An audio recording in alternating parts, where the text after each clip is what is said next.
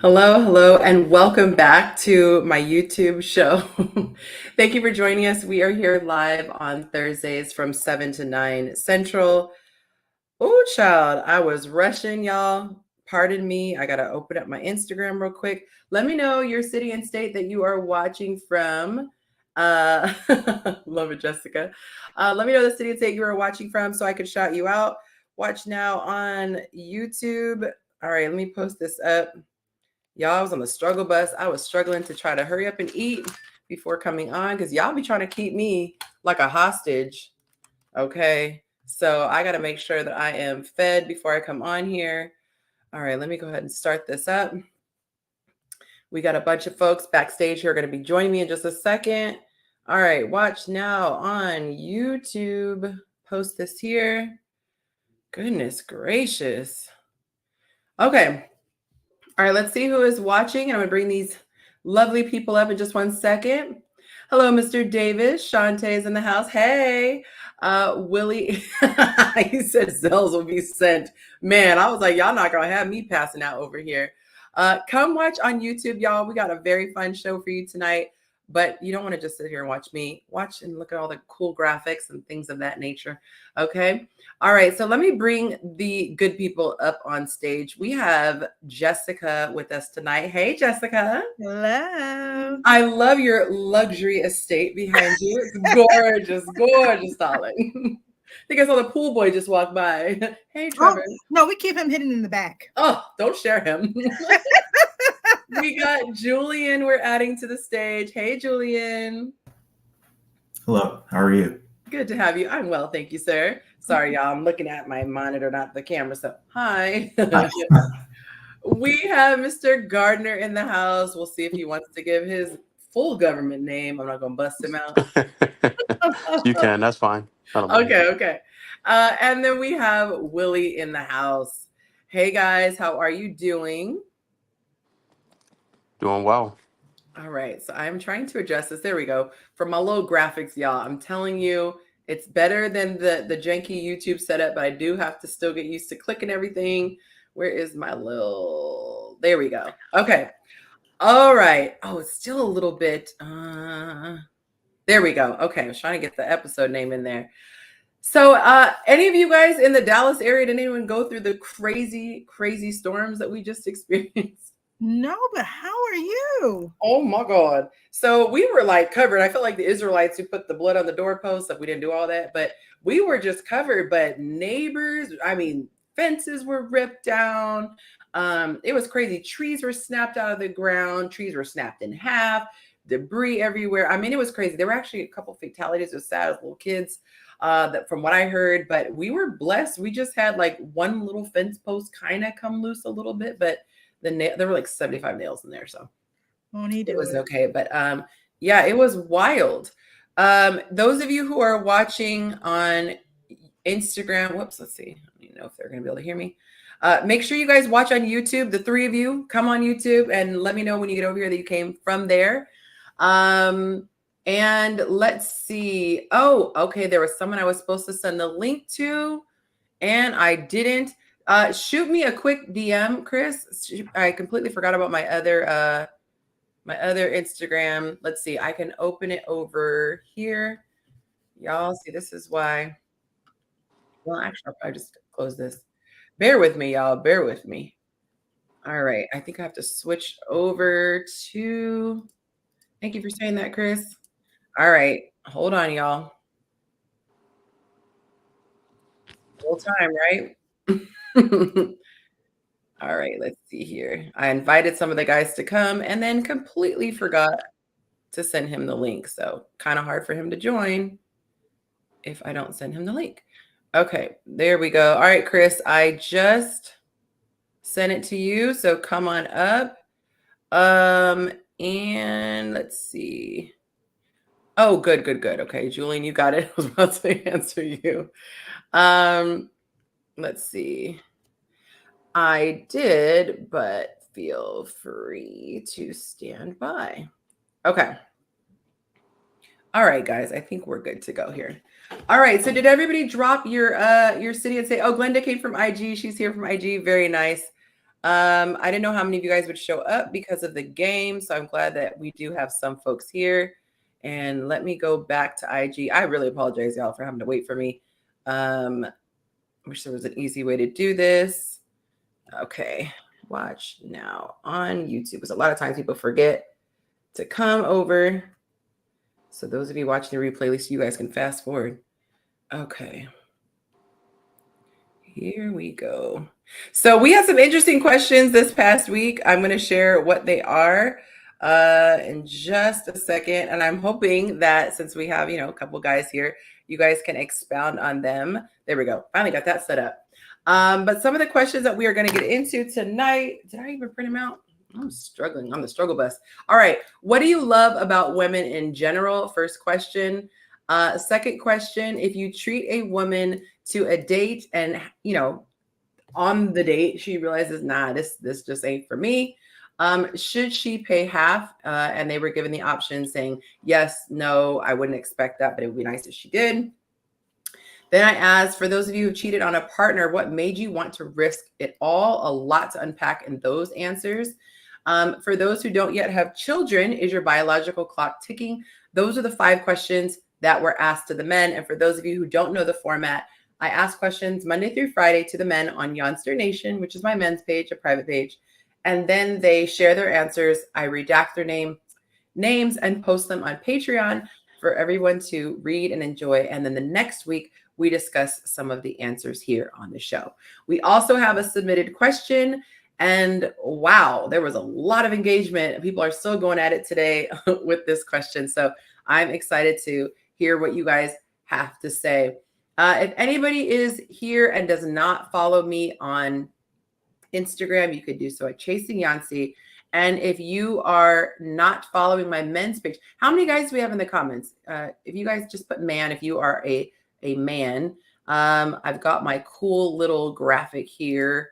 All right, so we got, sorry guys to cover you up, but we got my Yonsternation page. Just follow there. The purpose is for men to be able to be heard and share your views on love, sex, dating, and relationships so that we as women can understand you better and be better partners to you guys. So go ahead and follow there. I was trying to find a way to not have the graphic cover y'all's entire face. There we go. But follow on Yonsternation, okay? And then I'm sure you are, but follow on Instagram if you are not following on Instagram. One more quick announcement before we get into the first question. Do you guys know what next Friday is? It is our Zoom Mingle, okay? The Zoom Mingle is a singles event that happens on Zoom, hence the name Zoom Mingle. And we have had some people meet somebody special already on Zoom. A couple other people have met their person through the singles feature, which is where women can post their picture on the men's page and the guys can just slide in the DM. What's really cool about Zoom Mingle, it happens every first Friday, but not everybody wants to submit a photo, or if they submit a photo, they don't get to have their personality shine through. So if you come in and you attend, you get a chance to get a feel for people's energy and vibes. So if you want more information on that, head over to my Instagram page, click the link in my bio, and you can find that link there. Okay. Those of you watching on Instagram, come on over to YouTube. Let me bring the good people back up. Jacob, when you're ready, I will add you back to the stage. So just let me know when you're ready. And let me go ahead and go here. All right. So our first question. Okay, we got two, not a ton of guys today. I see 2 guys commented there. Let's bring Jacob up to the stage. Hi, nice to have you, sir. Welcome. How are you guys? Sorry for being late. Oh, it's all good. It's all good. CP time is okay. Okay, so let's get to the first question. If it is, oh, that's why I clicked that. Okay. What do you love about women in general? And I'm going to open up the guys' answers so I could read some of the juicy ones. But I'm going to put y'all on the spot for right now, the men who are here. What is it about women in general that y'all love? Okay, besides the obvious stuff, right? Would anyone care to share what their thoughts are? And I'm going to pull up the guys' page right now. Or do we love anything about women? I mean, there is this narrative going around that don't really like us. We're just we're utility. We're utilitarian. I would love to hear the responses or what Can we some. not do that? That's so disingenuous. The women that we don't like are the ones that get hit by things that we say. Those hit dog hollering. We love women for the most part. It's a small subset of women that we can't stand. So don't say that it's that we don't like you, generally speaking. We don't like women who think like that or do the things that we say that we don't like. We're pretty direct about who it is. Okay, so what about why, when there is, and maybe you'll say this is just a universal thing, when given an opportunity to say what do you love about women, you see a couple of responses. When you get a thing about what do women do that drive me nuts, there's this long list. So I do have vested interest. It's easier for people to complain than it is for them to give praise. A lot of people, well, excuse me, there is a certain subset of people or people who are of a certain mindset who like to complain. And it's easier for them to do so. Also, complaining is, I think, more fun because, especially with people who are habitual complainers, they like to trauma bond through their complaints about men or women. So you'll see a guy saying, "Oh, women only want us for money," and then all the broke men will be like, "Yeah, that's right." Or you'll see a bunch of women saying men only want sex, but then the men that women are having, the women that men are trying to have sex with, to be like, "Girl, yeah, me too." That's why. Look, we better throw some praise in here real fast because look, Save the sinking ship. yeah, let me start. You guys at it.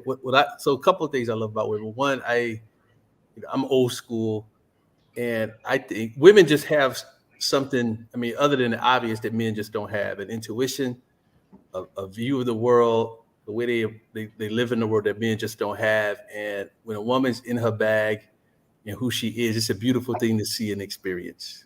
She just brings something to the table that we just don't have. And when you see it and you recognize it, it's a beautiful thing. And it's the nurturing spirit. It's the need to sort of look and care for everybody in a way that a woman does. It's a way a woman loves. It's a way a woman just, she shows up that is just endearing. That when you see it, it's hard to ignore and hard to not recognize and appreciate. So that's That's my answer. I'll let some other folks join in, but I tell you, when a woman's in her mode, I think the new term now is her femininity. It's a beautiful thing to experience, whether it's directly for you, but we'll just see it just in general for other people. It's just a beautiful thing. Okay, I appreciate that. Welcome to the stage, Chris. Would you like to tackle this question? What do you love about women in general? Hips, lips, and fingertips. I'll start there. Just to keep it a buck, because I don't know a man that don't like those things, right?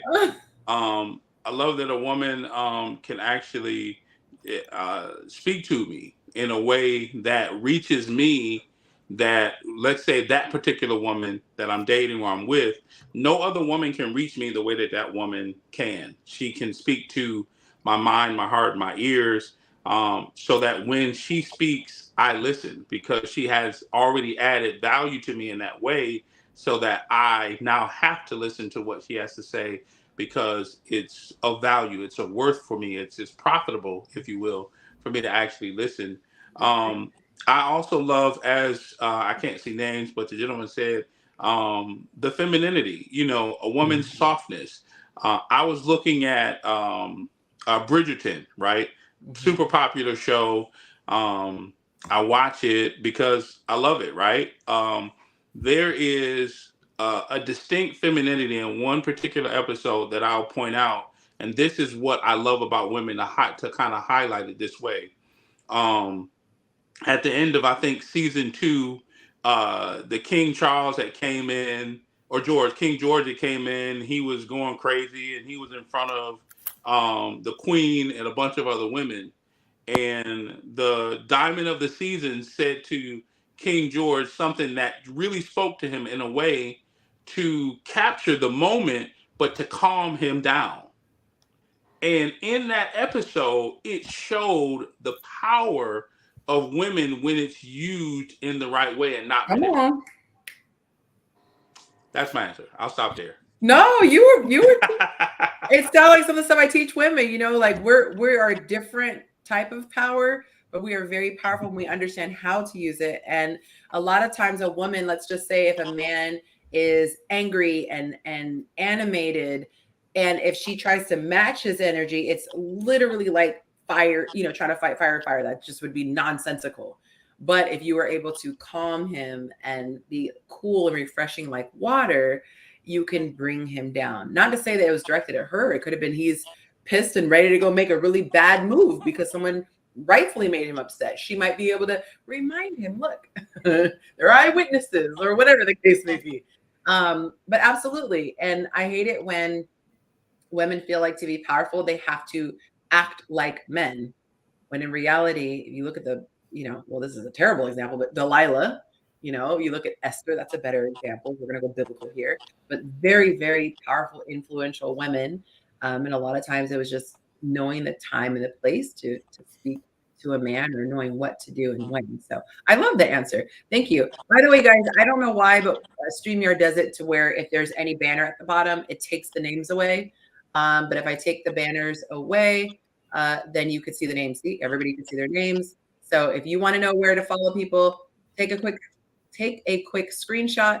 And I forgot to tell the new people, if you do want to put your at the bottom, you can. Every now and then I will flash the screen if people want to know where to find you, especially single and Is there a way to edit mine? Or do I have to go out and come back?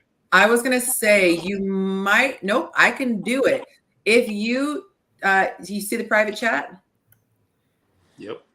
Private chat me your name, and then I could just copy and paste, and then I'll put it there for you, so you don't have to leave and come back.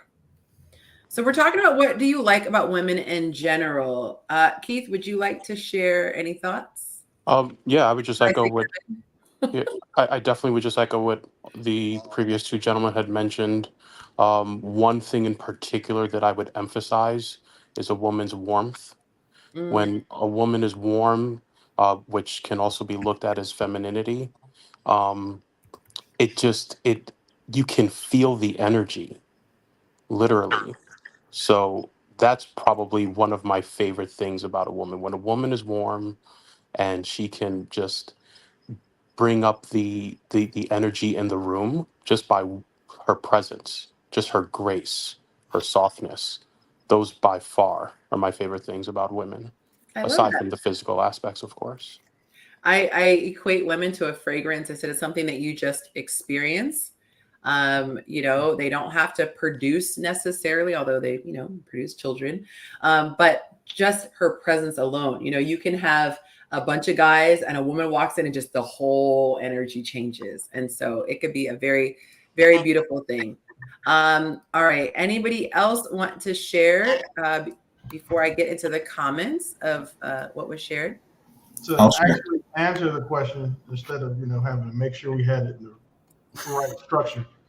What'd you say? I said instead of actually having to make sure that we were actually answering the question, and I'm super big on defeating these fake narratives they have about men. I like the fact that women enhance things for men. If a man is in his purpose and he has a woman, that purpose that he is in is infinitely more fulfilling for him because he gets to use that purpose to benefit his woman, benefit his family, and she's able to give him, I don't want to say extra motivation, but another reason to not fail, another reason to make sure that when they're trying to slay the world's dragons to do whatever it is, that she gives him that drive to say, hey, like the best example I think of that type of woman would be the wife from Buddy from 300. Like she knew what time it was when he was getting ready to go off and do what he did. But even then, she didn't discourage him. She didn't say, stay, what about your family? What about me? She knew he had a purpose and she supported him in going to actually walk in that purpose. So that's one of the things that I like about, a good, like classy woman. You say women generally, but to be specific, those types of women who are okay and are able to be in that feminine, because by doing so, any man that's around that type of woman or has that type of woman is going to be leaps and bounds further ahead of his peers that don't. I got a quick question. Can you tell me where this question came from? Like, is the narrative that some women don't believe? Because I think I missed this part. that men don't like things about women? Is that, or don't like women in general? Is that what it is? There definitely is a narrative that men don't like, a lot of men don't like women because there is so much visceral content out there. And I'm aware that it goes both ways. Like there's a lot of women who just look like they just hate men. So, those of you who follow me know that it's not one-sided with me. However, I do see a lot of comments and I go, do y'all even like us? Because it just seems like everything is annoying. If you ask guys, how they want women to be, a lot of times it's like, just be quiet, just be there for their pleasure. And of course, that doesn't represent everyone, but those are the vocal people who, get the loudest. By the way, if anybody is watching on a separate device, please make sure you mute that second device because we're getting feedback from somewhere. But yes, that is where it comes from. And we don't, it's kind of like what Willie said last week. More people, and he reiterated this week, more people give negative feedback than positive when it comes to reviews. My background is in marketing. And, most people, when they have a bad experience, they will go and do a review. If they had a good experience, they won't go and do a review. The percentages are much less. So, definitely understand that it does stick out more when there is negativity. But yes, I have seen that. Any other ladies want to talk about what they've seen as far as men and their comments towards women on social media and in person? Well, I think you hit it on the net. I think you hit the nail on the head in terms of what's out there. But the other point that I want to emphasize is words can speak life into a situation. Mm-hmm. And so when you are able to say, this is what I love about women, I mean, just listening to your comments, I was like, okay. Right. The ladies with the comments too are like, But when the questions are about like things women did bad on a date and I cheated and this is what happened, and discouraging. it's discouraging. And so I think every now and then it feels empowering, or like this is encouraging when we get to hear the positive aspects as well. That was a great question, by the way, Chris. Can I speak to that real quick? Oh, absolutely. So here's what I found, because I've been in the dating space, listening, teaching, participating, kind of the whole gamut, right? In this particular space, probably for the last 5 years now, right? And I'm really quiet now. If you look at my social media, it's dormant, right? I haven't done anything in a little while. But here's what I've noticed. If you ever go and onto Kendra G, right? I watch her show because it's entertaining. And you'll find that she'll ask, what kind of man are you looking for?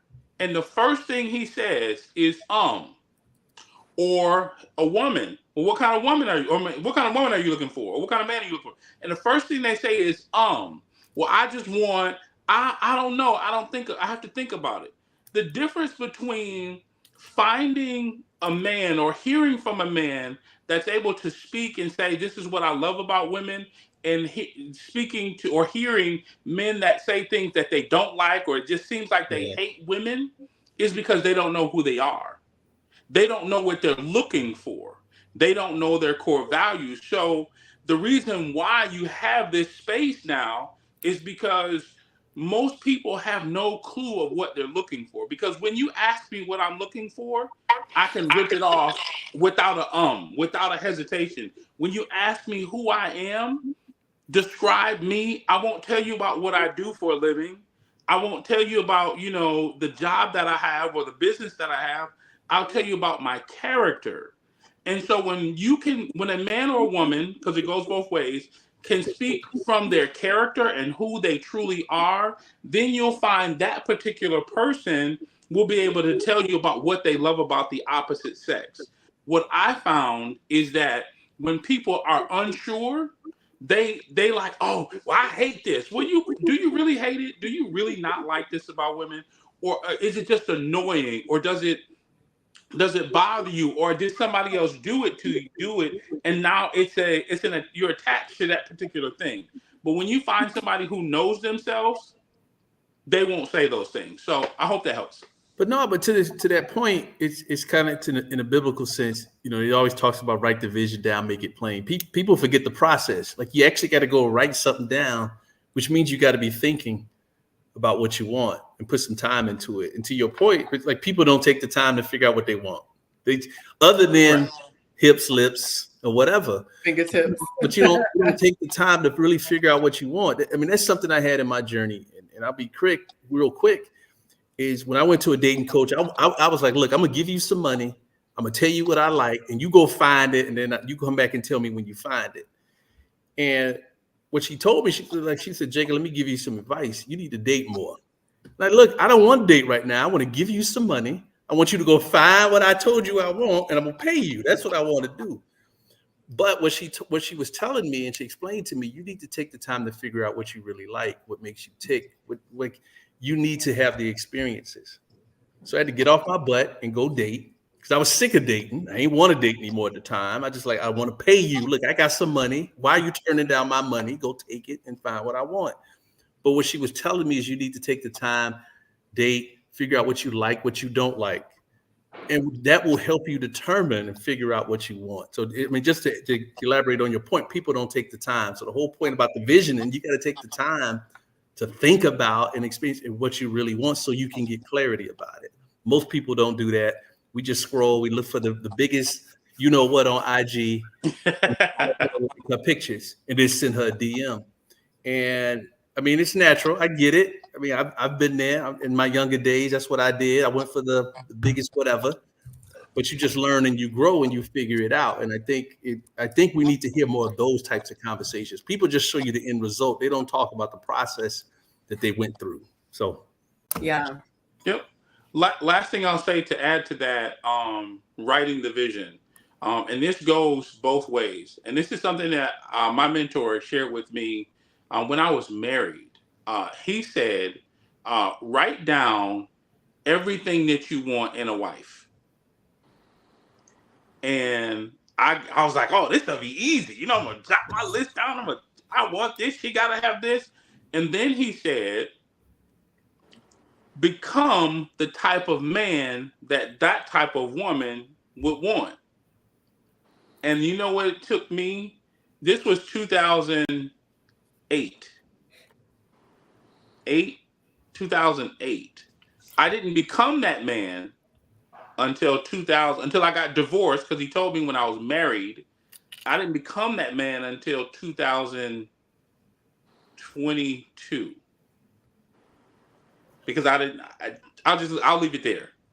But write it down and then become the person that person needs.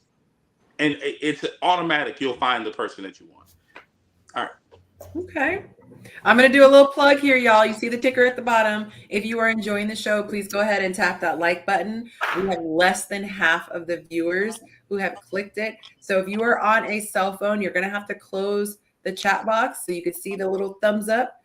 Go ahead and click that and then jump back in the chat. This is not for my ego, not so I can pop my one collar because I don't have my other one tonight. It's so that YouTube knows that this is something you guys are enjoying and it will pass it out to more people. It will show it to more people rather. So I'm going to give you a chance if you'd like to share before I get to the men's answers, but we were talking about what you love about women in general. Would you like to share your thoughts? And those of you watching Instagram, come on over to YouTube. No pressure if you don't. No, I would say pretty much everything that makes them not like us. Well, everything that's I love not gonna say everything. Most of the things that people would say are traits of women, I like about women. You know, the softness. Well, with the ones that I like, the soft ones. The femininity. Like these are things that like really kind of make me feel like I want to be more of a man. Like when a woman is just very sensitive, vulnerable, or just very feminine around me, it just make me want to hold your door. It just make me want to like I want to do everything better for that girl. So no, I appreciate that. Sorry, I had to make a quick little edit real quick. Okay, y'all, I got two I got two keyboards and I keep forgetting which one. All right, Willie, you're all set. Thank you for that. I appreciate it. I'm going to share some of what the guys said. What do you love about women in general? One gentleman said, well, when they when they are just kind, feminine, loving, and helpful. Someone else said their femininity, their softness, as you just mentioned, natural beauty. Another one, I love the femininity that a woman has, nurturing and soft. That beauty, calmness, and gracefulness that a woman can embody is like a shelter or a retreat. Okay, I have to figure out where this echo is coming from. No one's watching it on a different device. You don't have to give yourself up if you are. But if you're watching on another device, go ahead and mute that. I cannot figure out why it would be coming through. Can you guys hear the feedback? Like a little bit. Yeah. Okay, I don't know why. All right, let's see some more. Oh, this one's nice. In a woman's grace, a symphony unfurled. Each glance a verse in a beauty's sweet embrace. I think I'm not mature enough for poetry. Her laughter like a melody, a swirl of joy and warmth in every charming trace. Her strength not in the muscle, but the soul. Endurance woven with compassion's thread.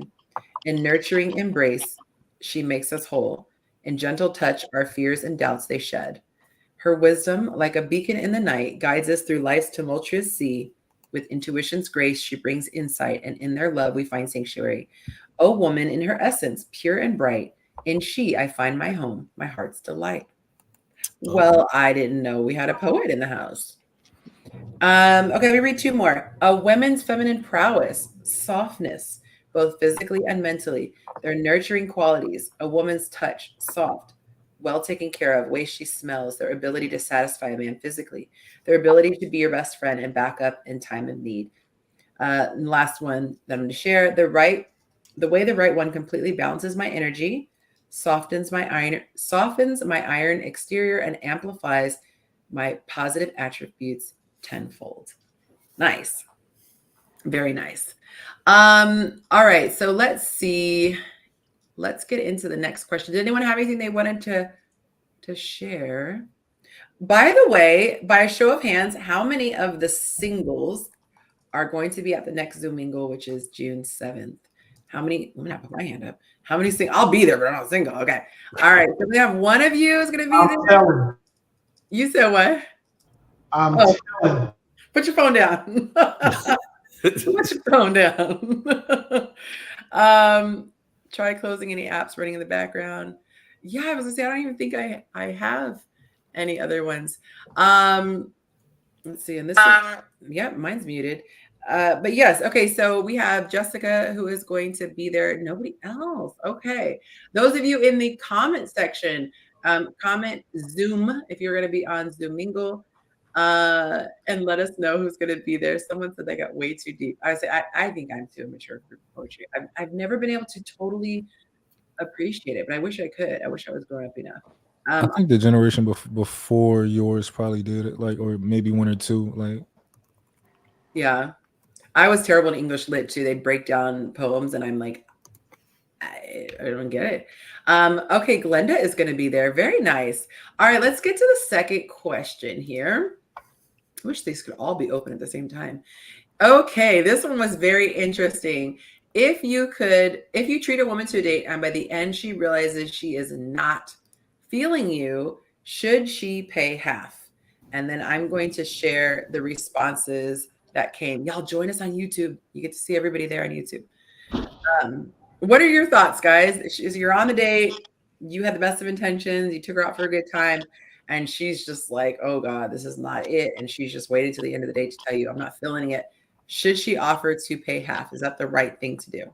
I think if she's thorough, she will, even though I wouldn't expect it. But that would kind of send a message of like, oh, okay. Like she's not out here playing games. Like, and Just she like a free dinner. Yeah. So that would be a thorough move if she did that. Okay. Anyone else's thoughts? I don't think she should just because I invited her. I mean, if you invite me somewhere and I don't have a good time, I'm not going to pay my way just because, like I didn't have a good time. I mean, the gesture is, me inviting you somewhere so you come so I incur the expense of your company. If I was the guy that operated that way, I mean, but I will say that if a woman does that, it's like an alarm saying, "Oh, well, this probably won't happen again." So, Oh, you're saying if she offers to pay half, you're saying it tells you you're probably not gonna see her. Okay. yeah, Yeah, I but agree with him. yeah, I agree with him. women like being, have men that they actually like spending money on them. But if she offers you to the money for the date, she's telling you you're not getting none. So, I mean, I typically didn't like to go anywhere where a man spent money on me until I knew I liked him because I didn't like that angst of feeling like he just spent 175, 215. Yeah. Yeah, that would tell me that she had a good father or just a lot of good men in her life if she does that. Like, it's because that's something a man would do. I remember one time I was working with a realtor, and I just started not to like the realtor, like not to think that she was the best realtor, and I just was like, I just want to pay her, even though she showed me a couple. I just want to pay you for the time that you spent, and like I don't want to, so. I think that in this particular narrative, if a woman is going to pay half or, any portion of it, I think what typically happens is like you meet and then you decide to go on a date quickly, which I think is probably the wrong way to date. And I never dated that way after I spent like $2,000 in 2 months and $1,000 in back-to-back months and realized, okay, I'm doing something wrong with just wasting my money. You can find out whether or not you like the person, and this is the answer to the question, but kind of like a little expanded. You can find out if you like the person or feeling the person or have chemistry with the person before you get to the date, and that way no one waste money, and that way you don't have to feel like, oh well, let me pay half because I'm not interested in him. But if she did it, would I be okay with it? No. um I'm not here for your money. I'm not here because I need you to contribute to the date that I planned, because I typically will have talked to you, vetted you, and figured out the things that you liked and tried to incorporate the things that you like into a date or somewhere I would go whether you were there or not, and I would be paying for it whether you were there or not. So if you paid, would I be okay with it? I'll be fine with it. I'm not going to be like, oh no, don't. But I'm not expecting it like the other gentleman said, but at the same time, I'm typically have already covered it before you can even come out of pocket. I mean, the question says if you treat a woman to a date. Look, if I'm treating you, I'm treating you. It's Correct. the end of the story. Now, I agree with the brother before me. Like, you need to make sure I like you. Like, I need to make sure I like you before we go anywhere. I don't want to be stuck with anybody I don't like. So hopefully we've had some conversations. We've done something. We've talked a little bit, maybe video chatted or something before we go anywhere. Dating is expensive. Before you flew her out and do all the other things, I gotta make sure I like you before I start dropping any money. And if we Facts. I can't have mean, a long conversation, I ain't going nowhere with you. yeah, I people will don't. find people out that they don't even know if they like them. Yeah, I've seen that. I don't get that at all. Like, why would I? You know, regardless of how much I have, why would I spend it for the if? Like, if I want to gamble, they got prize picks, they got the casinos. I can go bet on spades if I needed to. There are other gambles that I think that will be way more, profitable for me than flying in for if. Let's, like you said, let's FaceTime, let's talk. And I had a rule, generally before I got to a date, we would have to talk at least for a week. And I would know within the first conversation if I like you or not. So But to your point, I'm gonna keep it real. Like, some people have not learned how to date, and I agree. I'm gonna use my own experience as an example. My pops, we didn't talk about dating. Like, we didn't have that conversation. I watched some of his behaviors and kind of learned through hard knocks. I remember, like, the first gift I gave a woman. So I'm telling about my background. My parents, for whatever reason, we have a Christmas tree. They didn't wrap any gifts. They just put them under the tree. So like December 1st, there'll just be gifts under the tree. You can read the boxes. We knew what we were getting. So the first gift I gave a woman, I just gave it to her. Didn't wrap it, didn't put it in nothing, a bag or nothing. And she looked at me. She was like, what the hell? Like, I appreciate the thought, but why are you doing it like this? She had to tell me, like, hey, you should put it in a bag, wrap it in something, do something. Like, long story short, if nobody tells you, you don't know. And I think we got a lot of young folks out here, and no disrespect to anybody, they just never learn how to date. Like, Parents never taught them, mom, dad never taught them. Maybe they never saw it. They just don't know. So it's through trial and error. And they think if, what you see on TV a lot now, or a lot of young guys, is if I have a lot of money, I can get the girls in the video or get the girls that come along with it. And they never learn anything past that. So they lead with money. A lot of guys lead with money. I've been in the club when I was young, see guys like laying money out on the table, like seeing who has the most money, just dumb stuff. And I think a lot of young people, that's how they equate dating, is spending money. And so they don't know anything else because no one ever taught them any differently. I think I have a slightly different opinion than everyone else that's spoken about this. Um, I think that taking a woman out on a date is a part of the vetting process of seeing if you like them or not. Of course, there is the conversations leading up to that, but you may enjoy speaking to someone and getting to know them for a week or however much time it is. And then when you meet them in person, it just doesn't click, And it doesn't have to be an expensive date. So I want to make that clear. One. Two, I think that we have to differentiate the difference between a woman offering to pay when she recognizes that she's not interested, and her actually paying. Those are two very different things.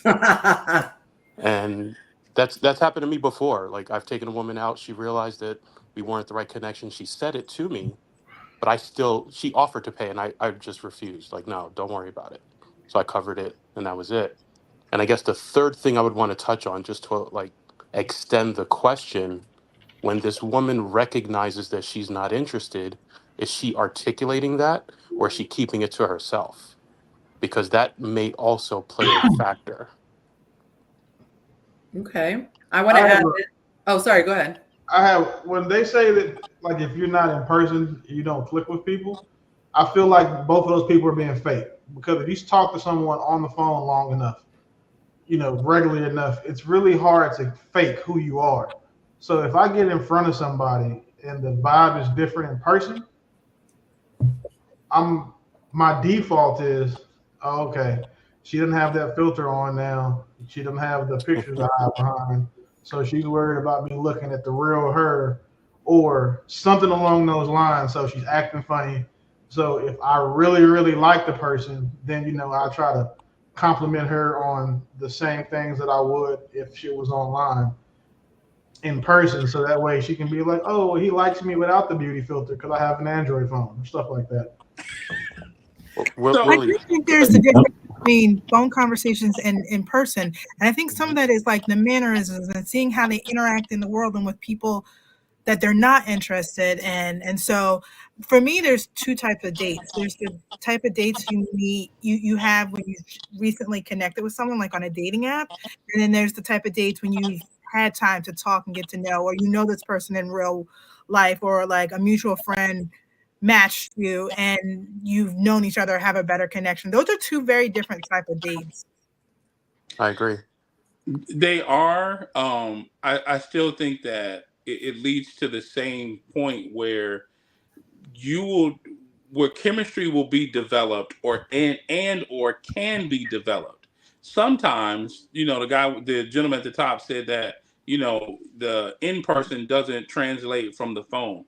I get that. I've had that, and that's the reason why it's called a vetting process, right? Not to discourage anyone from talking to someone after the first date, but you'll find some people believe that some people have this misconception that because there are 400 guys who like me, I have more options, or because there are thousands of people on the app, I have more opportunity, when the truth of the matter is the person that you have in front of you, you should really take the time to vet that particular person.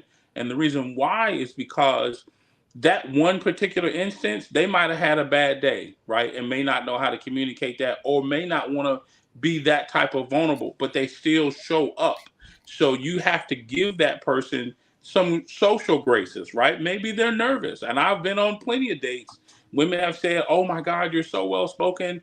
You just took me aback. You this, you that. But I didn't know what to say. And so I froze. So we have to give people grace, right? To to come from behind their sheltered wall so that they can open up the door so they can show you that, okay, this is me. Because when we're at home, when we're on the app and we're texting or we're video chatting or we're on the phone, we're relaxed and we're in our own space. But it's a lot of times when we come from behind the wall or the veil of our comfortability, we have to uncover ourselves. And sometimes we, I'll be the first to tell you there are some things that I'm insecure about, and sometimes they may show up and I see that, and you have to allow that person to kind of let their guard down. And so if they're not comfortable on the first time, don't just cut them off and say, oh, it didn't work or the vibe wasn't there. And I hate that the vibe didn't, we didn't have vibes or whatever. But give the person some time to see if, okay, maybe it didn't work the first time, and let's try again, a second time, or, on the phone. And if it just doesn't work, then it doesn't work. But at least give them an opportunity to come from behind their wall so that they can connect with you and you them. I'm bad. I don't do a lot of second chances. I don't know about y'all. I'm like, nah, man, that's what I'm saying. It's not. I will always respect you and be nice to you, but look, we talking about spending money on dates. Look, we better have something. Man, We better have a vibe or something. I gotta hear. My time is valuable. Like Absolutely. I am so picky, even with girlfriends. Like if I don't enjoy someone's company, I would rather stay at home by myself. Like that is too much. What about you, Lynette? Are you doing second dates if the energy isn't there the first time? You mean give them another chance? It depends on the vibe. Some people might be nervous the first time. Being in somebody's presence, like the guy said above me on the picture. He was saying that people are different behind the cameras, like on Instagram and Facebook. Everybody's so blunt and crazy, but in person, they really have to show who they really are. The filters, like Willie said, there's a lot of filters. There's a lot of hypeness, behind the cameras, but in person, you will see who the person really is, truly is. Yeah. So I agree with that. Being insecure on a date sounds like people who go to swimming parties and guys that don't want to take their shirts off, or girls who don't want to take off their bathing suit wrap. Like, why are you here? Why did you come to this? If you're so stuck up on, or insecure about something, we probably should have just kept this on FaceTime until you were comfortable enough with me to not have that be an issue. See, I disagree because I believe in that slow burn. I believe in taking time to get to know people and not like rushing in. And so I'm willing to give someone a second chance if there's a little bit of a spark. And I'm also looking for consistency and reciprocity. You're not going to necessarily see that on the first date. Those are huge. So I'm going to give someone a little bit of time to show, is that something that they're willing to put out there? Your first impression is your first impression. So, well, I'm going to share the percentages, y'all. Okay. The question was put this way to the men: should she pay? No. Yes. It's okay if she doesn't, but it would be nice if she did. Okay. So no, yes, okay if she didn't, but it would be nice if she did. 51% chose one answer. The rest of the numbers were 39% and 9%. What do you think the overwhelming majority, if you know the answer, from those of you on Patreon, don't answer, which one in the comments do you think got 51%? No, she should not pay. Yes, she should pay. It's okay if she doesn't, but it'd be nice if she did. So you could say no, yes, or okay, because okay is a really long answer. Which one do you guys think? The guys voted 51%. Let's see what they say. Y'all, I got some cool little sound effects. I didn't get a chance to get them all uploaded because I have to do all these extra steps, but I'm excited so that I'll be able to put some little dun dun dun. Okay, Blondie says okay. The third option. Entrepreneur says yes. Okay, we got another okay. 2 for okay. Let's just get like 10 votes here. I want to make it clear that, like, my opinion is that I don't think she should pay, but if she did pay, I just think that would show something about her character. Like, I would walk away like, yo, I respect her on a different level. Like, you've been raised around some men you don't even want me to invest in you. So okay, well, the men agreed with you, sir. 51% said It's okay if she doesn't, but it would be nice if she did. 9%, only 9% said that she should pay if she wasn't feeling him. 39% said no, she shouldn't pay. So you guys, a lot of you guessed correctly. It would be nice, but it's not necessary. Great guesses, great guesses. Okay, let's get into the next question, y'all. Let's see. All right, our next question is for those for those of you who have cheated on a partner, what made you want to risk it all? And I just realized I forgot to read any of the responses. Well, I think for the sake of time, I'll just move forward. But let me know, is anyone here comfortable admitting to have cheated?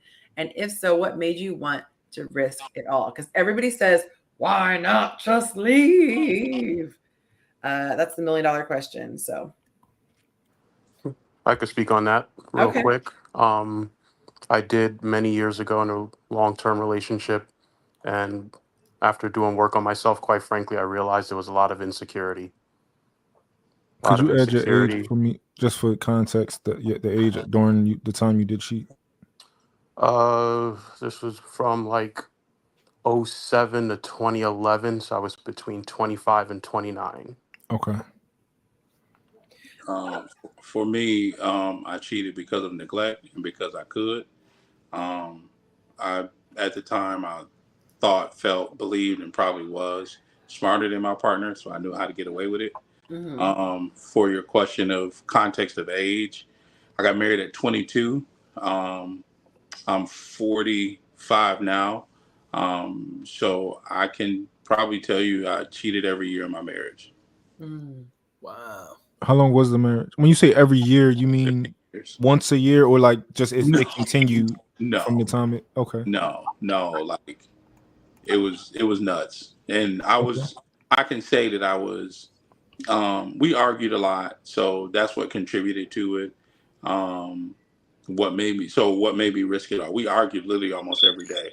So the arguing led to me like FTS. I don't know if I don't need this YouTube, so you can't cuss. But I said F it often. And I was just like, all right, well. And then this question came up, and I'm gonna just end it real fast. My ex-wife and we had a conversation one night in the middle of an argument, and I said, well, if I don't get it from you, my wife, where am I supposed to get it from? And she said she didn't care. So you didn't cheat. Well, that's what I thought in my mind. I was like, well, she didn't care, so we about to go. We at least. I have a question. Going back to what Yonci said, I understand your rationale, but why not then leave? As Everyone wants to know that. Because you don't have to. Why is that like the thought that you think a man has to leave just because he's going to go get sex from another woman? He's not going to go get another woman to make a house for him. He's not going to get another woman to make a home, to cook his meals. He's not going to go find another woman that he's already invested enough time to marry. He's going to go find a woman to empty his nuts. That is all. So thinking that we're just going to leave when that's all that we're going to go do is crazy. However, the understanding between these two people is exclusivity. The understanding between these two people is that they're going to be faithful to each other. The understanding is out the window. If there's an understanding that someone can go outside of the relationship, that's a completely different scenario. She told him she didn't care where he got sex from. And to be frank, to be very clear with you, I don't believe that most men or even command or should have the audacity to cheat, given the fact that they're already married, and that is an achievement for them. It's not like they have an abundance of options. So to be clear, I am not condoning cheating. I'm also not understanding why most men do it. But what I am simply telling the panel is that man's wife told him in English, I don't care where you get sex from. He went and got sex from somewhere else. She has to STF you forever at that point. But that still doesn't negate the question. I'm curious. So let me address that. Why don't I leave? So I got married at 22, and I am a Christian, so that's first. And so church guilt and shame in the church is real. Humongous. people getting divorced in the early, I got married in 2002. My friends were still in college, and my ex-wife had just graduated a year after we got married. Then following year after graduating, she went to grad school. Then we bought our home and we had 2 kids. So we have a home together, 2 cars, the whole white picket fence thing. So why leave? Where do you go when your whole life is tied into all of that? And it's not like back in 2004, I was making, 6 figures. I was making multiple 6 figures or millions. I wasn't. I was fresh from making $10 an hour, right? And had just got my first job at the state, my first salary position. So why leave? Um, because I didn't know what to do. I was not taught how to be a husband.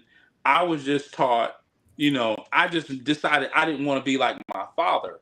And my father was an abusive man. And I granted I was abusive in my relationship sexually, but I didn't look at that as being abusive. So why not just leave? Yeah, at 40, I could say, you know what? This is not working out. 40 plus, I could say this is not working out. I'm going to walk away.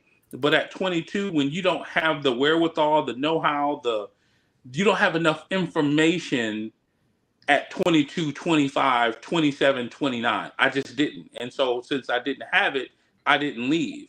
Now, I tried to leave a couple of times, but then my family, my grandmother, who had been married to my grandfather for 50 plus years, you need to go back to your wife. You need to go back and get your family. My mom is saying, her parents are saying, so that's the narrative of you need to keep the family nucleus together.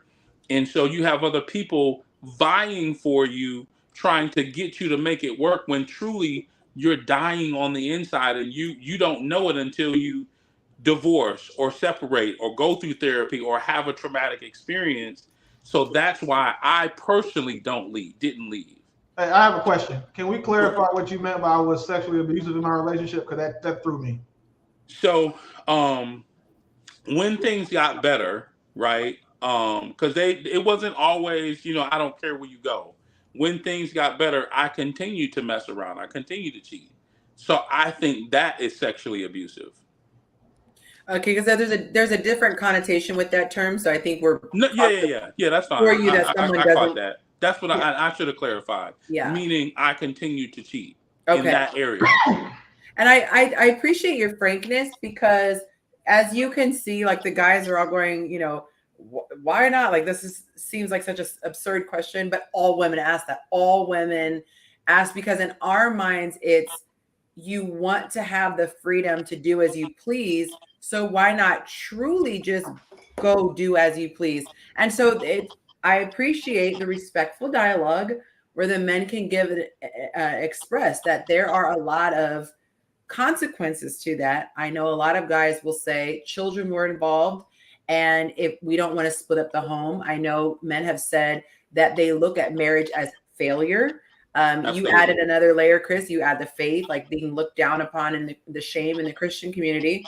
But in the secular community, a lot of guys look at divorce as failure. Not that they feel bad about, the woman or whatever. It's just, as a man, it looks bad for them. Like, I quit, or I didn't do something well. And so it's unfortunate that more people aren't able to resolve the issues.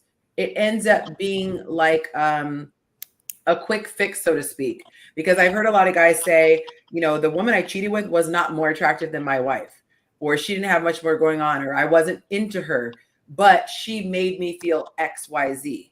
And again, just in case someone takes a clip or whatever, I'm not saying that it's the onus is on the person who got cheated on. However, sometimes the person is deprived so much of their love language that the temptation becomes difficult to avoid. And the example I would give is, most of you are not the type of person who will go out and rob a bank or steal from a grocery store. But if you got to a situation where your child looks like they're not going to make it, another couple of days, you might start looking at ski masks and being like, I might, you know, what'd you say? You seen John Q?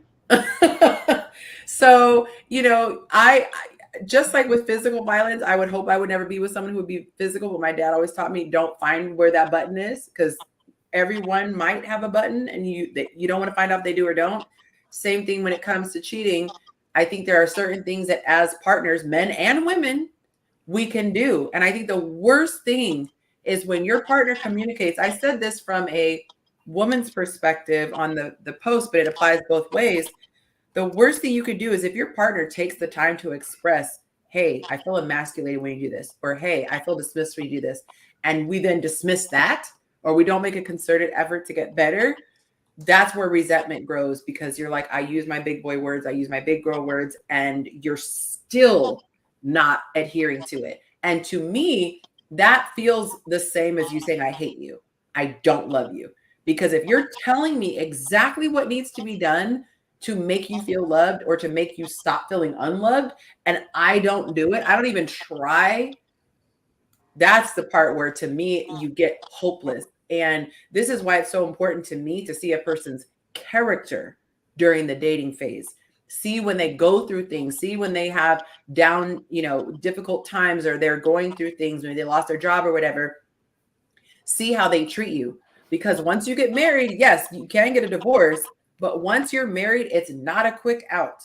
And for a lot of people, that isn't an option for them. And so you're stuck with this person. So I know for me, I need a person who I can say, look, this really bothers me, or I really need this. And they actually are motivated by love to tackle that. Because usually when people cheat, unless it's just a person with a sex addiction, it's usually, I don't feel like I'm getting this at home, or I feel like I'm being, you know, mistreated or what have you. Any thoughts on that before we move on? I wanted to add, like, it's so many different reasons that men cheat, but I think mainly, I know, like, my generation, a lot of us were like just addicted to variety of women.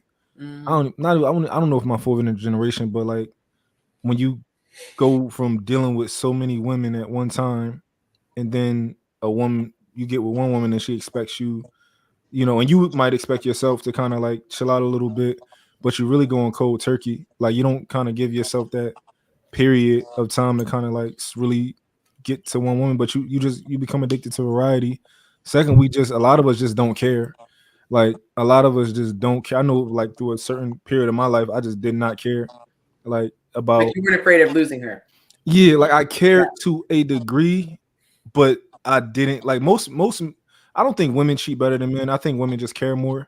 Like women going sweep up at all they little crumbs. Like we just be sloppy because we just don't care, you know. So a lot of us just don't care. So that's another reason. People don't cheat on people not worth cheating on. So to them, I mean, if you look at it, if a man cheated on you or a woman cheated on you, you weren't worth being faithful to. And that doesn't have anything to do with you. It has everything to do with how that person valued you. The perception of you. Yeah, so before anyone is triggered and tries to argue against the point I'm not making, what I'm simply saying is that if a man is cheated on a woman, it's because she wasn't worth not cheating on. In his eyes. Obviously. I just want to say that because you know that soundbite is going to sound wild. That soundbite can go crazy. And I'll defend this is a hill I will die on. But she wasn't giving him the cheeks. He wanted the cheeks. He went and got them from somewhere else after she told him, I don't care where you get them from somewhere else from. Technically, I don't think that he cheated. However, he does, and it's him.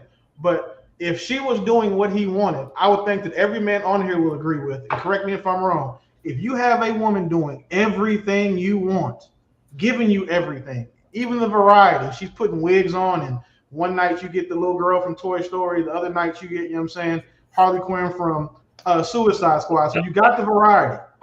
If she's doing everything else you want, like if you went to the Build a Woman workshop and she is doing all of those things, are you going to cheat on her and risk losing her? When I was 25, yeah, yeah, like I don't. Like I was trash back then. When I was 25, yeah, I ain't matter. Today. Oh no! I don't cheat. We're not we don't give the women the out of my adolescence, because then they're going to hide behind that when they start telling these college hookup stories. So we're talking about today as a Yeah. grown, mature adult. Are you going to risk that woman knowing what's out there? Oh hell no! But I wouldn't cheat under no circumstance, even if she wasn't all that. It sounds good. Somebody give you $1 billion, you cheat. $1 billion? That's a circumstance, sir. I don't know. I don't accept money. I'm serious, bro. I love the journey, bro. I I got a love. hat on. I can go get a bigger one. It's $1 billion, and it's a woman, not a man, like not a woman from Atlanta. Dude says, "I'll give you $1 billion to hit her." Your girl gonna tell you to hit her, and she don't break up her because she's a financial risk. Oh my God! Will, you gotta But control based her. on that logic, then you wouldn't be cheating if she agreed to it, right? Exactly. Oh, so you mean in a real world All right. scenario, if somebody offered me $1 billion Indecent to proposal. go in? Indecent proposal is a movie. Except that was nasty though. That was different because he was hitting his girl. That's way different. Dang. I think for me, Y'all, How do we get here? let me get into some of these. well, can I say something real quick, Yonci? Yeah, sure. I think the question that I have is how big is the hole that the cheating is trying to fill? And I was like, whoa. When we're older, we've That's why he cheated. work. We've done work. We've healed. There shouldn't be that same hole as when you're 20 something and you're looking for validation or nurturing or sex swinging from the chandeliers, whatever. I think if there's $1 billion on the table, then there might be a financial hole. If there's, your wife's not or your girl's not putting on wigs, there might be something there that is still you're looking to fulfill when looking outside of this committed relationship. I definitely have $1 billion hold. I'll be willing to say that. I'm not a billionaire yet. For $1 billion, anybody with an XY chromosome is getting it. Excuse me, with an XX chromosome is getting it from you. Just sorry. My girls have to understand. Young lady in the black, have you been married before? Yes. Are you okay?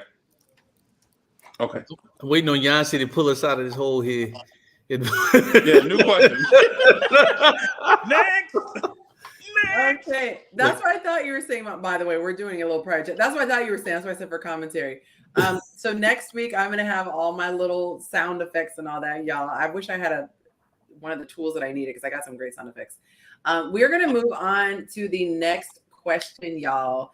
The next question here, for those of you who are under 5'10", do you feel dating would be easier if you were taller? So, if you're over 6 feet, you can't answer this one. But do you think dating would be easier? There's a lot of fuss made for that 6 foot mark. What are our thoughts, guys? No, dating doesn't matter when you have the character and the qualities that women want, right? Like, I'm sorry, height doesn't matter, right? Yeah. So if your character and your qualities match and your core values match, then your height doesn't matter. Give you a perfect example. Okay. I dated a woman who was 5'9", stunning, California beach dream. And we met on Instagram. She said, and this is what I quote, I'll never forget this quote. It's probably the best one I've ever heard. She said, "It's not your current height, it's the size of your heart." I said, "Baby, you can get married to me today. Let me fly out to California," because that line right there, that's a winner. Okay, so I gotta ask. I gotta cut in. No, we don't get. We On broke dating up. apps, there's literally a slider. So, ladies, comment me if you've ever done this. Have you ever moved the slider to where you don't even see people under 6 feet? Those of you on the panel, you're welcome to raise your hand if you would like to admit. But comment me, ladies, in the comments if you have ever moved the slider and not even looked at people under whatever your height preference was. Yonci. I love his confidence because I'm 6'4", and I know if I was 6'8", it would be a whole new level of like them falling over each other. So wait, you think 6'8" would be more appealing? What? Yes, it is. It is more appealing. What? Because they No, I tried going on a date with a guy 6'8", and legitimately I was like, this won't work because I hated having to constantly look up when he was talking. We hugged. I'm like on his navel. Like that's. Yonci, you have realistic dating expectations of men. So you're in a group of women that don't have these issues. It's how you feel in their body. Like I like to be cuddled. I don't want to like on his hip or something. That's like the people who can care about height care about height. I'm trying to think of a nice way to say it. Like the women who can care about height definitely do. If you put a man who is her ideal man in a 5'9" body and the identical guy, the same everything. Only difference is he's 6'3", she's not picking 5'9". Like there's too much data out here to prove that. Like what are we saying right now? That no one don't have it hard when they date? Yeah, there's only one person who said that they changed the slider. I moved the slider. I wanted a guy who was taller than me. If they had a weight one for men, how tall are you? How tall are you, Yonci? I'm 5'6" 3/4. I actually agree with Willie. And I love whoa. No, it's funny. What is going on here? And I when I wear heels, it's 4 more inches, so that's 5'11". And so I calculated. That's always crazy to me that women say that when I wear heels, I'm this height. You're actually not that height. No, but this is why though. It absolutely is. This is why though. When you are out, and especially if a woman wears heels a ton like I did, I've let those days go. But you put those things on. I remember going on a date with a guy, and when I put my heels on, I was actually taller than him, and we did a slow dance. The most awkward thing ever. It is shallow. I admit it's shallow, but it was awkward AF. I was kind of like tilting my head down, like trying to, and in a perfect world, I'm nuzzling you on the chest. Like your chest is here, and we're slow dancing. I'm right here. I'm not here. So, I'm not kissing your forehead, If he's 6'8", then your head is at his waistline, and that looks crazy. So that's what I'm saying. And that's why I said to people, I don't have a fetish for tall people. I want this. So when he was too tall, it didn't work. That's why I was like, I don't get why women who are 5'4" want a 6'3", 6'4" dude. Because I'm like, that's too much of a difference in my opinion. Aesthetics. That's why. To me, it looks good on pictures to them. It's in women's nature to want big, physically imposing men. That's a nature thing. It's I like big, but I don't want like a foot taller. But people are saying, listen, no disrespect. Of all my friends, I'm the shortest one, and I'm 6 foot. So like if I go out, my boys are 6'6" to 6'7" and 6'8". So we go hang out. I look like I'm 5'9". And trust me, there is a noticeable difference. And when I'm with my shorter friends, like my military buddies, then I'm with these NBA player looking dudes. Like there is a noticeable difference. And it's just because women are wired that way. There is nothing wrong with that. But like for a guy to be on the other side and be like, no, I haven't had an issue. He mentioned one person. If you poll or just look at women's dating preferences and the fact that, we're doing the research on the dating apps, right?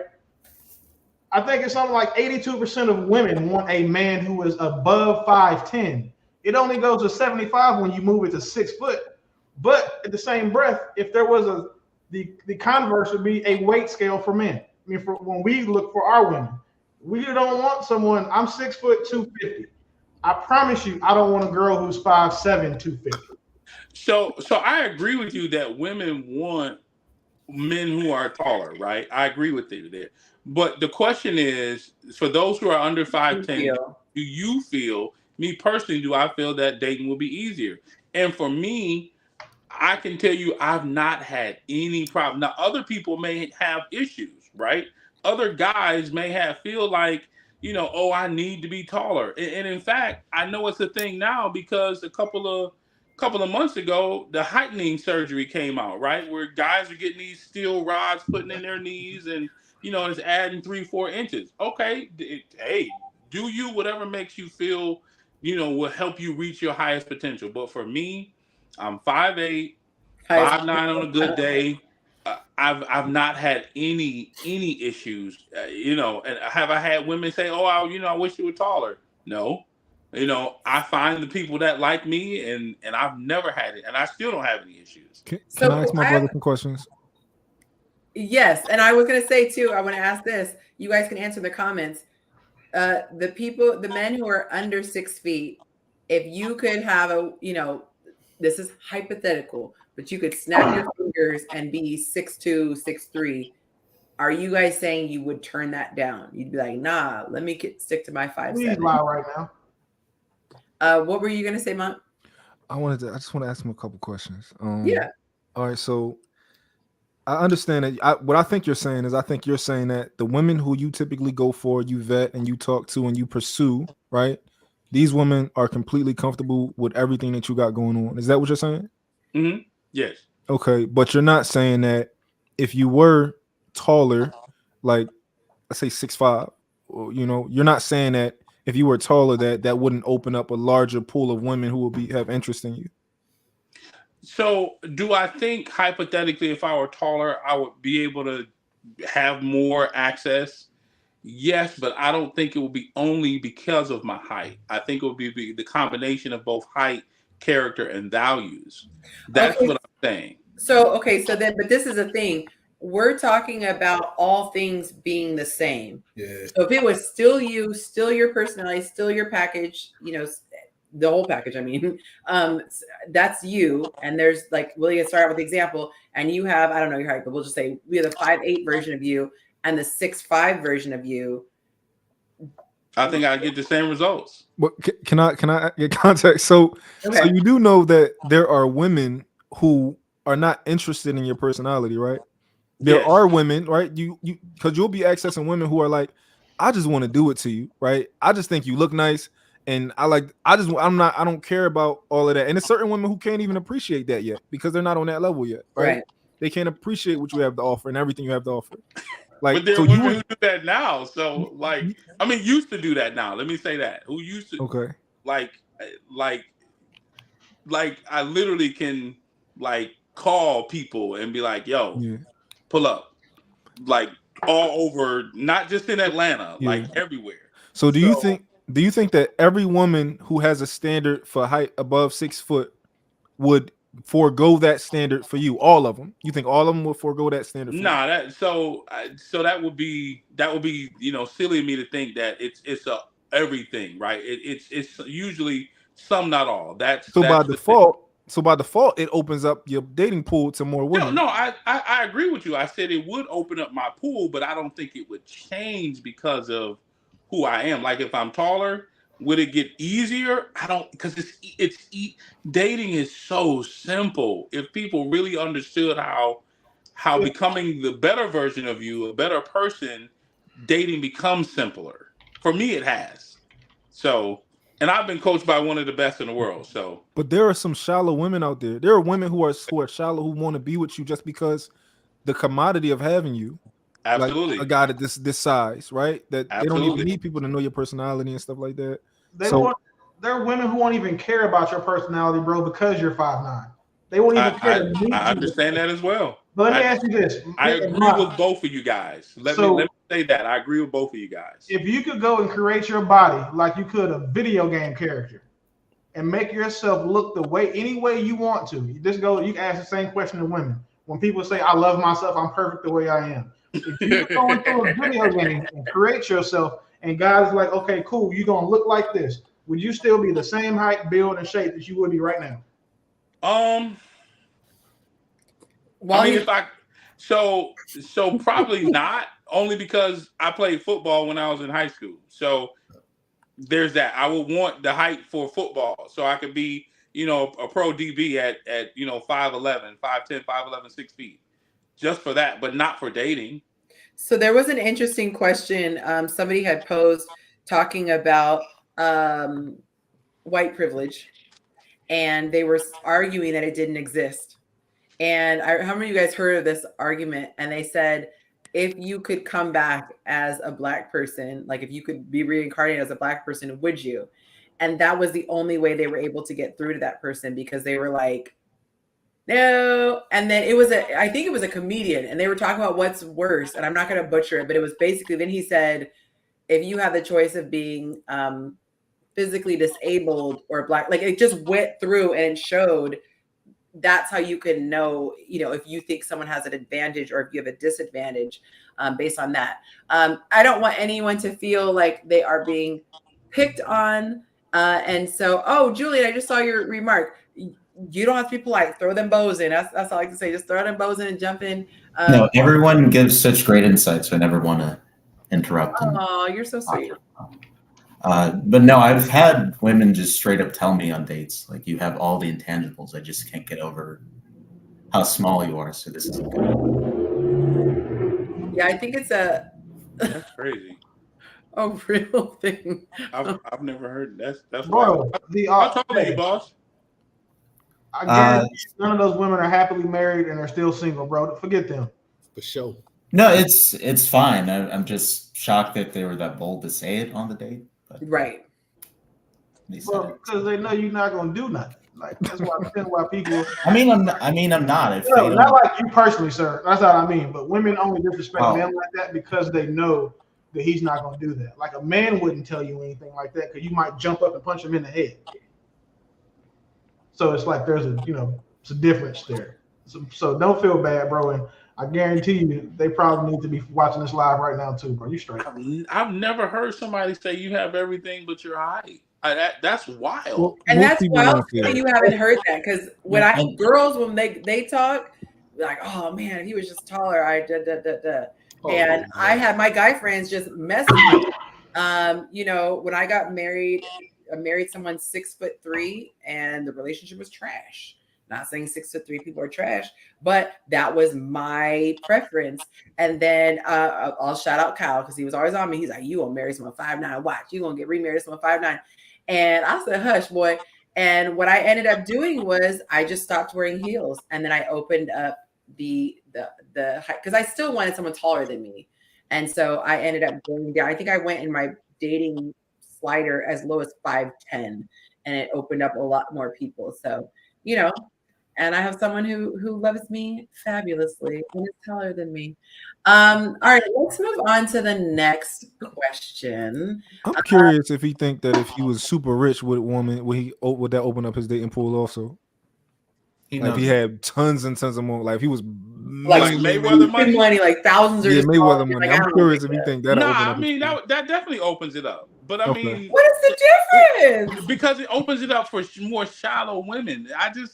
I'm a substance guy, so You talk about the women who are judging you based on your height. What you care about don't matter.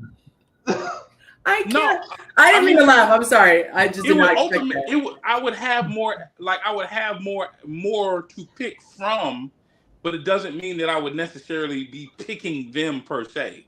But how does the height thing not give you more to pick from? No, I said it does. I said it would. I agree with both of them. Okay. So we on the same page. Let me say something? Can I say something real quick? I am a tall woman. I'm 6 foot. With heels, I'm 6'3", 6'4". I wear 5 inches and I wear them proud. But I've met plenty of short men who I've dated. I love them tall. I'm not gonna lie. I do. I need a tall man. So I'm 6 feet. I need a tall man. But I've dated short guys that didn't have confidence. So that's the problem for me. You don't have no confidence. You said you need a tall man. Yeah, I do. I'm 6'4" and 5-inch heels. I mean, the fact that they be height can be wild to me. If you go out with a dude that's 5'9" at the wrong time of year, people gonna think she taking her son to a high school graduation dinner. Yeah, Siri, he laughing. It's Siri. That's real. Like I love high heels. I'm not gonna lie, I do. That's just for me. But I've dated short men, but the confidence just wasn't there. Is that something they voiced to you or that you just perceived? Huh? Is that something that they voiced to you that they weren't confident about, or did you just perceive that? I could tell by their actions. They don't have to. Yeah, nah. You can tell when and I hate their actions showed me that they wasn't confident. Now, would you date a man under 6 foot if he I've dated a man under 6 feet before? I'm sorry. His confidence. I'm sorry. Would you go for it, marry that man that is 5'9"? Yes. Even if he was confident. Okay. Yes. But you said you need a guy that's over 6 foot, so I'm just using your word. That's all. I would need a guy. I'm not going to even lie. I would like a guy taller than me, but I don't mind dating shorter guys. I've never said no. I'm not going to date you because you 5'6", 5'7". It's just that their confidence always showed that they wasn't confident. They wasn't confident. they showed that they weren't confident. They would say little things, and I'm like, come on, if I'm standing here next to you, You smiling, just told them they would say little things. That you grinding them up already. oh, oh my God, you know what?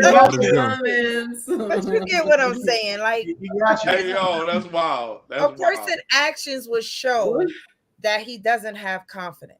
Ma, he's saying little things like, "You wearing heels again?" You keep saying little things. Like, oh, wear flats. That's what I hate. Can you wear flats? Flats. You know how mad I'd be if my woman never needed me to reach for something for her? Yo, I'm getting a step stool first, something for anything. You're supposed to climb the tree, baby. You're supposed to climb the tree. Oh, let me be quiet, because oh my goodness. I'm all right, so. we are going to move right along. Yes, we still have our fifth question and our submitted question, which I know y'all gonna have a lot of opinions on this. Last question. For those of you who don't yet have children, is your biological clock ticking? And it was so funny because one of the guys answered it literally. He's like, men don't have biological. And I was like, I know. I was just trying to be creative in saying, do you want kids? So what are the thoughts? Any of you gentlemen not have children and wanting children? Yes. Absolutely. Aw. Absolutely. I'm going to read some of these answers. One guy said, my clock been ticking, but I ain't finna have one just to say I got one. Someone else said, yes, and it's ticking very loudly. Someone else said, nah. Someone else said, yes. Another one said, yes, I want to be a dad. I got a long time. Is that your clock? Too short. I have nothing to offer here. I love that. That's cute. She looked just like you too. He said, yeah, it's ticking, and meeting women that want to have children these days is rare. They either already have them or don't want to mess up their figure. Someone else said, yes, I want to be a dad. I got a long time. Too short, didn't become a dad until his 50s. We do it forever. Oh, just jumped. I was going to read one more. Oh, here we go. I definitely want to be a dad, but I want to make sure I find the right partner to have kids with. With that being said, I'll wait. Tons and tons. Y'all see on Patreon, tons of guys wanted kids. A lot of guys who didn't have any and do want some. So ladies who say, I can't find a guy without kids, they are there. They do exist. So we exist, and I'll even add to that because I turned 42 soon, and I don't have any children. I would love to have them. So let's say if I meet someone this year and we have a family we start a family within the next 1 to 2 years, I think about like, yo, I'll be like one of the oldest parents when they're in kindergarten. I think about stuff like that, you know? So yeah, my clock, I would say, is ticking based on that. Yeah. Bro, what city do you live in? Want more kids. Say that again? What city do you live in? New York. Bro, move to Atlanta. 50% of the women. What? 50% of the women want to have kids right now. What up? You ain't gonna. Most of those women are actually women. A lot of the women in Atlanta can't have kids for a bunch of different reasons. Exactly. That's true. But listen, I had to like, it's so crazy. I met this girl on the dating app, and she was like, "Oh, I'm 38." It was like a couple years ago. I'm 38. I want to have kids. I want him to be my best friend. I was like, "You probably one of the women that want him to be your best friend, get married, and have kids in 6 months." I said, "Baby, I'm not him." So. And when she has a kid, she's gonna make the kid her best friend. So you dodge a bullet, bro. Nah. I can't have no more kids. So I'm super good. But I have kids and I want more kids. I like God kids. bless you and your ministry. I coach my son's football team for a reason. Like most of my philanthropy is given towards kids who don't have fathers. I won't date women who don't have children. Where I used to would not take them seriously. So I prefer children because I just like kids. Yeah. Kids are fun. I said that once I'm retired again and things in order, I'd probably go be like a 8th or 9th grade high school teacher just because I don't need the money. I just like kids and being able to be like a positive influence on them because a lot of kids don't have that as in black men. They'll have positive influences that maybe are white, that are women, but they're we need school teachers, we need mentors and coaches. And a lot of kids need stepdads. So, when I chose mine, the fact that she has kids, was always important to me. And then the women that I've dated that didn't have kids, I had to give them one. So, that's a way that I can avoid having to have too many more. So, if my woman wants a kid or two, she's good. But past that, I think I'm gonna draw the line. But kids are dope, man, and their income tax deductions like crazy. Big time. Yeah, yeah, yeah. You can hire them now. Like I love kids. I can not. Oh my God. All right, y'all. We are going to get into the submitted question. I have my little graphic all set, but for whatever reason, it's just not letting me upload. So I'm just gonna have to read it for y'all. Okay. I've been in Texas too long. I'm talking about y'all. Okay. Wait, and actually, before we do that, I'm going to do a shameless plug for those of you who are not on Patreon. You are absolutely missing out. We have a ton of fun. I post all of the answers to the questions that are posed to men Monday through Friday. I post them on Patreon. We also have a fun little thing going. We have a bunch of different chat what do you call them? Chat threads, and one of them is fitness. So if you are like me and you're on your fitness journey, either if you're trying to lose weight or you're trying to bulk up or whatever you're trying to do, we all go in there. We brag every day on our workouts. We share meal ideas and things. It's a whole little community. And so it's pretty nice. You guys should check it out. One of the biggest perks is that you get to attend the monthly Zoom mingles, which happen on the first Friday of the month. So those of you who want to attend, make sure you guys check that out. Let me go ahead. I do have my cute little graphic. Let's see if I can remember. Oh, and I didn't put it on here. So it's you guys can find it on patreon.com/Yonci. I just put it in the comments, and make sure you guys attend. We have a couple who has formed, starting out with what is called a singles feature. I don't know if you guys saw the update on my page, but they had made plans for Memorial Day weekend for her to introduce him to her family. And they did. Y'all, I saw their pictures, beautiful couple, and the family loved him. So things are going very, very, very well. And they have been updating me. They're not quite ready for me to share photos, but I cannot wait when they do. But a good thing to do is to get on the Zoom mingle and start to see personalities. I also strongly advise you to submit your photo for the men's page. Just DM me the word singles feature if you don't know how to get on there. I need to know where this echo is coming from. My goodness.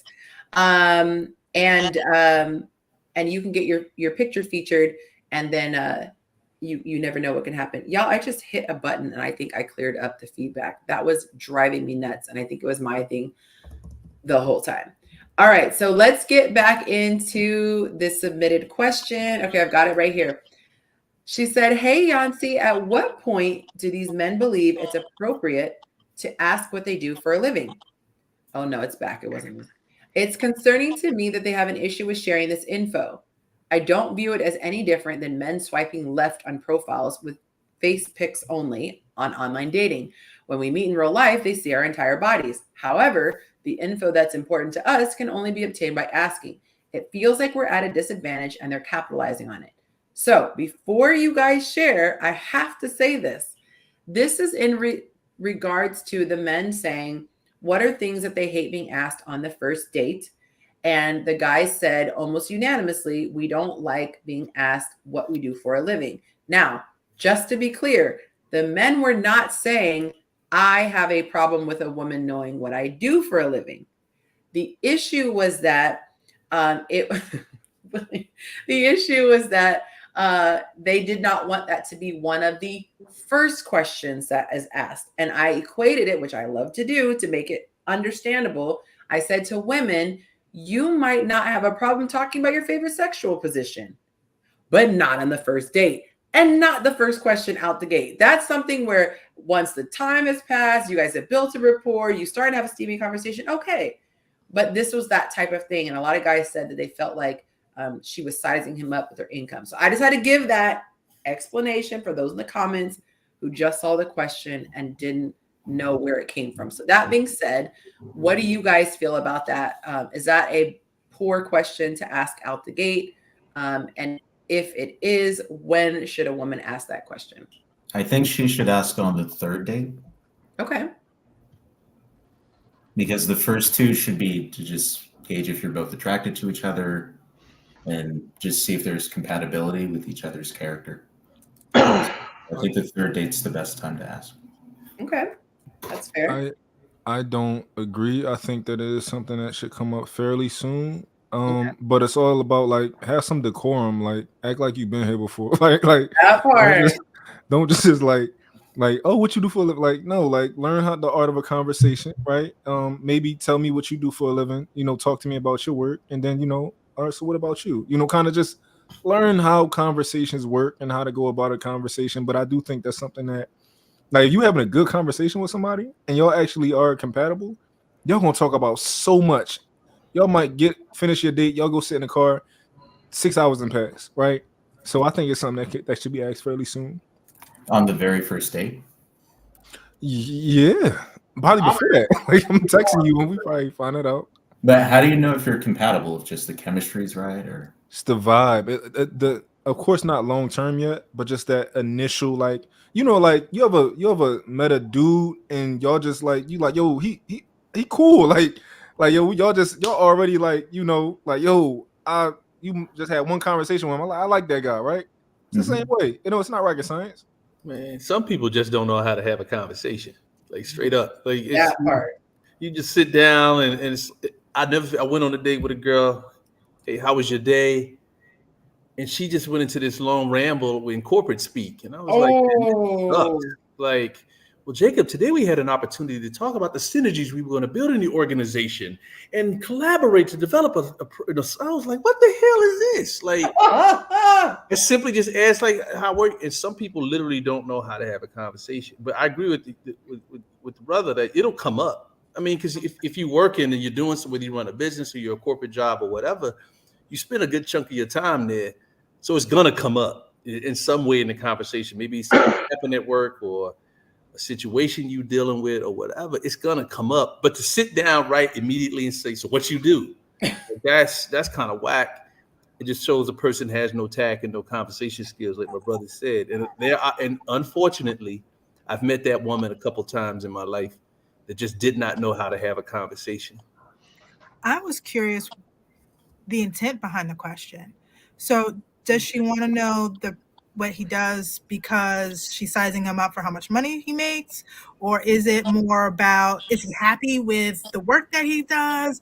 Is it like compatibility on lifestyle? So I think in understanding why she has this need to know right away, that would then lead to follow-up questions or maybe altering how she asks the question. It's a qualifying question you ask somebody that you're trying to get to know.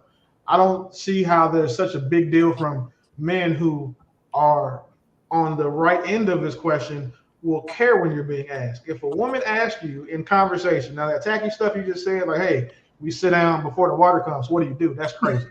But if a woman just asks you, like, hey, what do you do for a living? She wants to know. And there is nothing wrong with her qualifying you via your profession. There shouldn't be. And the reason why is because your profession does tell her a lot about you as far as how you can meet her needs. It'll tell her what type of provider you are able to be financially.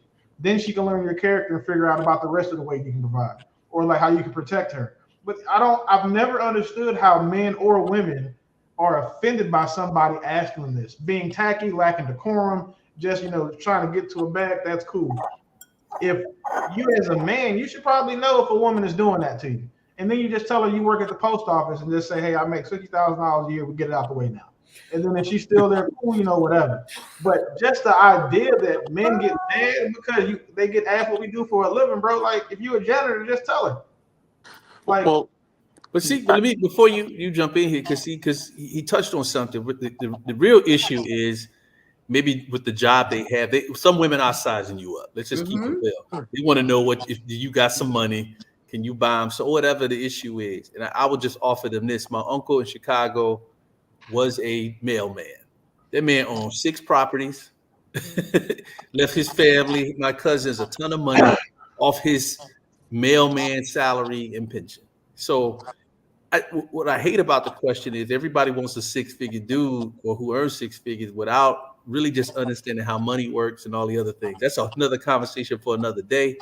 But a lot of women ask, oh, he'll make 6 figures and you drop him. I'm just giving you a real example. I got receipts.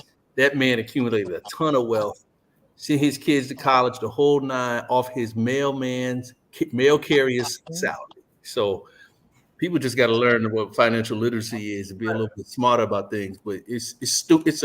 I agree with him. Ask what I do. That's cool. I mean, it comes up in conversation. But I'm watching these little balloon popping shows, and some dude got kicked off the show because he made 95 grand. How stupid is that? Like, it just don't make no sense. She's like, well, I didn't want 100,000, so she popped her balloon. I'm just sitting here, but the reality is, the women exist. The irony, sorry, this is random, but the irony is the difference between 95,000 and 100,000. He's actually probably taking home more at 95. Absolutely. Because once you hit that certain threshold, 100. Look, you hit that threshold with no kids, it hurt. They're not you're thinking better about off with the doing that. 95, though. Yeah, but just because you're making 100 grand doesn't mean you take 100 grand for the year. It don't mean you're financially literate. You're really not taking 100 grand a year home. So I think when it comes to this, like, not just her, it's not just her who wants to know about this. Like, when my girlfriend mom go on dates because she's trying to date right now, like, whenever she come back and tell us, the first thing that people are asking, like, all right, what do you do? Right? Like, it's okay for women to qualify you based off of that. It's okay. Because everybody wants to know. Like, if my daughter come to me and she's like telling me about a guy, I'm like, all right, what does he do? And she's like, oh, I don't know. I'm be like, what? You not talking to him about? Like, you're not having conversations, right? So I think with most men it probably comes from like an insecurity. You know, I think so. But I could be wrong. But yeah. See, I'm thinking the opposite, and I'm imagining a guy who maybe isn't an A-lister, like he's not a household name, but maybe he plays ball overseas. Like a lot of my family members played professional ball overseas, and you know, or has a very high-paying job, or maybe one guy who joined our group, he works for either an NFL team, but it's something that's like kind of like cool, or you'd have the hookup. I know that if I asked a question, I mean, if I was, someone had a position where people would take advantage of it, I would probably wait a little while before, divulging something like that. So I don't necessarily think it would always be that they're embarrassed. It could be, I want to vet you first. I know for me, I totally avoided the career question for as long as I could. And Monte was one of the coolest ones to like not press it, whatever. And I used to have to make a joke like, no, I'm not an OnlyFans, I'm not a stripper. Like, it's nothing weird. But it tends to take over the conversation when I tell it. So So I'm pretty sure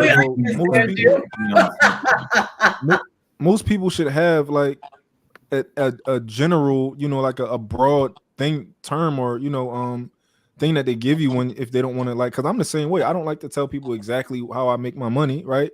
But I'll tell you a broad term in the beginning, and then once I get to know you, I can tell you all about my business. Okay. But yeah, but it comes out eventually, though.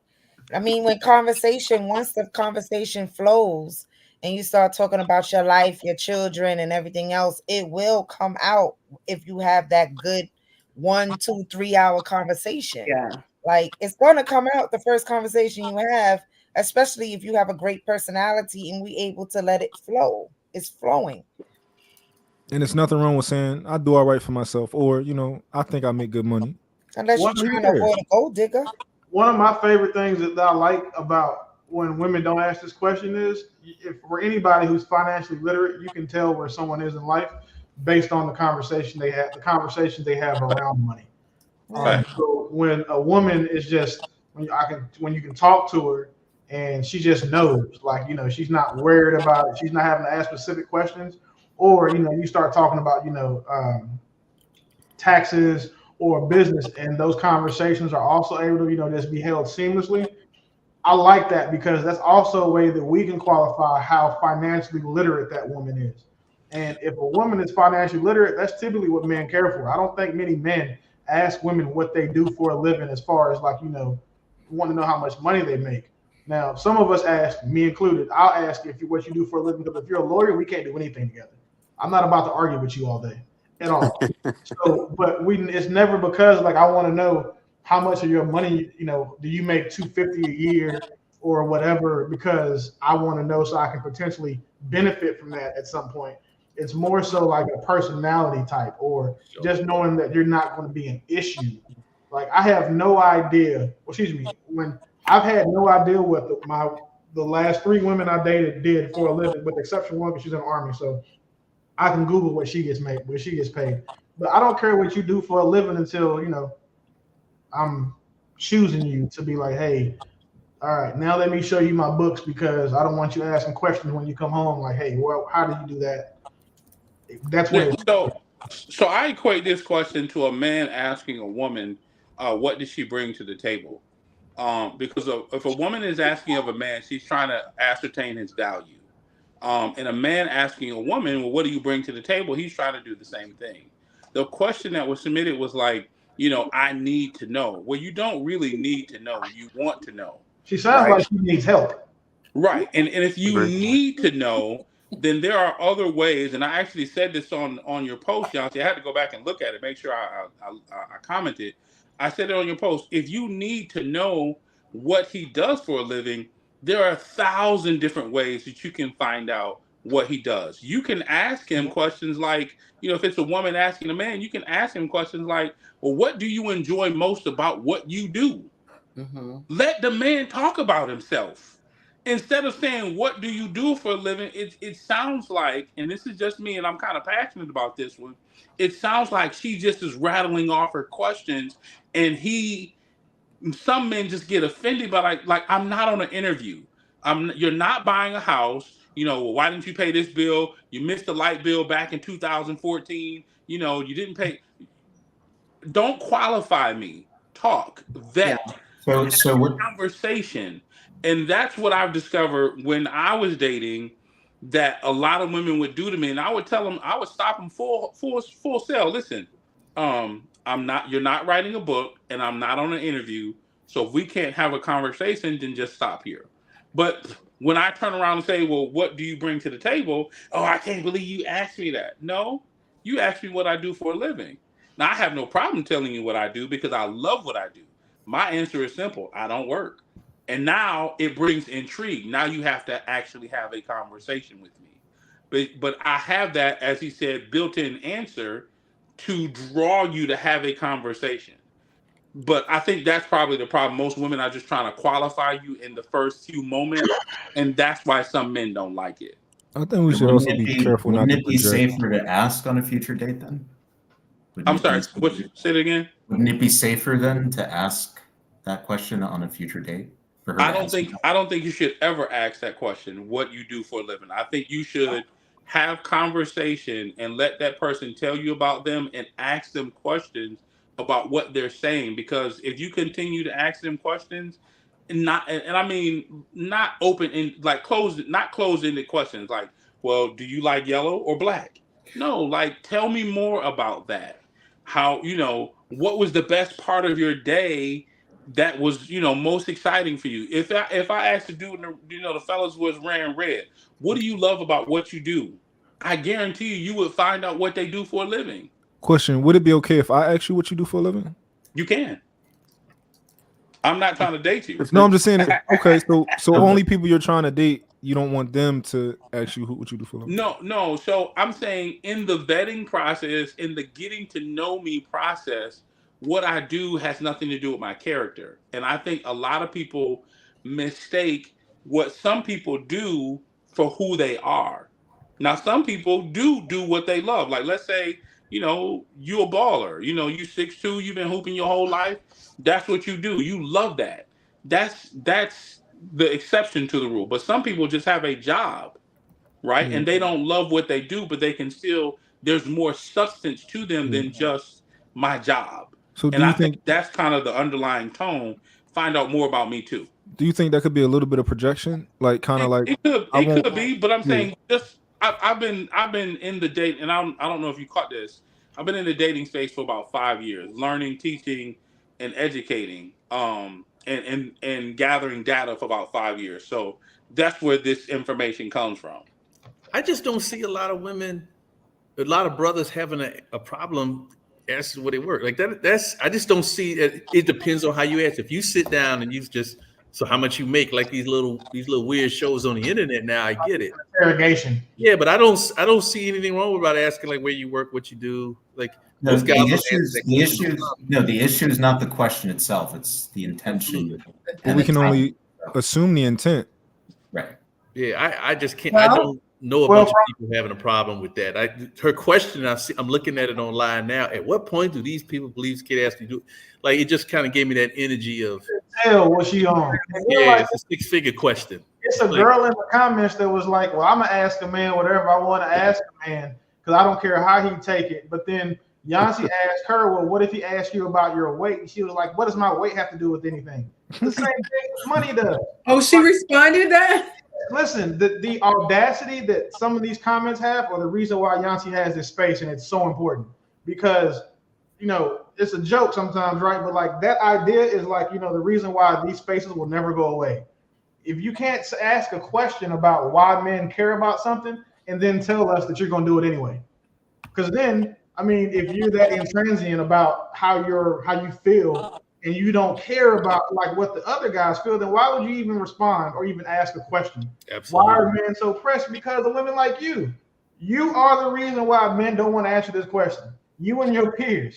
You are the reason why that when we answer these questions, we have to go through all these mental gymnastics and academic rigor to figure out what your objective is, and if there's some sort of like hidden agenda you have before we can even answer or feel comfortable enough to answer that question honestly.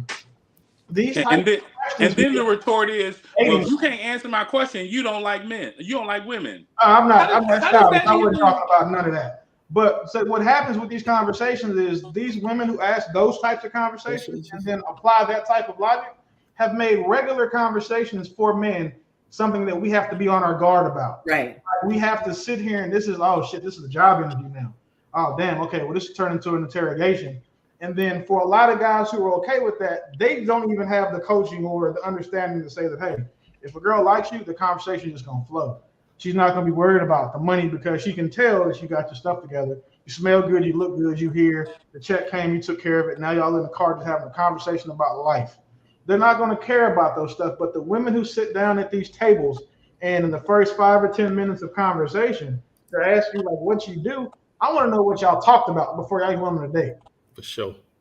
Like what? Because now how do you know where to ask me to take you?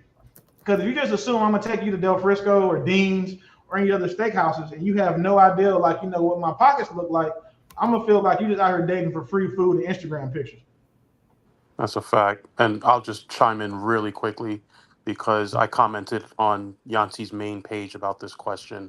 I personally hate the question. I agree with Julian.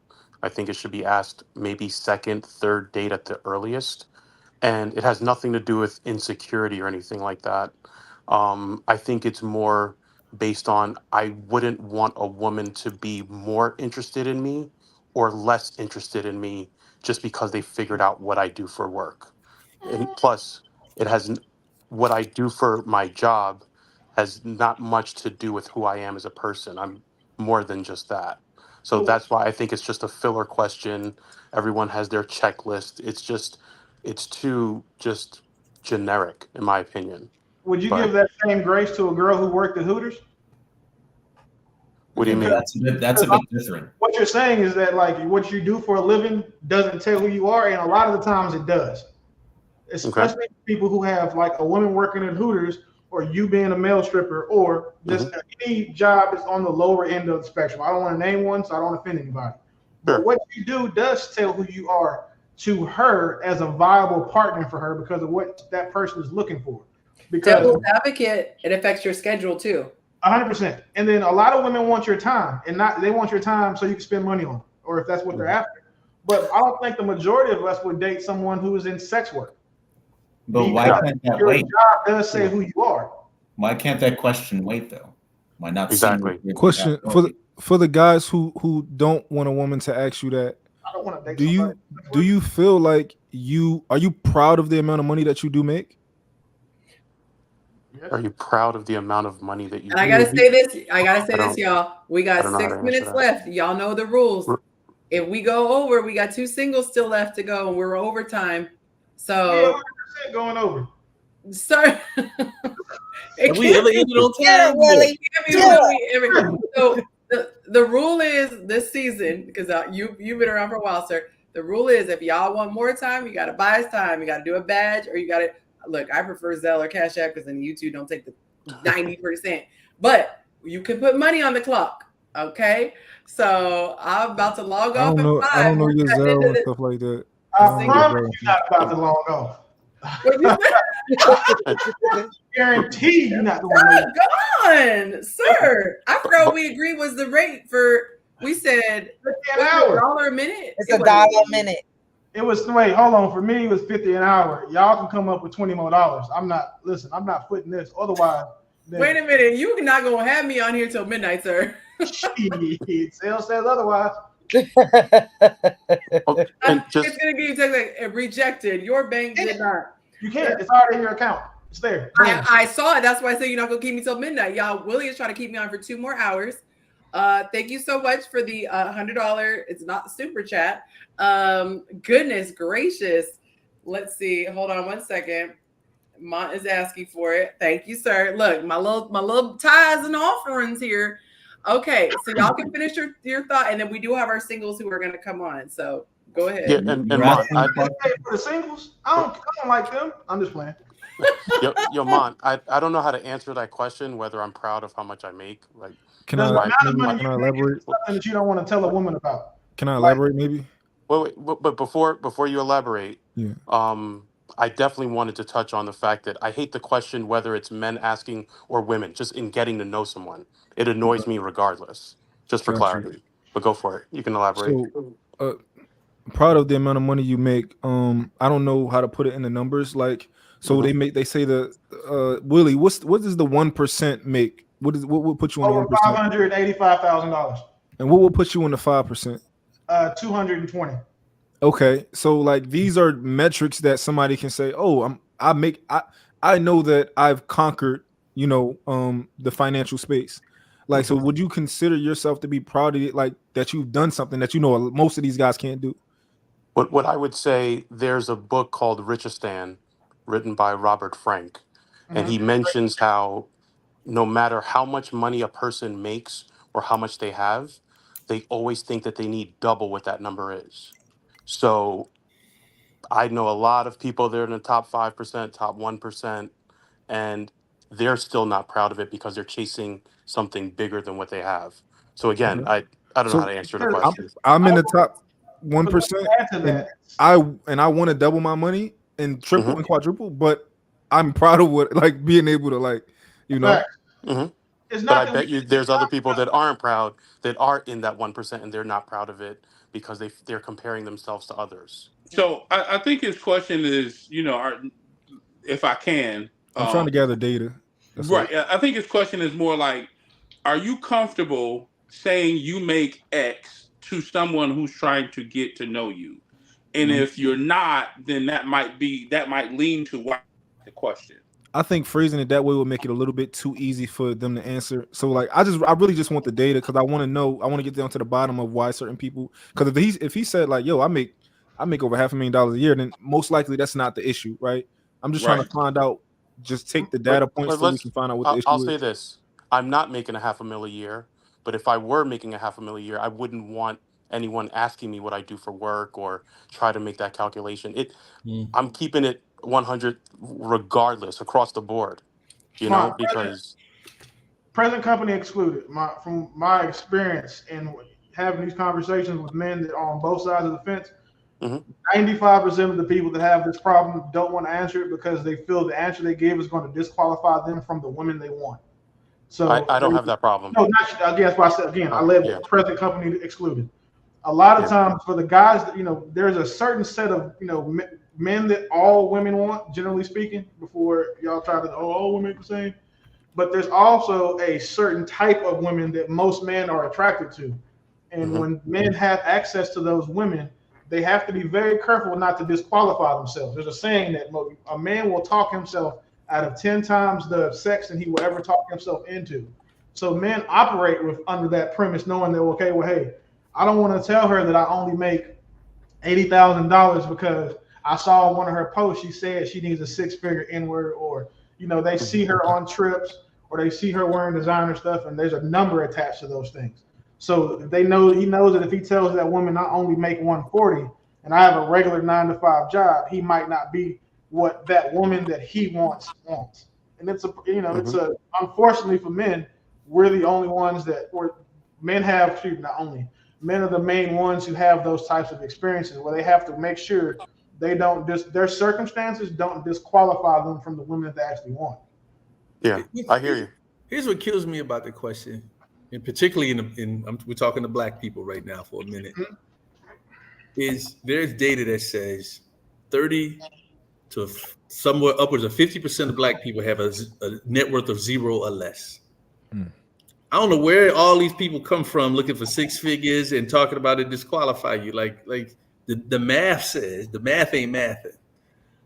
So all these people that claim they make 60, some of these people lying, like just straight up. And the data just tells us it's not real. So I don't know how we got here to where there is labor statistics. Like unless you got a bunch of money under your mattress and you don't tell nobody.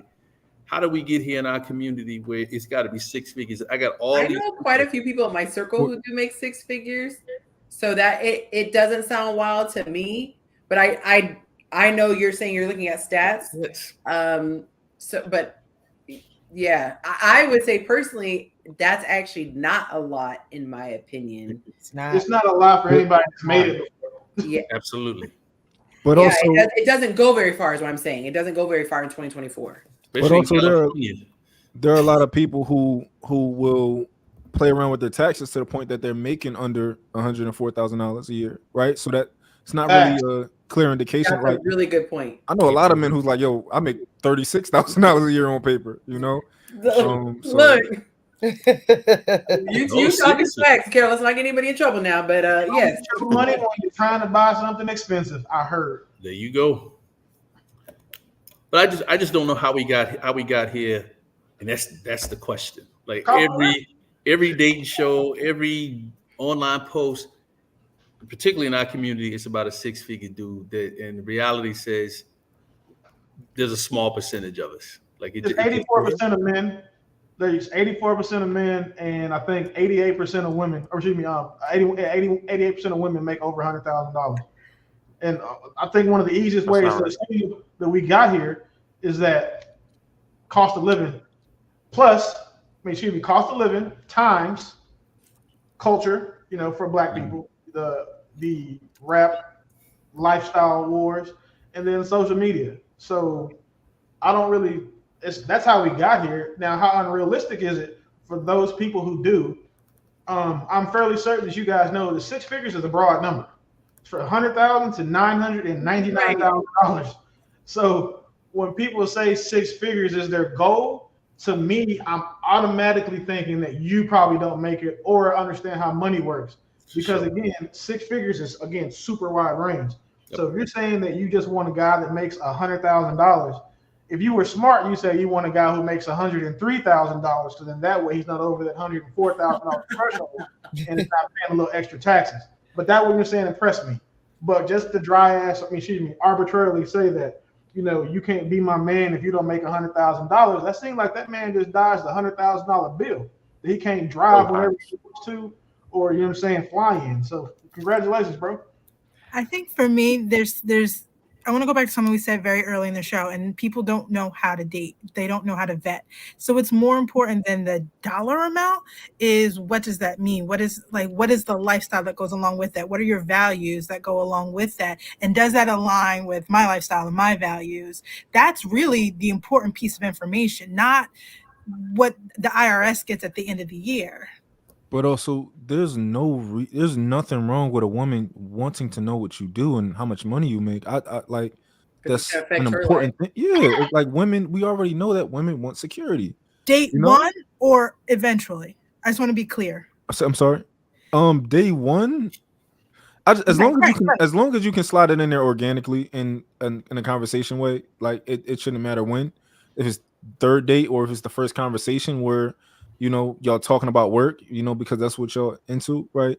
But I just think that it's very important. Like when I talk to my stepmom about her dates that she went on, and she tell me, "Oh, this guy does this," I'm like, "Oh, okay," and then I move on to the next question because I'm like, "All right, he's qualified," or like if she say, "Oh, he work at Verizon," I'm like, "He a manager," or he See, like, and for you me, know, I think that Give me a good plan. understanding someone's profession, yeah, sure, okay. But I want to know, can we speak the same language? Like, if we go out to a restaurant, are you going to look crazy when I order something and you have no idea what it is? Or like, I want to go do a certain activity and you're looking at me crazy because we can't speak that language about around what that activity is. So Is to me, that job or is that culture? I think that's lifestyle. I do think that's lifestyle, but I think some of that is influenced by access. Them like if you have means, you now have access to certain activities, which means you can then participate in certain things. a lot of us participate in a lot of things that we technically probably really can't afford. You know, something that we Mhm. do a lot. Generally speaking, yeah. Exactly. Yeah. Exactly. I And thought the biggest access grain from this is gonna sound crazy, but whatever. For me is like was extreme sports. Like, I had we'll say non-melanated friends who were doing well that wanted to go do things that I had never done before. So, I tried that. But then, you said there's access comes from lifestyle. I mean, the main thing that the only things that you really get into with those niche amounts of money are drugs. Everything else you can get at those $100,000 levels. But once you cross that 1% threshold, it's going to be cocaine at every party, and it's going to be a bunch of weird stuff. So I don't think that too many people are experiencing that. They may catch a girl who makes 200, and she wants to go horseback riding or play badminton or something weird like that. But Watch some polo. yeah, go to the Kentucky Derby just so they can say they've done it. But for real, under 300,000, the only difference is you going to brunch every Sunday, and not trying to split the check with your friends. I was gonna say I was probably more interested if I had like cultural similarities to somebody than the finances. Now the finances were important. For me, I did not want to be on the struggle bus. Just being honest, like I didn't grow up struggling. I was well taken care of by my father, and my father raised me to be like, if I brought you to a certain level, you should not drop down because I've created a certain lifestyle that you're used to living. And I think it's kind of like a dirty little thing that we don't like to talk about, but it's real. You could think a guy is really, really great, but at the end of the day, if that man can't take you out on a date because he's on a budget, it's problematic. I mean, it's expensive dating, it's expensive getting married, it's expensive having kids, it's expensive living in America. It just is what it is. And that's why, we'll get into it next week. But the question about are you respected for what you do, that we're not gonna get into it tonight. But it's some things are uncomfortable, but it's just kind of the reality. All right, y'all. I am going to pull the hostess card, and we're gonna get to the singles since there's so much time on the clock. You guys can stick around and we'll bring more topics up. But I do want to commit to interviewing those who came at the time. We are now 20 minutes past what I told them. So we are going to bring Imani up to the stage. And we are going to bring everybody else backstage for now. I also put Keith on the spot, and we're going to be interviewing him as well. If I can get my little screen together, my goodness. Let's see. Hold on. Right, push. There we go. I could not get it. There we go. Okay. So we have Imani and we have Keith. And y'all, I was calling him a completely different name last week. So now that's our little joke. I'm going to try to put how many names I can think of. Welcome, Imani. Thank you. Thank you for inviting me. Absolutely. Welcome officially to the singles feature, Keith. Thank you very much. Thank you for having me. Now you have me paranoid that I got the wrong name. Okay. So I am going to put you guys' information in the description afterwards. You guys are welcome to type your information in the comments right now if you would like to. Unfortunately, I didn't even change this title. Unfortunately, when I have the banner up, it takes away your names. So you guys can see his IG name right now if you'd like. Imani, you're welcome to put yours if you would like. So this is my first time having the guy and the girl at the first time. It's like pulling teeth getting the guys. So I'm going to ask both of you guys the same questions, and I will go back and forth. So I'll start off asking her first, then Keith, then we'll do Keith first, and then Imani. Okay? All righty. So first question, if you're comfortable answering it, what is your age? I'm 46. Very nice. Okay. And you, sir? 42. Oh, excuse me. 41, turning 42 in a couple months. Okay. Okay. And by the way, I forgot to mention this. So we have a rule. We turn up the heat slowly. And at any point you need to tap out, you are welcome to do so. Those in the comment section are able to submit questions too. So start getting your questions together, you guys, because there is a delay. Willie loves to ask that question. And it's funny because the way you worded it sounded like they might have done that together. You're gonna start rumors. Okay. Not how much does he make? Okay, so y'all. Oh my God. Okay. Do either of you have children? We're going to start with you, Keith. I do not. Okay. Oh, we covered that, Dylan. Okay, Imani. I do. I have 3 children. I have a 20-year-old son who's in college. I have an 18-year-old who's going to college in the fall, and a soon-to-be 15-year-old. Okay, so no diapers. No diapers. Don't want any diapers. Okay, that is a great question. The next question is, do you want children? And Keith already said he did. She just answered, so y'all pay attention to that. Okay, next question. Where do you live? You can be as vague or as specific as you would like. Where are you located, Imani? I am outside of Chicago, so Chicagoland. Okay. And I'm in New York. Okay, if you said Chicago, I was going to die. Okay, very nice. Are either of you willing to relocate? Yes. I'm not convinced my person is in Chicago, so yeah. Oh, okay. All right. What are your major turnoffs? Imani, starting with you. What are some things that if he did, you're like, it's not, I don't care how fine he is. I don't care how much money he makes. I don't care how much chemistry he has. We have no. What is your no, hell no? Loud chewing, smacking at the table. I cannot. I have whatever this word, like I don't want to hear you chewing anything. I can tolerate if your mouth is closed and I can hear you chewing. I can work with it, but you can see all fingers picking up. It's a no. Okay, that's fair. You got another one? We'll let you guys go back and forth a few times. Keith, any for you? I would say smoking. I'm very much against that. Weed or cigarettes or all the above? All of the above. Okay. All right. Any others for you, Imani? We're gonna do 3 each. Bad hygiene. Like not, just dress scruffy. I like but that's not the question. But yeah, I like just scruffy is not good for me. Okay. You can have bad, you ain't got to be groomed all the time perfectly, but clothes dirty, wrinkly, and all that stuff. Okay. What about you, sir? I was going to say the same thing. Just like a woman that doesn't smell good. If I don't like how they smell, I was just like, nah, I'm good. Yeah. Okay. And third one. This is an absolute deal breaker. It's not happening. Oh, I'm gonna start with you, Keith. Sorry, we're gonna volley. Okay. Sure.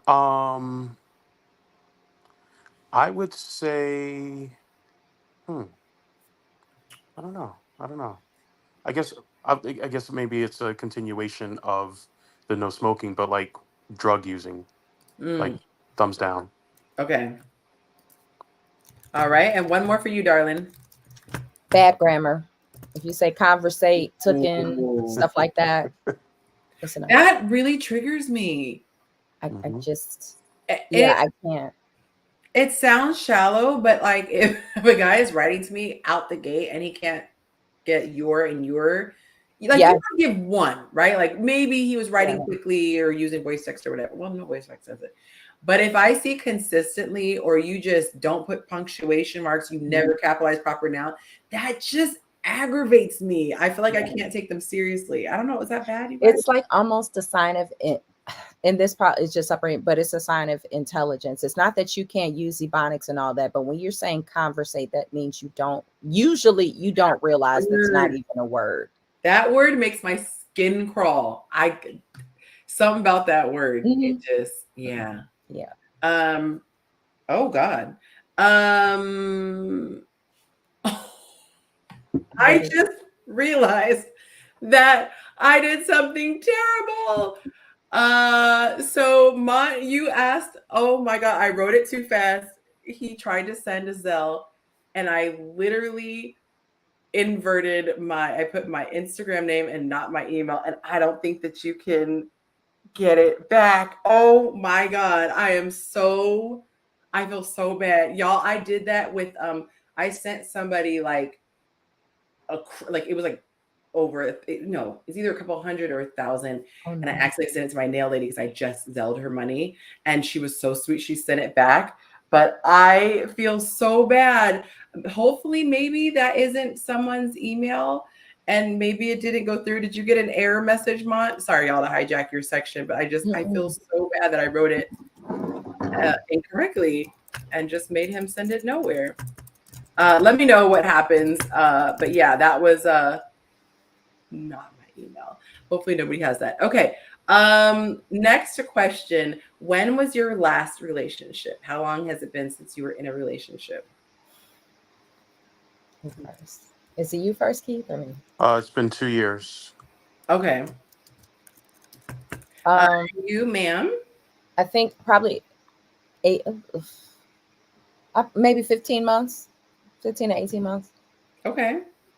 And when was your longest relationship? Oh, I was married for 7 years, 7 or 8 years. That relationship that just ended most recently was 5 years ago. Oh, wow. That's long. Okay. Yeah, I was in a relationship. My ex-fiance was also 7 years. And that's the longest I'd ever been in, and several others that were about a year. Okay. Well, you guys, those were the easy questions. Oh. Okay. Okay. They have sent in the tough ones. Now, at any point, you can tap out. It's not a competition, but hey, we'll see who lasts the longest. All right. Willie is all up in the business, and you guys don't take it personally. He asked this every single time, and you can plead the fifth. He wants to know, when was the last time you knew someone biblically? Say that again? Willie wants to know the last time you knew someone biblically. If I break that down, let me know. Please do. Had an intimate affair with someone. You want me to go? Oh, yes, you. Absolutely. Well, I answered that in his last Zoom mingle 2 years ago. My last relationship. Yeah. All right. He didn't plead the fifth, y'all. Would you care to answer the question, Miss Imani? I will say 2023. Okay. All righty. Let's see. Let me go here. Why is she your ex-fiance? Because I was wilding out. Oh, that's Oh, cheers for honesty. Cheers for story time. Oh, no. I need some drinks for that story. Bartender. Okay, let's see. Okay, Jacob says, does it matter if he says conversate if he makes $550,000 a year? Things like that are just going to bother me, honestly. Those are the type of things that your bank account can't overcome for me. I mean, that's just and long way to answer, but I look at it, I know what I make, I know what I am able to cover as far as my expenses. I'm not struggling. So your 550 is only adding to me. I don't need it. I would love to have it. Don't get me wrong, but it's not enough for me to get past conversation. Okay, let's see the next question. Which one should we ask next? Okay, let me go through.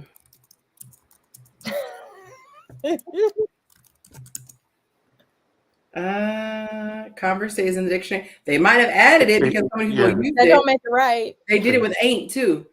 Come on, y'all got some good questions. He said, don't be rewording my question. Let's see. I feel like I skipped one. No, what does he do for work? Okay. I think that Yeah, I think I got all the questions. Y'all have any other questions for them? I know y'all got some questions. Yes. What do we do for work? Yeah. Right. Yeah, I think, well, oh yeah, it wasn't answered. I think we said it and then we laughed. All right. So would you like to share what you do for work? I'm a pricing analyst for a logistics company. Okay. I'm a financial consultant for a brokerage firm. All right. I have no idea really what either of those things are, but they sound That's why I fabulous. paused before I said it. Like, I can tell you, but Sorry, I'm looking at all these what you call it. Okay. How much do All we right. pay So in I gotta, taxes? you said ask what? my Yo, tax guy. Willie asked how much do we pay in taxes? Ask my tax guy. I don't even look. Oh. I know my amount, but Oh my it was a goodness. Not lot. how much you pay in taxes. Y'all are funny. Okay, let's see. Okay, y'all are not helping me out at all this time. Last time there were like a million questions I couldn't even ask them all. So let me see.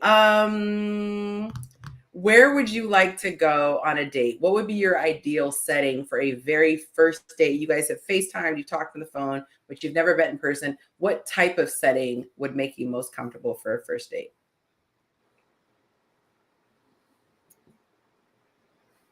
For me, I think I wouldn't want anything too romantic. There's a place in the city that it's like got board games. It's a bar and there's board games and different things to do. I think that would be a fun first date because I'm competitive.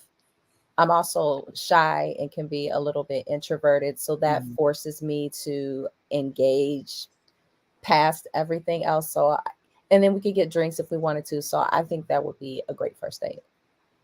That's nice. I don't like super romantic either. Like the first, it's like a lot of pressure if you don't feel It's it. a lot of pressure. Yeah.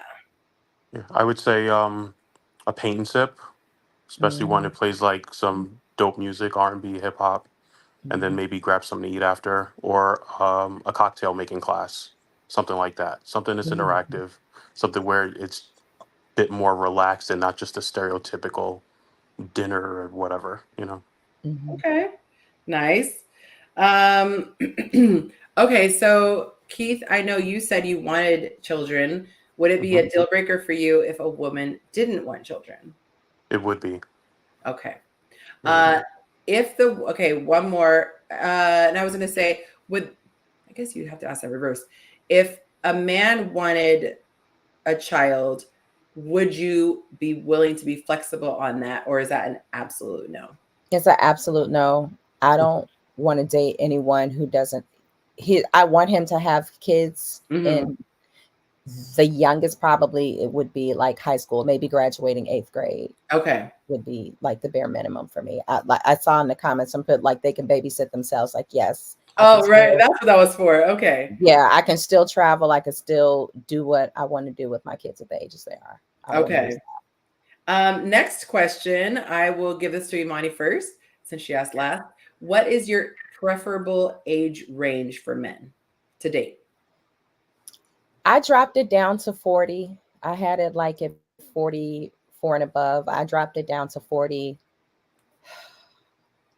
My last relationship, he was like 11 years older than me. I think 55 would be the absolute end I would be willing to go. And he'd have to be a young 55, like willing to be active and do things. Okay. Great question. I mean, great answer. Keith, same question for you. I would say early 30s to late 30s, mid to late 30s. So 31 to 38, give or take. Okay. And you're 42. Yeah. Well, soon, but yeah. Soon to be 42. I'm curious. You wouldn't date older. I'm just curious. I'm being nosy because I'm nosy. Would I date older? I mean, think about it, because I have to factor the ability to have children. So would I? I wouldn't totally throw the idea out the water, or out the window, I should say. But ideally, she asked for like our ideal range. Yeah. So okay. Sorry, I'm still trying to troubleshoot over here. Come on, y'all. You gotta give me some juicy.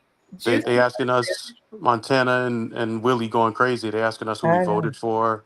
Okay, so here's what I'm going to do. I'm going to bring Willie up to the stage for a second while I do some troubleshooting.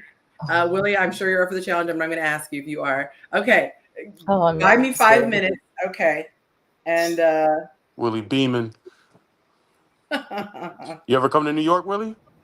I try to avoid New York like the plague, bro. I don't go any place that I can't travel with a firearm or pay more than 42% taxes. Right. But while Yonci does this, Ree asked, "Are you a homebody?" So Keith, sir, No, I would. do in your spare time. So typically, I'm usually I have a couple of cocktail bars that I hit up regularly. This wine bar that I go to often. I'm a member of this social group, TGS. Shout out to the Gathering Spot. So there's always events with them. So I'm usually always doing something. So I'm a member with the gathering spot too, especially one here in DC. dope. Yeah, super dope. I just don't like to go outside. Imani, what do you do with yourself in your free time? I love music. I love live music. So I'm trying to go to a concert. We'll fly for the right concert. I like small venues. So I'll go to City Winery and see somebody, or just a jazz club and see whoever. I love sports. So I was looking for Bears tickets earlier today and going to different sporting events. Because I'm introverted, I'll go do any of those things by myself. I don't need somebody necessarily there with me. But I will reach a point where it's like, okay, I'm going to spend these next 2 weekends in a house, and then maybe a couple weekends after that, I'm going to be out the whole time. Would you fly for an Anita Baker concert? No, because who knows if she's going to show up? She on that Lauryn Hill. Sorry. Exactly. I'm sorry. Yeah, yeah. I love her, but I need to know that you're going to show up if I'm going to fly all the way out for the concert. Nothing wrong with it. So we did ask, so I'm gonna ask you both. If you want to plead the fifth, cool. But so are you guys more right leaning or left leaning? Let's start with Imani since we went with Keith for the first one the last time. I would say the older that I get, I am more conservative. But I don't subscribe to either party. Whoever has, whatever candidate is going to meet my needs at the time, which usually means that the candidate that I'm initially voting for is not going to get too far. But yeah, I think I get more conservative as I get older. And definitely as I see my salary increase, I'm looking a little more to the conservative, to the Republican side. What about you, Keith? Yeah, I'm a licensed Democrat, but I'm right dead smack in the center. So yeah. Willie, we got a question. Someone said, would you date a woman over 38 if she wants to have kids? Yes, absolutely. And by the way, we've never done this before, but if there is a woman in the comments who would like to have an opportunity to speak directly to Keith real time, I will bring you up. I'll post the link and let you bring you up. I ain't playing about this love connection thing, y'all. Yes. Don't forget for Imani too. So thank you. I act like he was the only one on the show. If there are any brothers who would like to come on, where he ran. Oh my goodness. Hey Keith, if you're gone for more than 10 minutes, bro, we're gonna think you got a wife.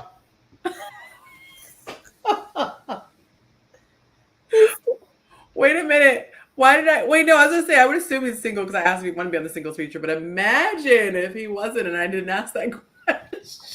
Oh my God. He left me alone to answer all these questions. He sure did. Good thing we're here with you. And listen, this is not gonna look well with the singles feature saying Imani and Keith, because people gonna think I told you my name was Keith and I didn't. So I don't want nobody clipping this. This is crazy. Oh God. Let me adjust it for you. Hold on. Like, oh yeah, my God. Oh shit. All right. I didn't get a text, so we're straight. Okay. That was funny. Okay. And it says device not connected. So I hope it didn't just like go to oh wait, did you want to come back on? Okay. Yo, it's funny because it's like the camera just disappeared. So I just tried to pull it back on and it just went like just totally ghost. Oh my God. God. I'm not married. No, I don't have any kids. So. Hey, Keith, Lynette vouched for you. So if there is somebody in the comments that wants to come up and talk to you and y'all hit things off, I'll cover your first date. I wouldn't need you to, Willie, but I appreciate the gesture. Oh, it's not for the need for guys. Just so that way, there's no financial cost on either side. So that way, you guys can not even have to worry about that part. There's no obligation felt on her end, and then all you're investing is your time. So you won't feel, it makes the ladies feel safe, and it makes the men feel like their time is respected. That's all. All right. Well, then I appreciate the gesture. And when you're in New York, I'll take you out for drinks and just chill. So, Bro, absolutely. I don't drink liquor at all. I just drink Sprite with cherry juice in it. There's no calling the All right. show. That's fine. I'll do the drinking. Bet. Imani, would you like your because I figured out a way to get around the name thing. Would you like to put your IG name in there? Yes. Okay, so I will add that for you. Y'all can Thank keep you. going with the questions. Okay. Let's see, I have it What written was down, the but I'm other gonna. question that came up? Keith, You're Reed asked you, would you date a woman that was 38 if she wanted to have kids? yes, And then, absolutely. Reed, how old are you in the comments? Because I'm being nosy now. All right, let's see. Keith that's where the man at. That's not a question. All right, did I get it right, Imani, with your IG? I just put it in the Yes. caption. You know, I can't see, but yes. Okay, I have Emily Love 13. IMINYLOVE 13. Yeah. Okay. And Keith, is it okay if I put Keith in your name, or you want to leave it like that? Yeah, you can. That's fine. Whatever you want. I ain't trying to be busting people out with their governments. That's Okay. fine. Keith, is adoption an option for you? Is adoption an option? If we're unable to conceive naturally, then I'd be open to it. Okay. Okay. What about a surrogate? Because then that way, at least it's still your kid. That gets a little tricky, but You ain't got to sleep with her for real. Like they got procedures for this. I'm sure they have procedures for it. I think that would be a conversation to be had. I'll phrase it that way. Good answer. What was the worst date experience you guys have ever had? Oh. You had a flashback. Yeah, it was bad. You want me to go first? Care to share? Sure. That's another reason why I mentioned earlier about like connecting with someone before you're meeting them, and then when you meet them, it's just like no, like thumbs way down. And yeah, long story short, this is back in I don't know, maybe 2017. I want to say. Met a woman through an online app, through Hinge. We spoke for maybe about like a week, give or take. I took her out to this live podcast event, which I had tickets to ahead of time, even before like meeting her. Brought her there. I was supposed to go with a friend of mine. He's like, "Yo, just you take her." Cool. So I brought her there. Dinner, drinks, the whole thing, and even just the way she showed up and the way she was dressed, and it's just like, oh no, like I should like in my mind I was like, yo, like nah. So even when we got to the spot, she commented, she was like, I feel underdressed. And me, I was just like, as long as you feel comfortable, that's all that matters. But in my mind, I'm like, you know, um, yeah, it just did not go well at all. Yeah, That's rough. it was bad, and it was the most expensive date I'd ever been on too. So, Oh no. What live podcast was it? I'll plead the fifth on that. I know which one. Yeah, I plead the fifth on that. Imani, you want to share your worst date experience and what made it so bad? Yeah, I don't know how I forgot about this because it was recently. I met a guy on an app, and he was very adamant that he wanted to take me out on a date. We messaged back and forth, and he was very adamant he wanted to take me on a date. He didn't want to have a. It wasn't that he avoided having a phone call, but he's like, I want to take you out and get to know you face to face. This is what he typed. That's important. So I picked the restaurant.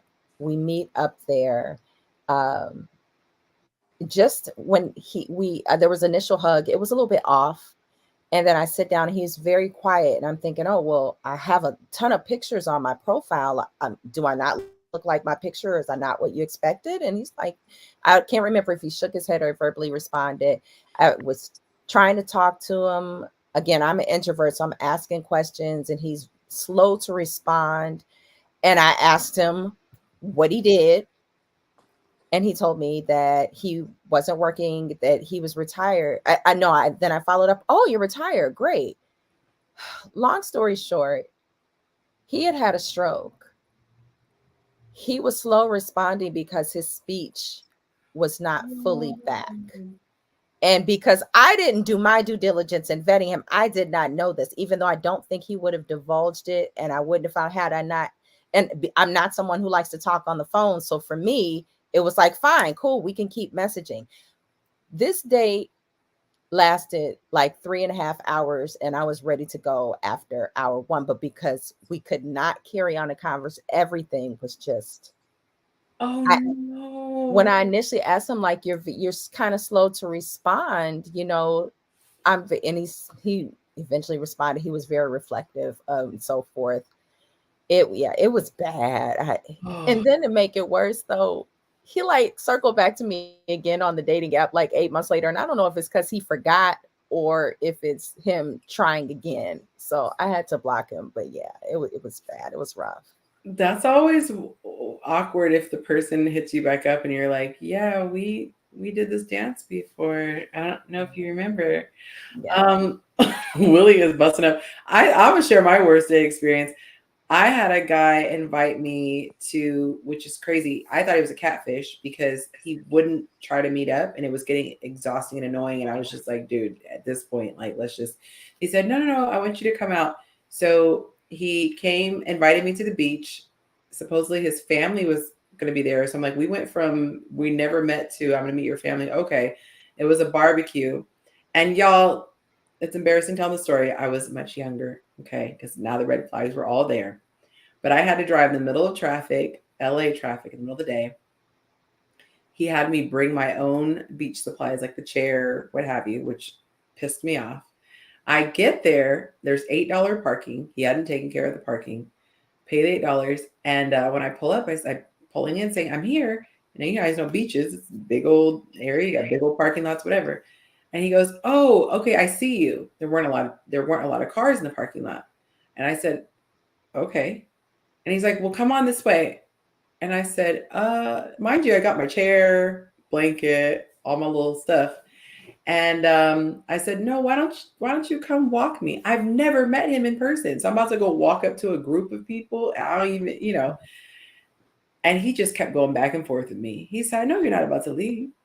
I said, what you mean? He said, because you just paid $8 to park. I said, my God. And I sat there and I'm like, this man really is not going to come and walk me over to the area, speak to me, take the chair, whatever. So I got my car and I left. And 3 months later, I ended up seeing him. He looked exactly like his photo, to his credit. And I was at an event and it's this little like Hollywood spot. And so it's very intimate, very small, whatever. My friend was DJing. So he comes up to the table while the guy's DJing. So I'm just now sitting by myself at the table. And he said, and starts tickling me.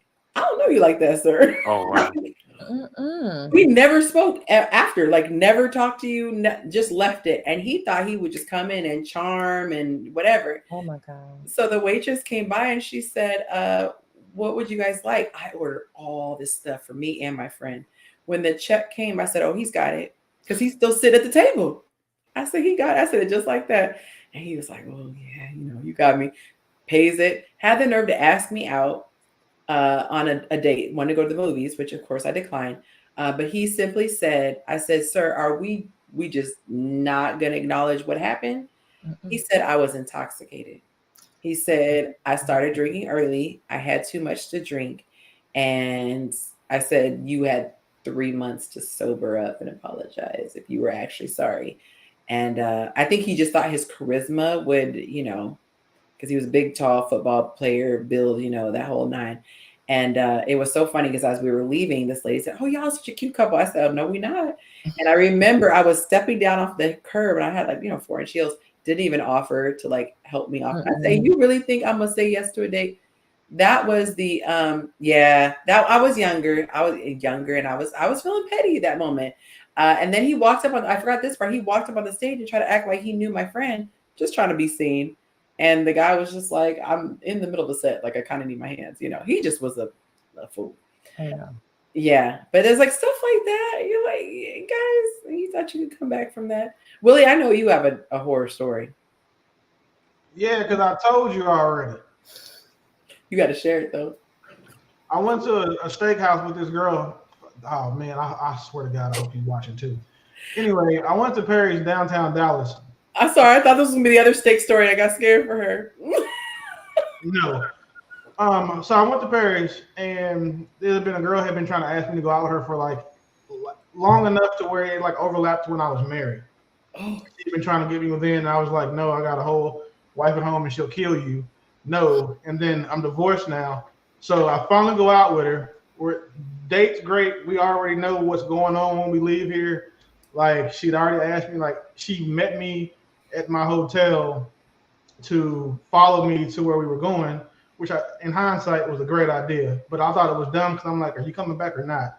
Anyway, so we're in there eating, and then a very upset man with 2.5 kids that are like, well, those No. have. Anyway, so the man brought her kids I didn't know she had to the restaurant and made a big scene, but she's going off on him the way that Ike Turner used to go off on Tina, but she's not hitting him in the restaurant. She's just like emasculating us. It was so bad, and like I told you, I like kids. I ended up playing with this lady's kids so they wouldn't be in their parents' business. Like one had his iPad, so I asked him to show what game he's playing. The restaurant staff is dealing with this. I'm literally sitting here trying not to be embarrassed and playing with this man's kids. And then she tells him, if you don't get she called him a BAN and said, I don't even give you enough money for gas. How did you get here? And then told them if he didn't take their kids back home, he was going to have to find somewhere else to stay. She said, let me cheat in peace. Listen, stop, wait, listen. Right hand to the man on my kids and my mama, and was still trying to go home with me after all that happened.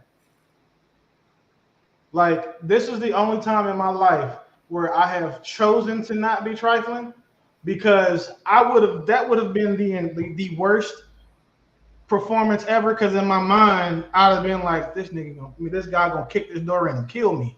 Because dudes don't play behind their wife. Right. You know what I'm saying? So I'm nervous, but yeah, to this day, she comments on my stuff. She hits me. She's asked me about your platform a while back. So it's just like, yeah. So congratulations, y'all. It could have been worse. That's wild. I didn't think you could beat me, but yeah, touche. Oh no, I got a vegan story worse than that, but I'm not paying another $100 to tell y'all that story. Oh my, that one was wild.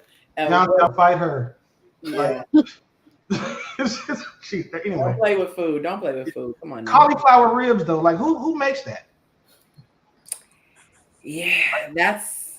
And then you don't tell nobody you about to serve them to them. Don't eat before you get here. I'm gonna feed you. You're gonna be full. And then you put cauliflower ribs on my plate, man. I'd have knocked all this shit over. Like, what are we doing? Anyway, but yeah, there. And don't tell me it tastes like chicken. It tastes like meat. No, tastes not like if she here now. with barbecue sauce. I was a vegan for a while. I would put stuff in front of my kids and not tell them that there was no meat in it. Because they're your kids. They have to eat it. I don't owe this lady nothing. Oh no, I would have never. No, I would if always. I wasn't raised correctly, I'd have fought her daddy because he should have wore a condom instead of making her. That's how mad I was. Like, after that lady fed me that crap, I just got up and left after I took my bite. I let the food fall out my mouth on the plate, and then I went to a McDonald's. I ate my food in the drive-thru. Like that's. And he was cussing at me and Monte the whole time. I can't believe it. Oh my god. So yeah, it could be worse. Oh my gosh, that is too funny. She said, "What if you were allergic?" Yeah, that part. That's not okay. Yeah. Y'all, are we letting them off the hook? Are we asking them any more questions? Questions? I have a question, Keith. What would you do if a woman fed you cauliflower barbecue and didn't tell you? I would probably react the same way you did. Oh god. Oh my God, that is too. Amani, what would you do if you didn't find out Buddy had a stroke until it was y'all was Until there was a stroke. trying to get some strokes? Like, what would you, Oh God. what if he had a stroke while y'all were doing it?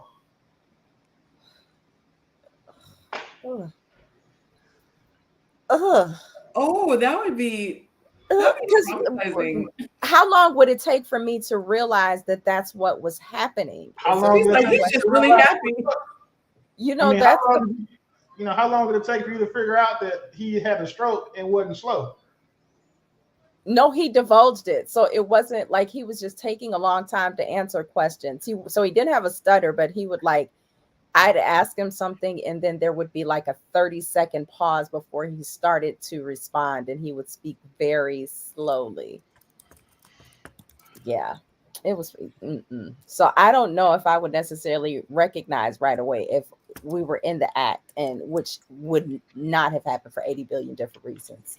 But yeah, I probably wouldn't have known right away. And then who knows, by the time I called the paramedics,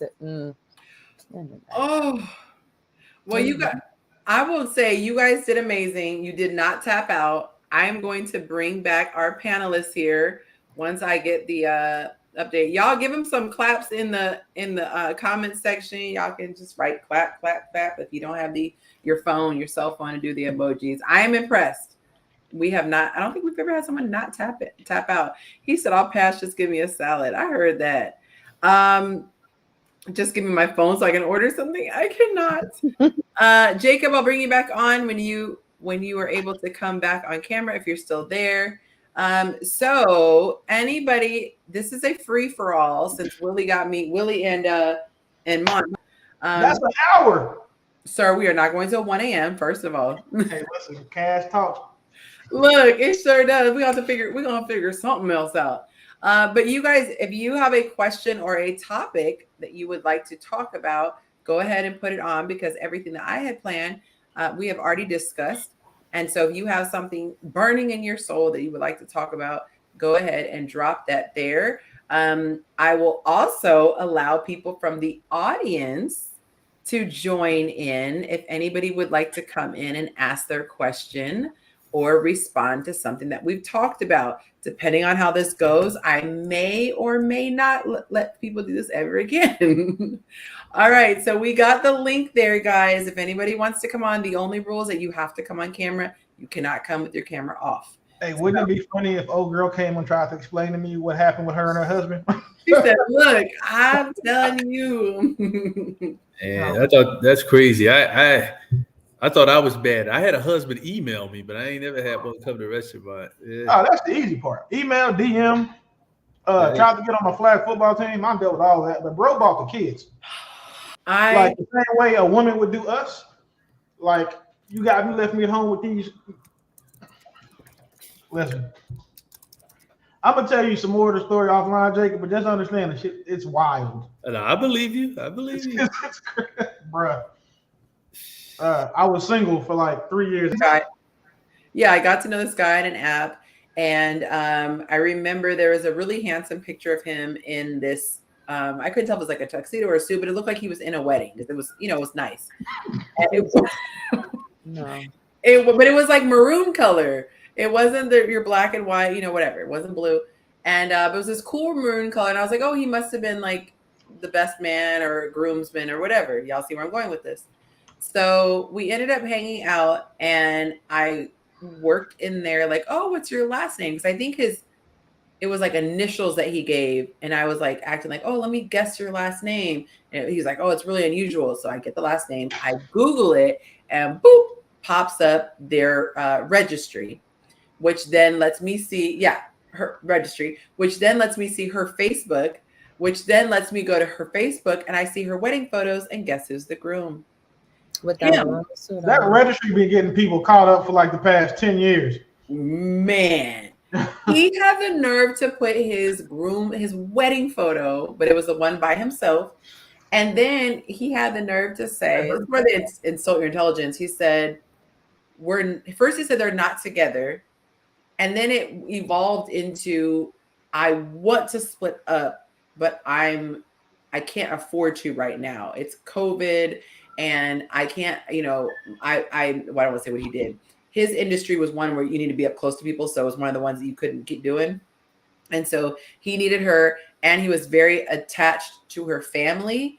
And he said that she was cool people. Like he liked her as a person, but didn't want to, and I was just like, so she doesn't know. You're trying to say you're separated, but she doesn't even know you're separated. And it was a mess. And I was just like, no, no, not gonna have me out here. I just last week. I would be careful here, but yeah, somebody just found a guy they had been dating for years.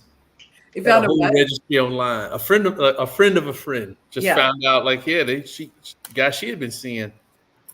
Wedding photos just popped up. He was getting married like a week later. I was like, Hey, ladies, some free game. If you want to know if a dude is married and he's just go type his name and then wedding registry. Free game from a former cybersecurity guy. Put wedding registry ampersand any, and any wedding registry with that name will pop up. Oh wow. Free game. So now you got your money's worth for the night. That is all you married dudes, whatever. But hey, if I would never sleep with a man's wife because I respect houses. A girlfriend is different, and I'm just gonna be completely transparent with you there. So if she had just had a boyfriend and he did that, things probably wouldn't have felt as bad. But that's somebody's wife, and as someone who's been married before, if my wife had me out that bad and was doing me like that, ain't no telling what I would have done. So there's just certain things I'm not willing to do, and then I'm real big on karma. Yeah. And if you over here running off in somebody else's wife, somebody's probably gonna run off in yours. So I wouldn't ever want to be on the wrong side of karma as far as somebody hitting my old lady. Don't mess with a man's wife or his kids. Right. Y'all ever date somebody or were friends with somebody who lied about the most random stuff that did not even help them? You ever just like encountered a pathological liar? I dated a guy who lied about being in a fraternity, lied about attending Morehouse. I mean, just all kinds of crazy things that he would say. And it's just, I knew people in the fraternity. I knew people, and I'm like, you just don't. There are certain ways that they act, not to stereotype them, but there are certain things that they say. Like, they don't talk like that. They don't act like that, dude. You're not in this fraternity. I can tell. Like, I couldn't understand for the life of me why he went. You didn't go to Morehouse. You and I went to the same high school. I know what your grades look like. It was just insane that he was holding on to it. Oh, bless his heart. Or when they tell a dumb lie and they stick with it. Like, that's the part. Yeah. Because my thing is like, okay, at least if it's like a college, maybe you're trying to seem more prestigious, or you're lying about your job. It seems like you have, you're making more. But the random, like that's what I've never understood. That just random lies that don't seem to help. Like you're at the bank, but you say you're at the car wash. Like how? Yeah, I think some people just they got some. Or the people that just tell lies because they want to one up you. You're like, oh yeah, man, I just came back from Dubai. Oh man, I was over Dubai for 36 weeks straight. Like what? Okay. One-uppers are pretty funny. Yeah. Oh my God. That happened to my friend who's a Delta. She found out the guy she was seeing wasn't a cute. Oh. She might have dodged the bullet. Oh. This guy told me he's second cousin to Manny Pacquiao. I'm waiting for somebody whose feelings hurt. This girl told me she loved me one time. Ooh. He logged off. Never my bad. Oh, dang. That's wild. Oh my God. Y'all got to give us some questions. Somebody said, "What was like? What are your deal breakers?" Yeah, I saw that one. Yeah, what are your deal breakers? Mine's a poor communicator. Like that's my number.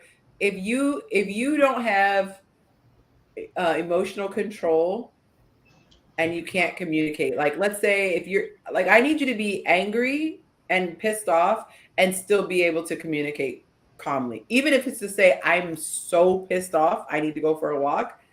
I need you to not just start screaming and yelling and using expletives. I need you to be like, I need time, or this is what pissed me off. So to me, a deal breaker is not using your big boy words. Like, we're not gonna do that. For me, I can't date somebody I can't do bougie. I'm from around the way. I've done well in life, but part of my work takes me into the community. So I have to be able to deal with everybody. I can't do bougie. If you just can't be seen certain places or don't like to, like, if that's you, we not gonna work. I got to be able to go home. I still go home, and I'm not out there doing anything stupid.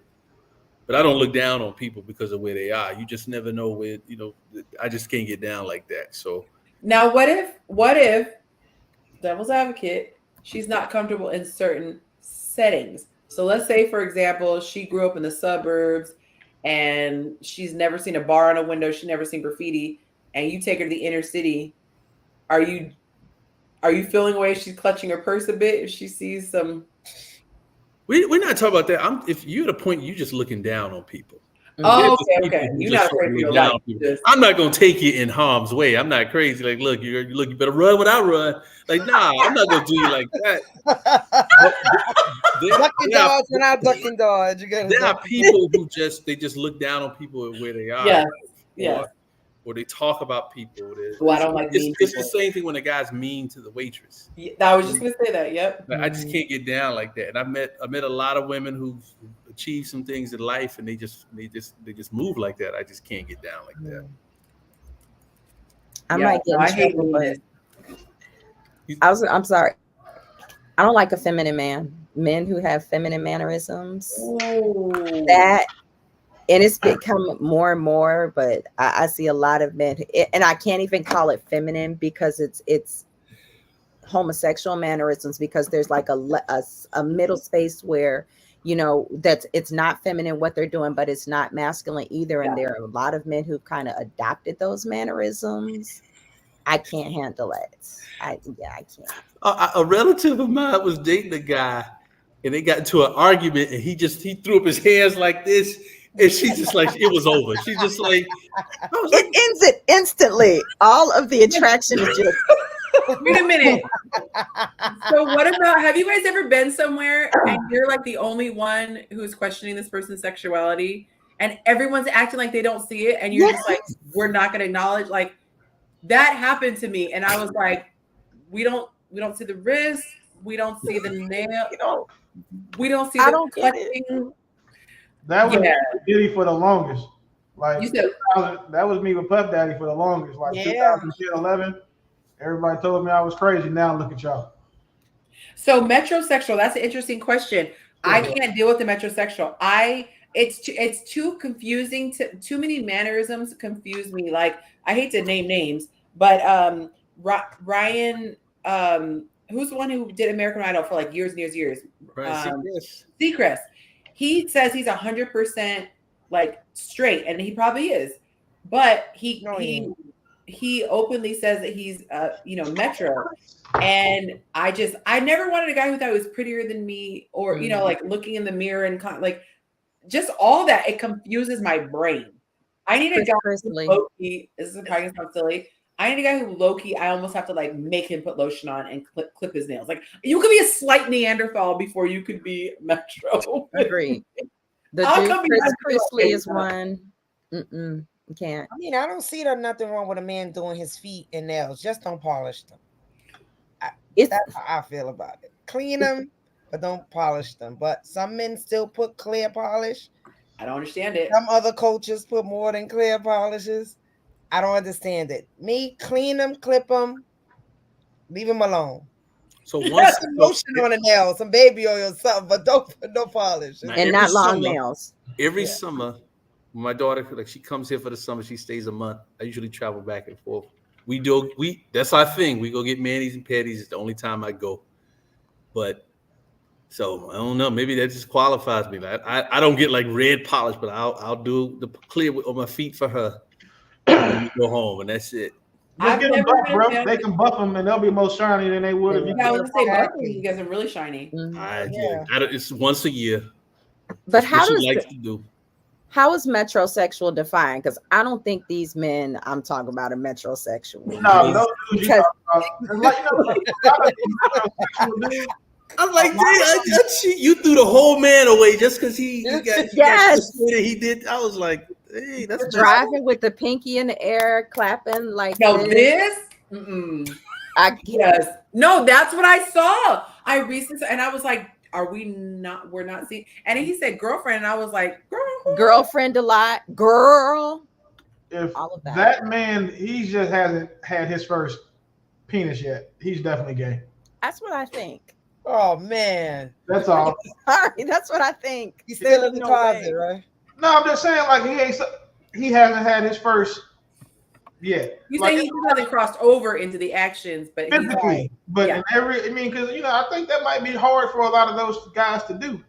They gotta. There's some pain involved, and there's a lot going on. So he just might like the act and the feeling in his feminine bag. But I mean, love who you love, but at the same time, y'all gotta be careful because you be doing gotta be careful. Yeah, you doing him and he doing him. It's some weird shit. Like, I gotta tell. I don't want to. I can't say it the way I would say it on. Yes. Out loud, but yeah, you get it. Like y'all got to be real careful dealing with those metrosexual dudes. You can't never find your bonnets. You can't never find your hair ties. Like all your body wash is gonna go to. Listen. Okay, how about the men who are into that like super high fashion? Like I remember seeing this video and it was going viral, and it was this groom, and he had gotten really creative with his tux. Like it had all kind of trails and bells and whistles. But the way he moved, everything just seemed very effeminate. A lot of and I'm like, I'll see sometimes guys who are into fashion, and it's like the stuff you'd see at the Met. It's like real over the top, this and this and this, and I'm like, he's real over the top. Get it? Right? I mean, it's like I'm not trying to be funny, but if it looks like a duck, walks like a duck, and when it yawns, it sounds like a vacuum. It's probably, Oh, I can't. You know what I like though with fashion? A man in a tailored suit. Like you get a man with just a tailored. Oh, it fits every curve, every ball. Yes, and it's not one of the big overflowing suits with a jacket is to the knees. And, the leg is all wide. Right, from the 90s with the 3-piece with the buckle tie in the back of the Steve Harvey. The Steve Harvey off the rack from Burlington. Yes. You said the buckle in the back when you pull it through the. And they didn't get rid of the stitch in the back on the. Man. Oh, wait a minute, y'all. Now we can have a moment to be bougie a little bit. Yeah. Y'all, I remember my parents taught me. They said when you get something brand new, you get a coat, you get a suit. They put those 4 stitches in there just to hold it in place. Yes. Once you buy it, you're supposed to pop those stitches. Y'all you see the people who be walking around. I'm like, no one ever told him. But just that's free game, y'all. Those the little X, there's a little X that's meant to be cut. Is not meant to be worn outside. Yeah. That's the thing that you guys were talking about, trying to figure out what a dude does for a living. The guys who do really well tend to not wear poorly fitted suits. Right. So you won't catch them wearing that Burlington Coat Factory off the rack stuff. Like even if they do, they'll get it altered. They get it altered, yes. Are we liking the high water fad right now with the trouser with the sockless look and the loafer? Are we liking that, ladies? Ladies in the comments, ladies on the panel. You said loafers? I thought men start with loafers. You know that look with the dress black and they got the bare ankle and then like a slip-on shoe. D-Wade started that whole thing. First y'all killed dudes for the brunch boots and the hats, and now you mad because like, God damn, we can't do nothing.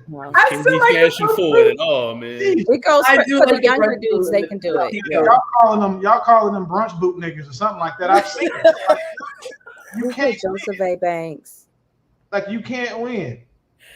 So okay, we can't go to ankles. We can't wear brunch boots. What else can't we do without fashion that I would like to see gone and never come back is the unnatural hairline. Y'all see, like the barbers have started to become like they look like they took a ruler and just cut. I feel like they're like maybe if you have a real crazy hairline, but like you see mine, it's not. You're not a cartoon. Your line is not like this. Yeah, they like, trim the lace is kind of crazy. You said what? Trim that lace kind of crazy. Yeah. I just feel like when it's just like, and then it goes. I mean, if I could see right angles and stuff, that's too much for me. I like it to be tapered, you know. Wait, are you talking about on men? Yeah. When they're like, it looks like it's drawn on. It's like symmetrical. The white chalk, though, you talk about like because that came up. All right, now I'm fixing to defend men with this one. See, that we can't have nothing. It's just to enhance their hairline.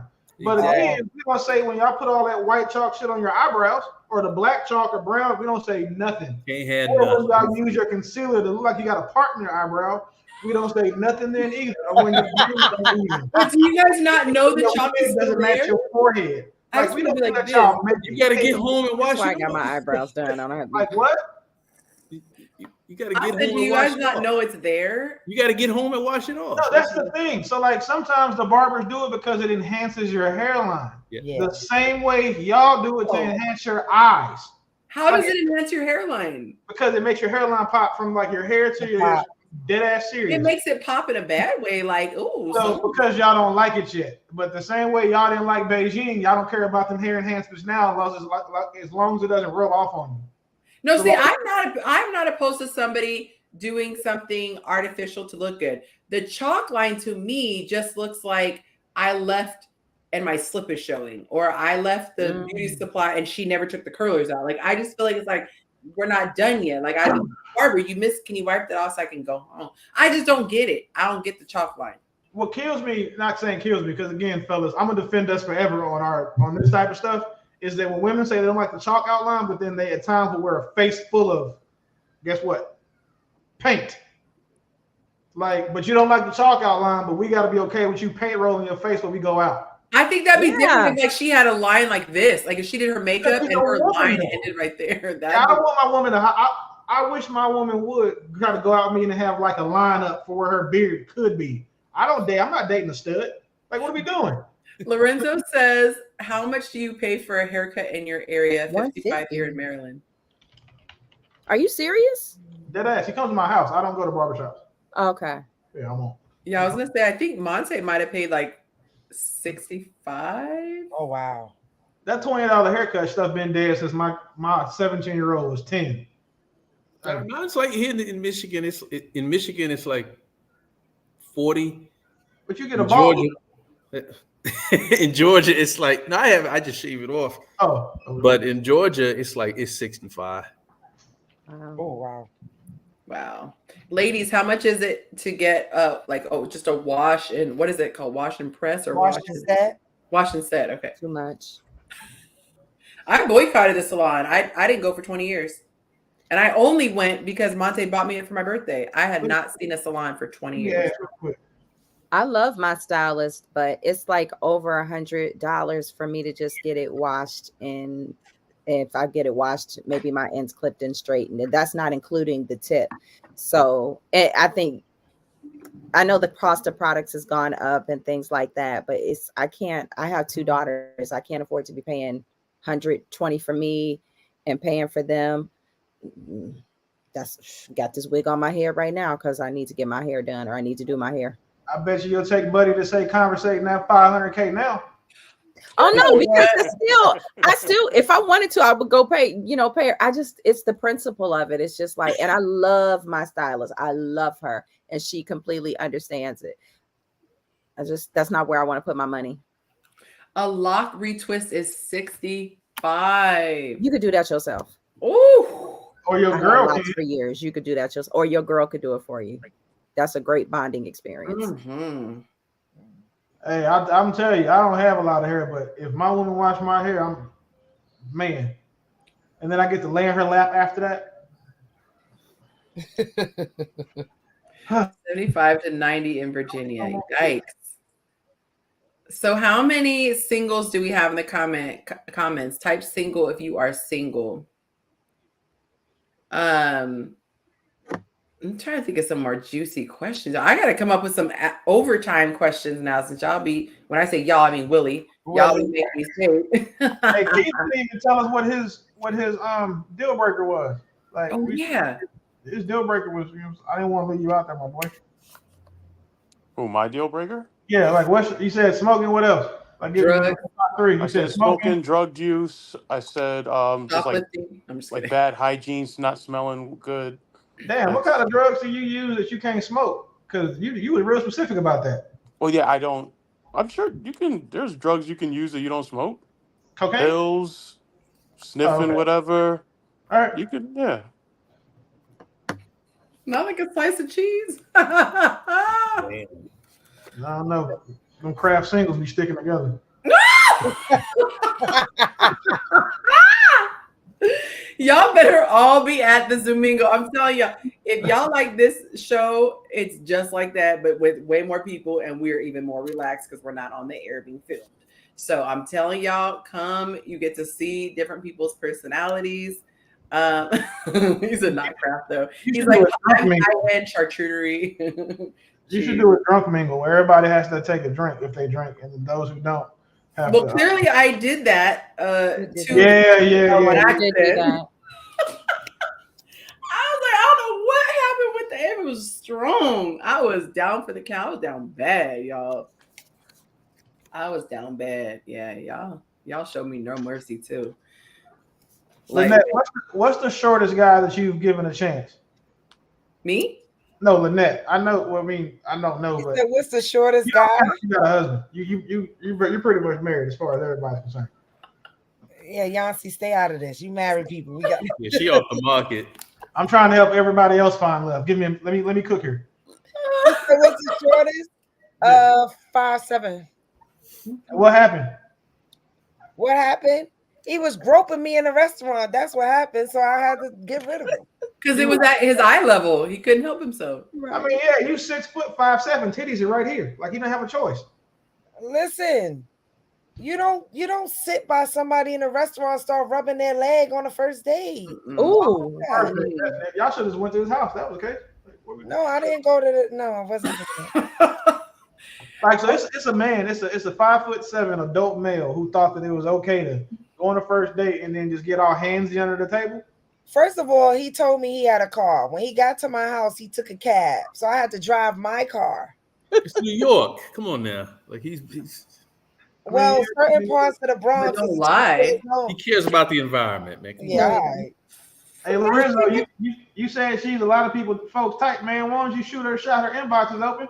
And we got the link. We got the link. And we got the link. You can come up on cam now with your red Tom Ford jacket you was talking about. Come on. Yup. Come on now. You miss all the shots you don't take. For sure. Oh my God. Okay, ladies, are you finding it sweet if a guy says I want to cook for you, or do you find it creepy if it's within the first 3 dates? Oh, no, that's creepy. No. No, that's creepy. You're not coming. Christina's behind that. You don't even know my last name at that point, probably. So you can't come to my house. Wait, so okay, I have another question, real quick. If you go on 3 dates with someone, they don't know your last name. How many dates are you going on before they really get to know you? I was gonna say I don't think I've ever given a guy my last name. What? Yeah. They don't ask that. They only ask for your first name, how many kids you have, where you live at. Legit. Nope, they don't ask. If he has my last name, that would creep me out. That's why we're able to find out more about you all than you're able to find out about us, because they don't ask. Yeah, because that type of information don't really move our needle. We're trying to get to move our other needle. Right. Plus, a lot of us women, we don't talk. Let me rephrase that. You don't ask, I'm not telling. Yep. Some women like to talk. It's crazy. And while I don't do that, what I do is if you ask me, I'll tell you. But I'm not going to volunteer no information. And and I think a lot of men do that too. If you don't ask them, they're not going to volunteer the information. Man, everybody should volunteer, like they, sure. Will. It's a safety thing, stuff, but you're not going to volunteer everything. Like, oh, my dad died when this thing, but my brother jumped off the roof. You're not going to get all into the intimate thing when in that conversation. That's what I mean. You'll have small talk, but you're not going to get intimate as far as family dynamics. You got to get to know people before you start telling people about your mother, your father, your grandmother, your uncle, your cousin, and what you do for a living. right? Right. Oh, It's a safety thing. Your level of crazy doesn't come out right away. Narcissists, crazy people who are really dangerous, they're not going to reveal in those first early stages. So no, you can't know my last name and then you just did a couple quick searches and now you've got my address, you know where I live, you're able to come. We can get your address with your phone number, just professionally. right, Google. That's why I got a Google number. But see, that's most women do that. Now that's been my experience. Y'all get a name and y'all run it down. Y'all think these Google numbers protect you, and they don't. But they, especially from someone who just don't believe. Does it? I would just say this: do not put too much faith in the anonymity that a Google voice number provides you. Okay, so much safer than that. Yeah, but what I do is I never give a fake number. I give you my real number. If it doesn't work out, then I'll block you.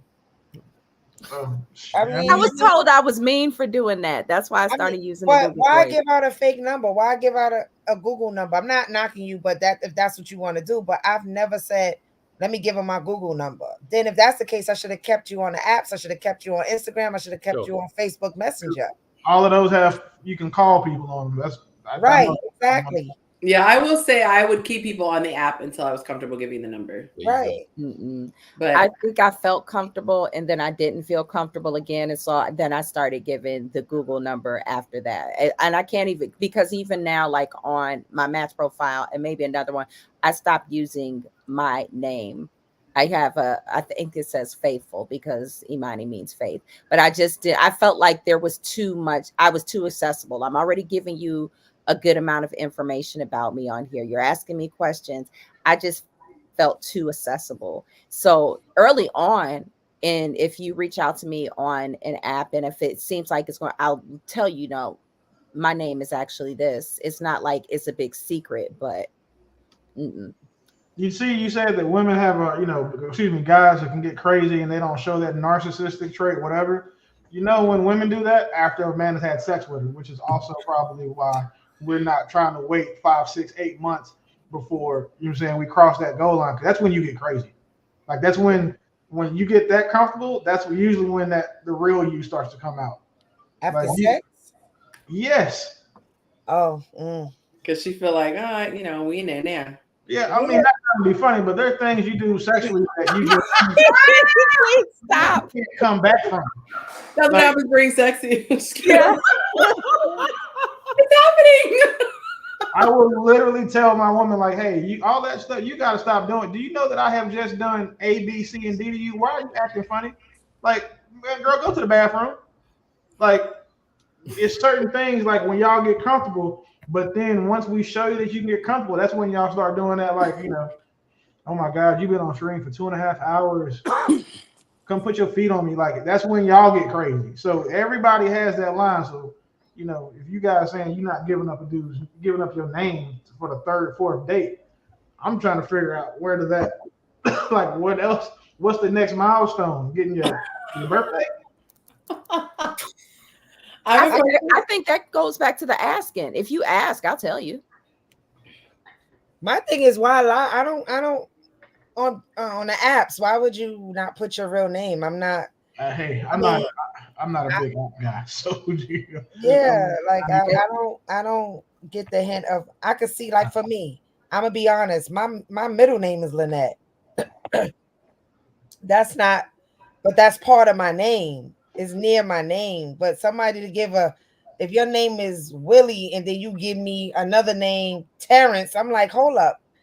Your name Willie or is it Terrence? Like, I've had that happen. Do you know how often that happens? Well, I mean, it doesn't happen now. I don't have a problem. But, the majority of people will be like, is your name short for William? And I'm like, no, it's a character of my favorite movie. And then their faces are like, well, why come you didn't tell me? Sure, you didn't ask. Yeah, shit. It's people that have been calling me Willie Beeman for 10 years.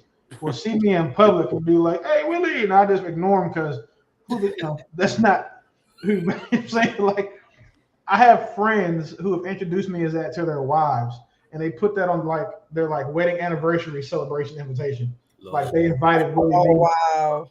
Like, and he let him do it because he's childish, as I am at times. But if my woman and we were dating, and she had asked me that, like, I probably would have told her at the first date, like when she called me Willie in front of somebody, like, hey, no. Hold on. Wait, but you would have let it go to the first date? I mean, it's funny to me. So yeah, but the thing is, I'm gonna tell you because I don't want my boys thinking that you are that girl instead of the girl that I'm actually taking, serious. Oh wow. Give her, you know what I'm saying? Because if you introduce yourself to like your boy's friends and then or vice versa, and then he gives them a fake name, they gonna know what's up. They're gonna be like, oh shit, she calling him Willie. Y'all do that in the club back in the day? Y'all ever had that? My friends and I, we had this. It started out as a joke, and then we actually did it. But we had this joke where we say, if anyone tries to push up on me and I'm not interested, I'm gonna say my name is Barquisha. And Yes. they'd be like, what's your name? Like Barquisha. And then they knew to just do the formation and then box him out and then get me out of that situation. I don't know what it is about guys in the club, and it always be like them old uncle types with the short set that just be real handsy and I don't know why guys felt like they could just, once they get in a nightclub, like they could just grab on. I would be have people grab me as I'm trying to go to the restroom or whatever. I'm like, oh, And they still do that. I don't miss They that. still do that. Hey, Yonci, Lorenzo said, why do y'all like brunch so much? I was dying. Over breakfast. I mean, this is a valid ass question because I have no idea what, ladies, no disrespect, obviously intended, what is like black women's fascination with brunch? I've never understood that. I'm a big fan of breakfast. I love me some French toast, some bacon. I think it's the liquor and getting drunk in public during the day where it's not like judged. Know what? You might be right. Brunch is, it's kind of the signature is the mimosa.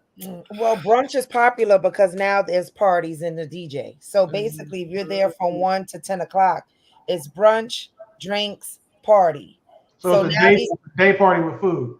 Right. Like I heard Dallas have some great brunches. I heard they have fun day and it's packed and it's crazy down there because my girlfriends go down there a lot too. And they said it's a lot of great brunches. But my thing is, it's just like a party. So if I don't want to be in that arena of partying, I'm not going. I don't want to party. I just want to sit and eat and go home. Yeah, I don't want you twerking next to my table. Like, right. Like I don't want an old lady jumping on a chair twerking and she's like, it be young girls with a bunch of their mothers and aunts and they just like, come on, man. It's all this twerking and looking for a man with a 6-figure salary.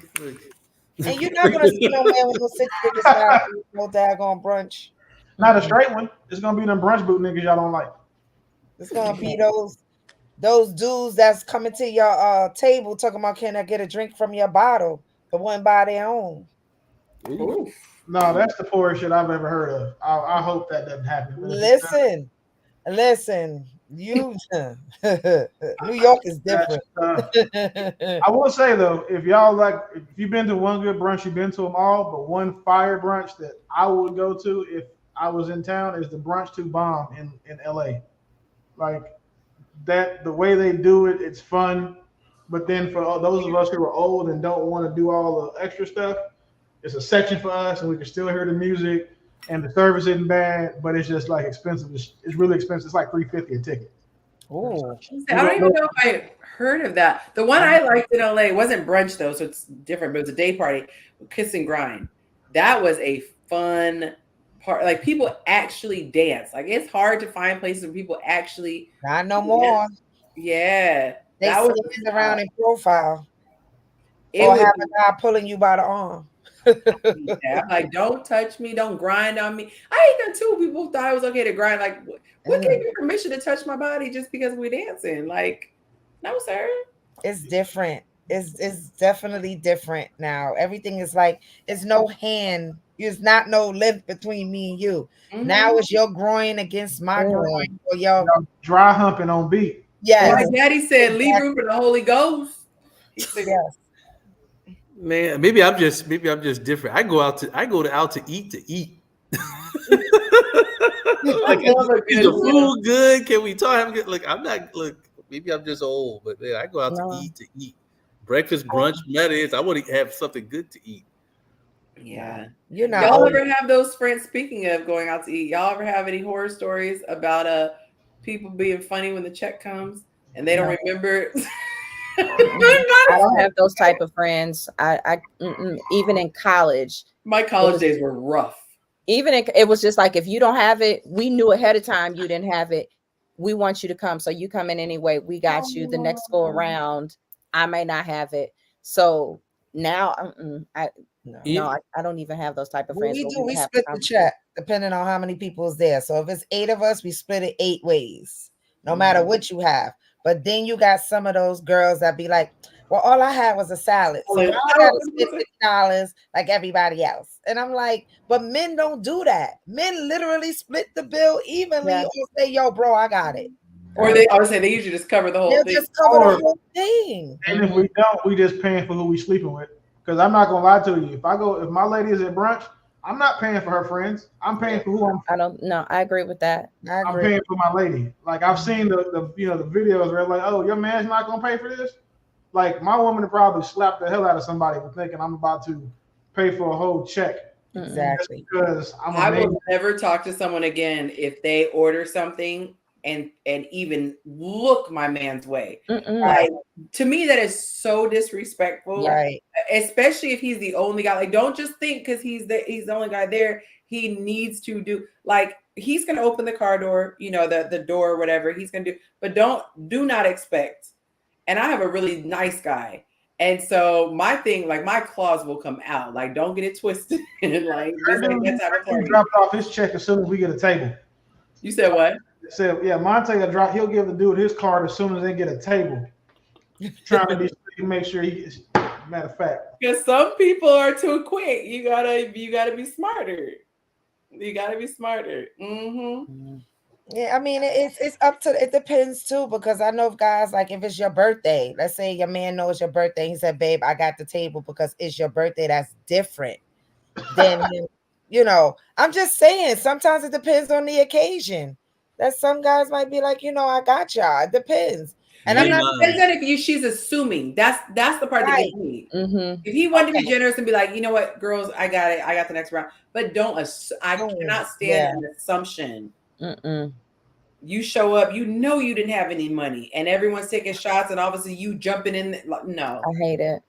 Don't do that.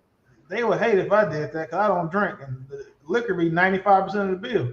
I hate paying for liquor too. I hate paying because I don't like it enough. So it's like, to me, it's just dumb.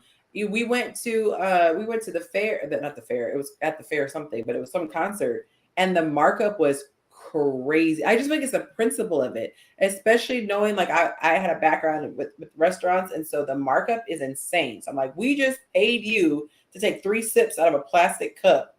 We could have got that whole bottle for that same, like that watered down. It's the same thing when you go to a strip club. They selling bottles of Hennessy for $250. Or you go to a club and they selling bottles of Don, whatever that shit is called, for like $800. Like, what's that one bottle that's white and blue? It's really tall. It looks like porcelain. They were doing $40 shots. That what he said. They were doing Clase Azul. It's a tequila. It's really good. It's a tequila. I was going to say that. They were selling $40 shot, and the lady came by. She was the liquor lady. She said, "Mija, you can go get this for." She's like, the whole bottle for $80. She's like, we're doing single shots for $40, and I was just like, why would anyone pay? Oh, they would, just like the Louis. Oh, my people at party did. Money. Hey, Louis is expensive. That's a shot is expensive of Louis. But he said $150 a shot, 3 for you, 3 for me. That's $900. You can get straight to the point for $900. So this is a little bit slightly different, but somebody was posting and they were saying how they worked at a packaging company, and we pay all this money for these brands, and I think it was like Reynolds Wrap and something else. Don't quote me. It was foil, and he said we literally have the exact same foil and just put it in different boxes. And they were talking about the different things, like certain soaps or certain whatever. And it's all the same. I wish I knew every single one, because some people be swearing by certain brands, and you like, honey, that's the same. Was it Lexus and Toyota? I think. Yeah, Lexus and Toyota are made in the same plant, same company. Lamborghini and Audi. Volkswagen owns all of them. So yes, they do. No, I didn't know that. When I found that out, I was so sick. And I think LaCroix is the same as like the Costco brand of sparkling water, something like that, or maybe it's the Aldi brand. They're the same. It is. You're right, it's LaCroix, and it's the Costco brand. 100% the same.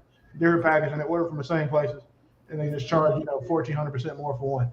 See, that's where y'all go on them bougie brunches. Look, I'll take you to a spot around the way. You'll love it. I'm gonna take you to the corner store. They sell it right in the corner store. Are you guys sending food back? Oh, what were we gonna say, Jacob? No, I was gonna say I can take you to the nice place, or I can take you. We gonna eat. We gonna enjoy the food. That's my whole mission. We You go just out. need You to gonna run love when it. you say run. Babe, get your shoe. Tell them the best eateries are in the hood, though. That little hole in the wall. Someone took me to a Waffle House. I'll tell you that. And I saw a cockroach run by. I was pissed. And your food was gonna be good and ready quickly. That's all. Waffle House supposed to be like that. It's a water bug, Yonci. It's a water Nobody go to bug. Waffle House. It's a water bug. Ain't no roach. It's a water bug. Come on. Yeah, you go to Waffle House, so it's like for the fights and the cheap food. Like, what are we doing? Yeah. I went there one day and somebody ordered a steak. He opened up the wrap and slapped it on the grill, then washed it, then nothing. I said, so this what they do with Waffle House with the steak and eggs? Threw it right on the grill. Sorry. As soon as I touch down in Atlanta, I go straight to the Waffle House. Like, I got to get a fix. As soon as I get to Dallas, it's my little Mexican restaurant that I'm not telling y'all about, and Waffle House. Those are my first. See, mine was Roscoe's, because I guess, Callie, I don't fool with Waffle House. Roscoe's, the Obama special, oh my God. And their gravy, rice and gravy, so good. Random, are y'all sending food back? Or are you guys pushing through? What do you mean? I'm not doing that. It depends on what restaurant. Which restaurant we sitting in? What we talking about? Bruce Chris. Oh yeah. They crab cakes is bomb there. Oh, they crab cakes is so good in Ruth Chris. Oh yeah. If it's a high end place, hell yeah, I'll send it back. But if it's a regular spot, my lady got to do that because I just feel like that's just part of her job description.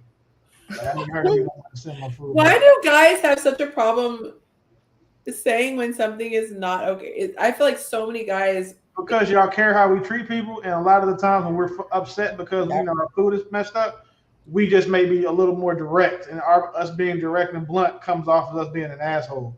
So I'll just text her and be like, "Hey, you heard me say no lettuce." I mean, the good restaurants they can kind of.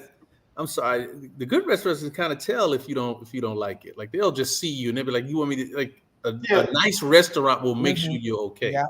We're talking about like the mid tier stuff. Oh, like the mid tier stuff, like they don't care. They just trying to get a check, so they want to come smile at you. And if they do mess up, they'll be like, "Oh, I'm so sorry, Mister," blah blah blah, and bring you back something because they care about them tips. But I don't like it if something is so nasty you take like one bite and they don't acknowledge it. Like I'm going to say, did you not care for that? Like, yeah, I'm not leaving an entire plate if I like it. Some stuff is just not done. Yeah. Well, I just warn you, be nice to your server. I used to work tables in college. You don't know what happens back there. Be nice to them people. I know exactly what happened. Be nice to them and never go to a restaurant. If it's within an hour of it closing, do not go in there. I'm telling you, do not go in there. Don't say that. Unless you have a server that you know and you frequent that place. Like for my Mexican restaurant, I've been going there since I was 5. So that's 35 years in. So I know the staff. I can go right before they close and I know my food is going to be fresh. But if I went to another spot, there's another Mexican spot in Dallas called Gloria's. And Gloria's is, if you go in there and get food late, that shit been sitting all day. Like your rice is going to be dry, your refried beans got dandruff. Yeah. They're going to get it out the scrap bucket. Look. Yeah, that shit is bad. Wait, Jason, what? What get it out the scrap bucket, drop it in grease. You won't be able to tell the difference. Don't treat your server well. Do never go into a place like if you comfortable, Willie, cool, go. But don't go a place where they close because we trying to go home. Right. Yeah. I went to a dinner. Not opening up fresh for you. I went to a dinner and I won't even say I was about to say who I was with. Someone in my party was talking so crazy to the waiter. We hadn't even gotten our I food. hate that. And I think when he brought the bowl out, it was like a bowl of salad or soup or something. She said she didn't say it like, oh, she said, no, your thumb was all in the bowl, the way you carried. And I was like, I pulled him to the side and I said, sir, I know we're in the same party.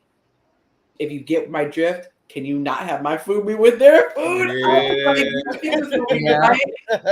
was talking to him crazy. Give me a and I was like, whoa. I I don't don't like care if that. I'm in the drive-through on the dollar menu. I'm not doing a give me a, may I please have There you another go. Watch your tone.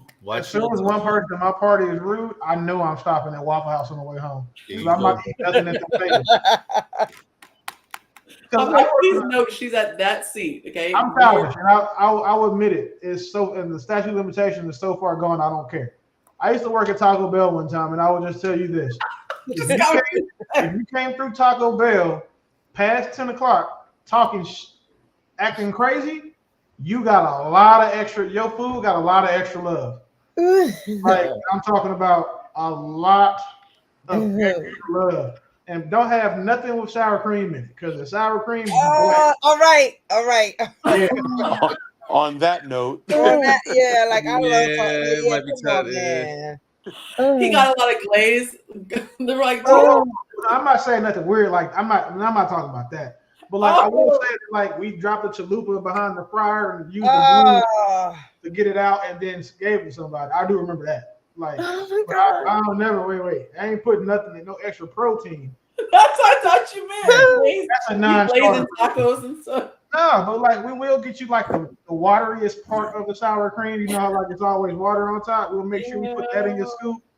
We'll get you the lettuce that's been sitting up under the chalupa shell warmer, like so it's all wilted and warm. So you bite into your taco, feel like a mouthful of snot. Yeah, we'll get you for sure. I was so nice to the people. Like when I worked at the mall and I would run into the same people and I'd go to the same places, they would know me by the time, after a while. And I'd be in line, they just start putting my order in. I'm like, y'all gonna make me look like a heifer, because they'd be like, oh, you want your usual, Or I remember I had this order at Taco Bell when I used to be a lead at Taco Bell, and it was so specific, and the guy memorized it.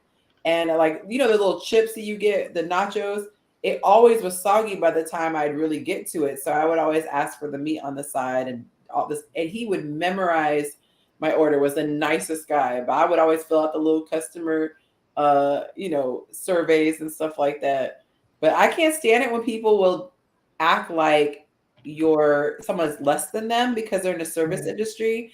Or my big pet peeve, because my first job was in retail, when people say, oh, it's their job, and they leave stuff on the floor. And I'm like, their job is to keep the store neat and give you what you need. It's not their job to pick up after you.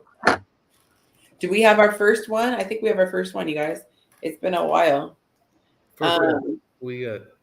Yeah, I think we definitely have our first. Gotta get it. But yeah, I hate when people like throw stuff on the floor and say that's their job. That's just not cool. Man, I feel so fat that Buddy's able to ask me a question about this obscure ass restaurant, and I can give him all the free game about it. You said the obscure restaurant? Yeah, it's a restaurant shit nobody even know about. But yeah, like it's this place called Pearlie's. The food is good, but like Jacob said, one, you got to go early, because if you don't, you'll get what he said, and they run out of food too. And it's one of those spots where if you go, they won't like want to make more food for you. So, what kind of food is it? It's like soul food type stuff. Yeah. So, they're not making no more. Yeah, they made what they made for the day, and that's it. Y'all want a good spot in LA? It's in the hood, but they remodeled and they have valet and everything. Harold and Bell. Somebody died there. Harold and Bells is so good. She's from New Orleans, and we talk about the plates, the food just spills over. I mean, the most generous portions you ever see. Super, super, super good. Oh, she said I like soggy cereal too. No, I'm the weirdo who puts the milk in first, because that's how much I hate soggy cereal. I need it to be like maximum crunch. I like I need a cap full of milk for the whole bowl. Just make it wet. I like soggy cereal. I don't know why. I just do. Oh my God. My favorite cereal is honeycomb with Pepsi. If anybody cares and wants to laugh. Wait, did you say That's so honeycomb sweet. cereal and Pepsi? Diabetes in a bowl. If you eat it Ew. right before like a late, I was in the military, so I would eat it right before I had a late watch or halfway through my watch. Oh, wow. It's again the best pick me up you can find. I Wait, learned so Pepsi much. in the cereal? Listen, we ain't got to get too deep into it now. I'm just saying that it's a No, I lot. think I mean, I think there's a lot to unpack here, Imani. It's not. It's just I don't have diabetes, so I'm thank God. But it's really good though. If you guys care to ever try it. how did you Well, I stumble really was on trying this to understand. combination? Was in the Navy and we didn't have any milk on the ship, so I had Okay. to stay and watch. And I had a Pepsi, and I had honeycombs. The ship store was closed. Desperate times call for desperate measures. If I go to sleep, I get in trouble. I had a 6-hour watch. Shit, I mean, I have had cereal and soda. I've just never had soda in cereal. the military makes you a creative. It makes your culinary creativity peak in situations like that. So I will say that. Yeah. I've should learned try so it. much tonight. Or for those of you guys that are in a pretty cool co-parenting situations, feed them to your kids before you take them back to their mama house. That's She won't no sleep. terrible. They're gonna be swinging from the Nah, I chandelier. can't- no, I didn't ruin my daughter. She got high end taste now. We go to a hotel, we travel. And like, well, what do you want to eat? Well, Dad, what are my options? Like, wait a Oh, minute. wow. Hey, Lorenzo said, "Is that a Grand T Pearl piano, Imani?" I don't think he knows. No, I said she's in the exact same house as Jessica. It was wild. They were probably just in different sides of the house. There we go. I have a better one on Teams that you would not know. That I go into meetings and everybody's like, "Oh, what's going on outside your window?" Like, it's not. I have people ask me, like, it's still bright outside. I'm like, yeah. Take a picture of yourself like laying in bed, like not just laying in bed, and make it your background on Teams. So that way, when you post it up, it looks like you're having your meeting laying in bed. Oh, that's funny. Yep. I can't believe you guys. Oh my God, they would eat trick cereal with orange juice. I've heard a lot of people do cereal and orange juice. I've heard That man is a serial killer. What? Yeah, No pun intended. I didn't mean. Wait, I just thought about. That's not what I meant. Yeah, I cannot believe there are still 19 people Tricks and orange juice. watching this. Y'all really had me going just to keep going. Yep. He said just because I can. This algorithm is gonna go crazy. Yeah. Oh my God. Juice. I am judging you. Because now look at all this long form content you have and all these clips you can make for start doing your shorts. Ooh, somebody actually plan this out. I think we need to do truth or dare. Oh, I'm doing it right now. I'm going to jail, so y'all be careful with this one. We should do, or what did we do on Zoom? We said truth or sip. I think we had. It was truth or sip in the meeting. Yeah, that was fun. I'm looking forward to the next Zoom mingle. That was a good time. I think you just ask everybody like really personal questions. Oh God. Oh man, I'm trying to think if I can even think of. Mm-mm. Okay. So I'll go live. We won't do truth or dare, but I'll ask a question.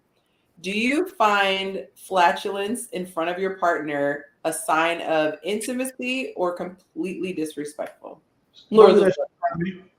At all. Nope. What? Listen, if you sleep is cool, because I mean you can't help that. Like the little sleep farts, it sounded like gunshots, like I'm all right, whatever. If you just dry ass fart in front of me, we have a problem. I agree. I agree. Now it's disgusting.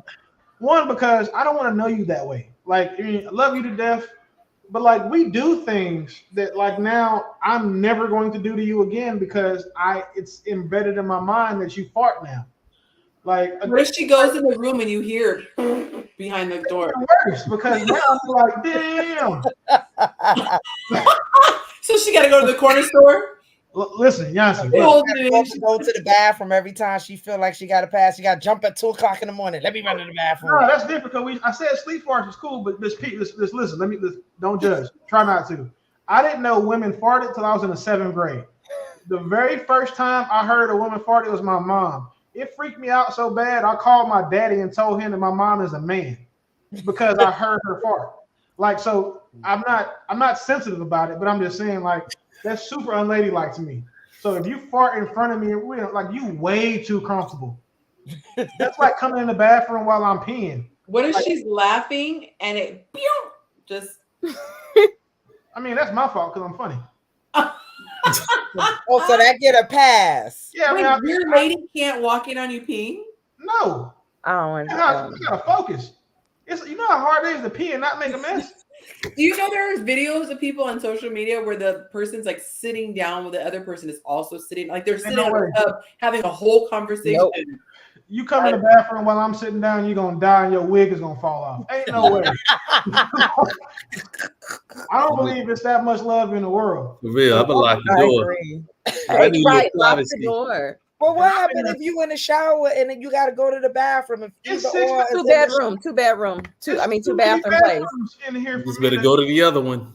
You gotta have a two Come bathroom. to the bathroom and shit while I'm in the shower. Yeah. As a woman, like no, like no, ain't no way. If I'm in the shower washing my ass and you in the toilet busting yours, absolutely not. I agree. What are we talking? 100% agreed.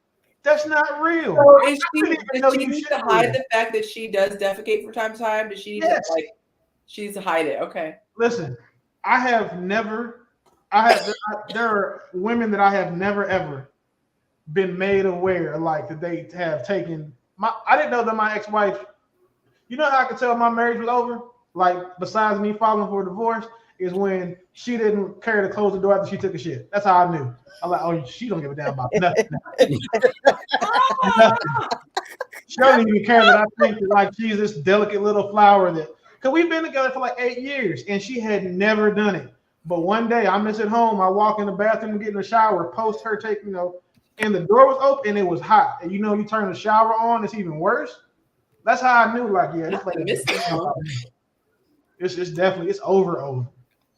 Like when I'm in my attorney's office and we're having a conversation, he's like, "You sure you want to pull the trigger?" She did shit with the door open. Okay, but if your partner is sick and like throwing up, are y'all the type to just get in there and pull their hair back, or are y'all like over dry? Look at KG. I just saw. Go ahead, KG. Tell her. Yeah, none of this stuff bothers me at all. If like, I don't care if they use the bathroom. I don't care if they're sick. Whatever. None of that stuff bothers me. I just don't like the sight of blood, though. I don't like the sight of blood. Yeah. Now that's what I don't care about. Like blood is cool, but if you throwing up and shit, I'm not a sympathetic puker, but that smell, I just don't look at you the same after that. I don't know how to word it. Like if it's alcohol or something, like then if you're sick, like stomach bug, whatever. But if you like drunk sick, I don't have to do with that. Okay, I say sick. You're sick. Come on now, I give you sick. But drunk sick, I mean, baby, you have to deal with that vodka smell for a while. I can't stand being around drunkenness. Like that is, I cannot stand that. I would hold my woman's hair though, like if she was throwing up. Like, that's kind of cool. But outside of that, if you just throwing up for no reason, we're not doing that shit. Well, you ladies got it rough. You can't take it. You can't do a number 2. You can't don't gain no weight. That's the small weight. You gonna gain some weight dealing with me. Like you in the cereal, either having a baby or you gonna get comfortable, but like you gonna gain some weight. Like, I don't have no issues with you gaining weight because Okay, so I'm gonna ask a real grown question. Oh shit. There are certain times of the month. Nope. No. No. That's your free week. No. The red lights mean stop. I don't run red lights. Stop. He doesn't run red lights. Jacob said, well, let me think. It depends. You have a slow start, you got a slow end. Is there a window in there, or is it just you are dead to me during this time? I don't eat nothing that's bleeding. I'm just gonna say that. So okay, that part, nah. I don't think anyone is eating anything that's bleeding. Okay. Yes, old girl said there was a whole campaign about this. There was old girls, the other pandering content creator, the muscle dude, the girl put him out there because he went down on her while she was like on her worst day. Ew. She told his wife that. Like that's was like, listen, it's men I out don't here. know why I wouldn't even want that at that. Oh, let me stop. Yeah, you chew on blood clot if you want to. I'm cool. You asked, John. Absolutely. You Not asked. a blood clot. I want to be at the house. Like that's when I'm gonna be outside the most. When you like you're most hormonal, I'm gonna just let you have the whole house. You get your snacks and all of that stuff is cool. I'll come home at night after you sleep. I'll be real quiet so I don't wake your crazy ass up. But like for those 5 to 7 days, you are anything you need is here. I'm just gonna go outside and work. So I briefly dated this guy, and it was the weirdest thing. I was like, well, no, he didn't have sisters. He had all brothers. But I'm like, how do you get to this big age and not know certain things? So, I had mentioned to him, that it was a certain time or whatever. And then unrelated, we were going to go swimming, and his mind was blown. He did not know there were options. He was like, and I had to really have felt like a sixth grade sex ed conversation. I was like, not at school that day? Because they talk about it like around bloody, like he just sheltered. That's all. Just sheltered. He was traumatized. He's like, so you're saying you could still get in the water? I was like, nothing's going to happen. There are products for women. And he was just like, and you would have thought I had leprosy. Like he didn't even want to go near the pool. I was like, bro, I would have thought the same thing as a young guy. Like he was in his 30s though. I mean, he made shit. Well, I mean, it ain't like I was going scuba diving. If you're going scuba diving, you damn sure can't come with me. Like, I heard they can smell blood in water, so we're not even gonna risk it. But in the pool, that's still wild. Yeah. But I don't think that a lot of guys even understand the woman's anatomy, and because some of the questions that they ask, you're like, do you know? That's what men know. It's like we know we're just not supposed to try to have sex with y'all during that week. And then some of us get told, like, if she wants to have sex during that week, you got a real one. So many questions that have to be asked. So many questions. Oh gosh. I have this book of questions that said all the things you should ask before, as you're getting to know somebody. And I remember crashing that. Is this one of the questions? No, the question was, it was talking about, do you like to talk during intimacy? And it was so funny because he said one person was describing it like, I don't want a sports announcer, like, and here she goes, like, as though that's the way anyone talks. And then someone else was saying that they felt like, they don't want silence. It sounds like they're not enjoying themselves. But I was thinking, can you imagine if you didn't ask that question? How do you even broach that? Like, hey, buddy, could you zip it during that time? Or the person I feel like I'm humping a corpse here, baby. Can you give me some feedback? You gotta say something. But some people are just very like. But I think it kind of is weird though, because it's different. A guy can be with one girl and she can be amazing and just be quiet, but she still responds. But then he can also be with somebody that when she orgasms, she sounds like a dolphin. You really got to pick your poison. Yeah. There's a lot that can happen in between. I need feedback. You gotta say something. Do something. Make some noise. I think silent is weird. Silent is.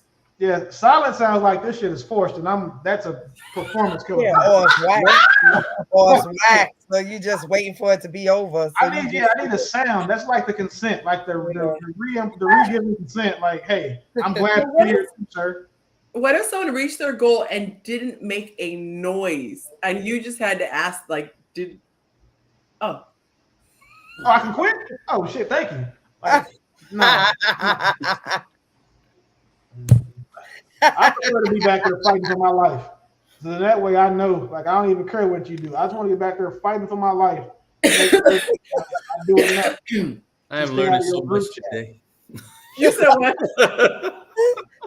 But you said I am learning so much today. You don't have these problems.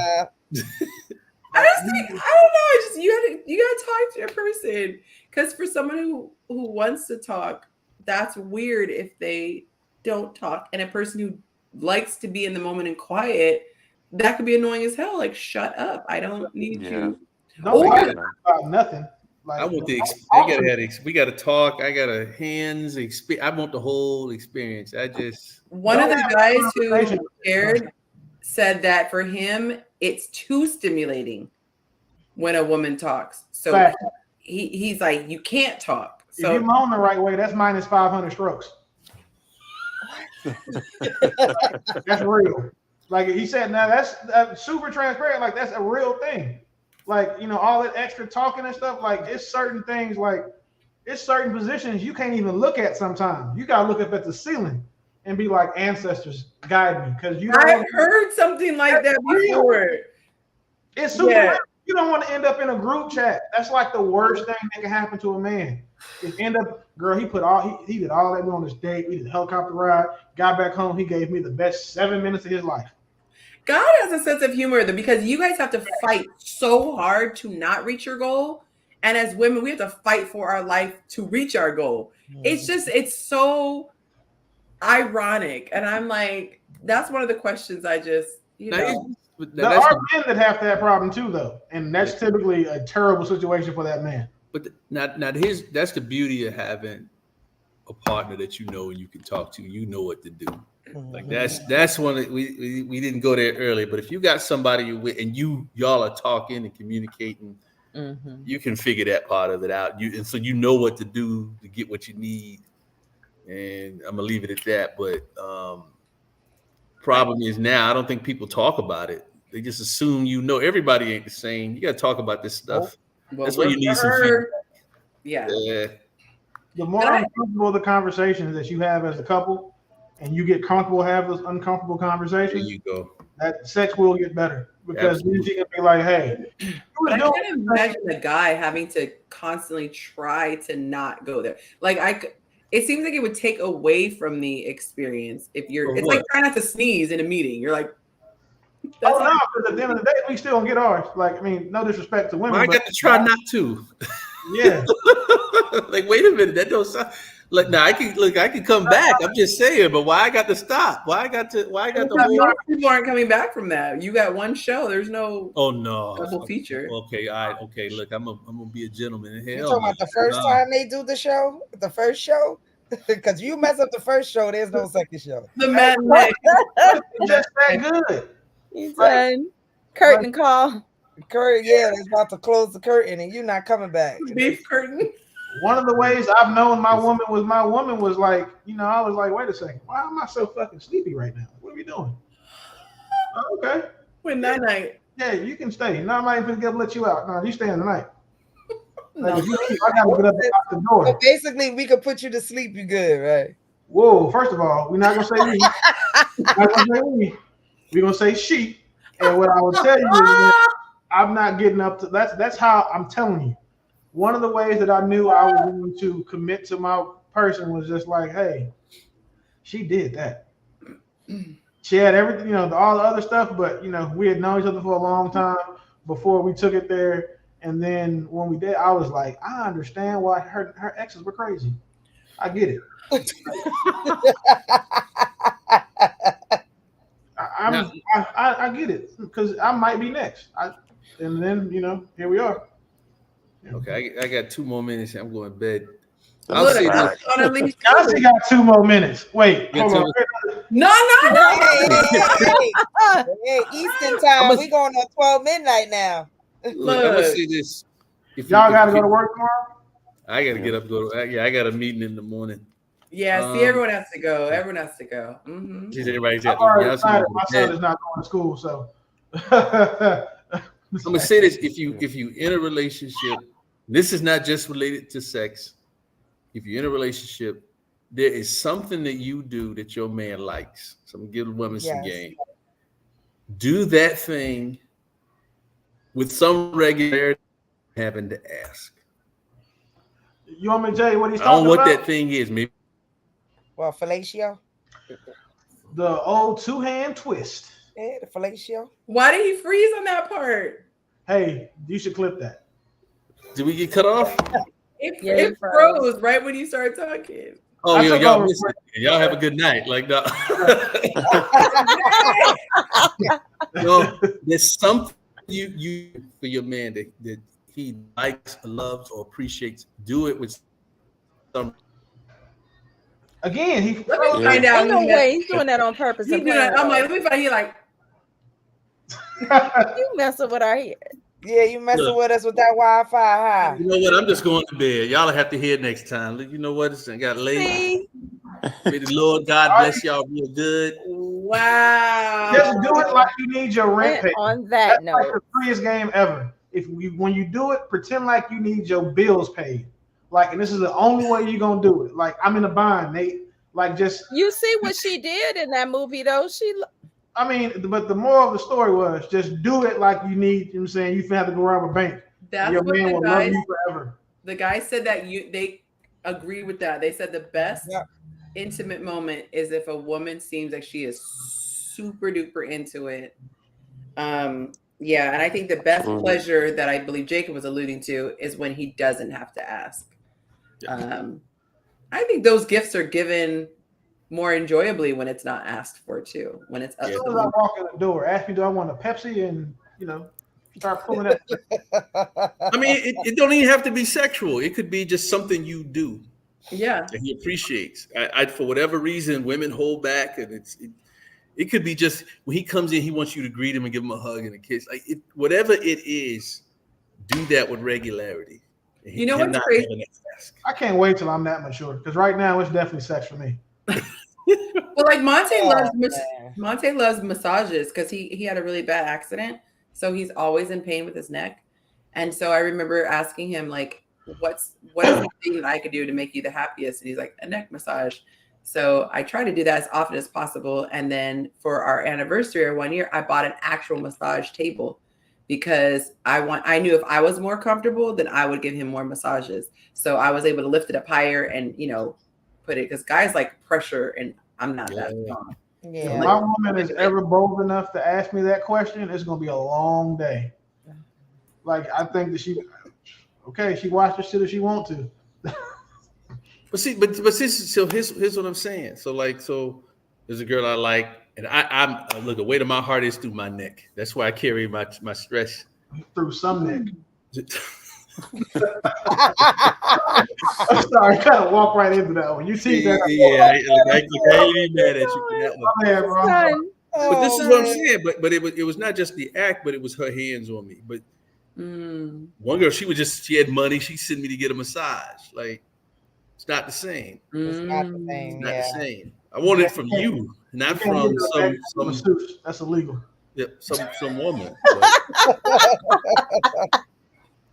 I'm prior Navy, so I know all those stories. You can't get no happy ending. It's illegal in America. Oh my God. But I get what you're saying, Jacob. It's the touch and knowing that it makes you feel good. Yeah. I like to demonstrate. I love to demonstrate my love. And what's interesting for me, most guys I have found, they don't even know what they want. Like you'll literally ask, like I always ask this to every guy I ever dated, have you ever been loved properly? And they're like, And I just feel like if you really love somebody, both of you should be trying to check everything off the list. Like if you could use your words, you could describe what your dream scenario is. And if it's in my power to make that dream scenario happen, and I don't have to, go against my morals or values or humiliate myself, I'm going to try to do it. I want to feel like I have all the cheat codes and I know how I like to say, make your emotional toes curl. I want to know that I at least know what to do to put a smile on your face. And I find that a lot of times guys don't have much ability to articulate that. And a lot of guys will say, because I've never been asked, so I've never thought about it. I'm like, absolutely. Yeah. That's sad. Women, we have our list. We're like, I would like the cheat code is 4 letters and starts with an H and ends with a D and involves one. This should not be that difficult. You said starts with an H? Yep, it ends in a D and involves one. It sits on your neck. It's attached to it, sits right above your shoulders. See, now this is when the camera's supposed to like act up, like ready. This. I got gig internet over here. My service is always good. Yeah, Yonci, you must be really tired. I am, because I'm like, hey, listen, go tell Monte what I just told you. I guarantee you he gets. Don't tell Monte that. Look. Wait, you said H? They're happy over there, man. And with a D, 4 letters, and it sits on top of your neck. Well, I said it involves a D. Oh my God. My bad.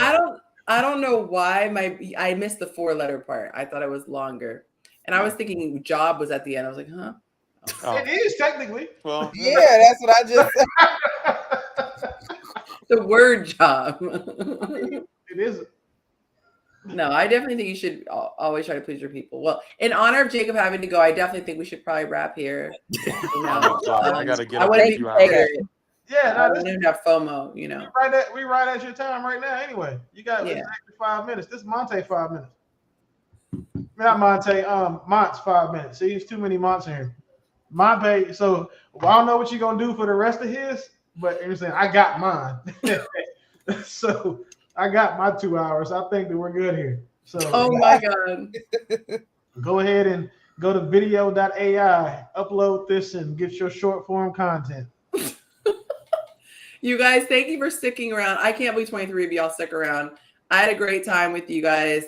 Any of you who want to come back, you are more than welcome to come back. I love the energy tonight. It was great.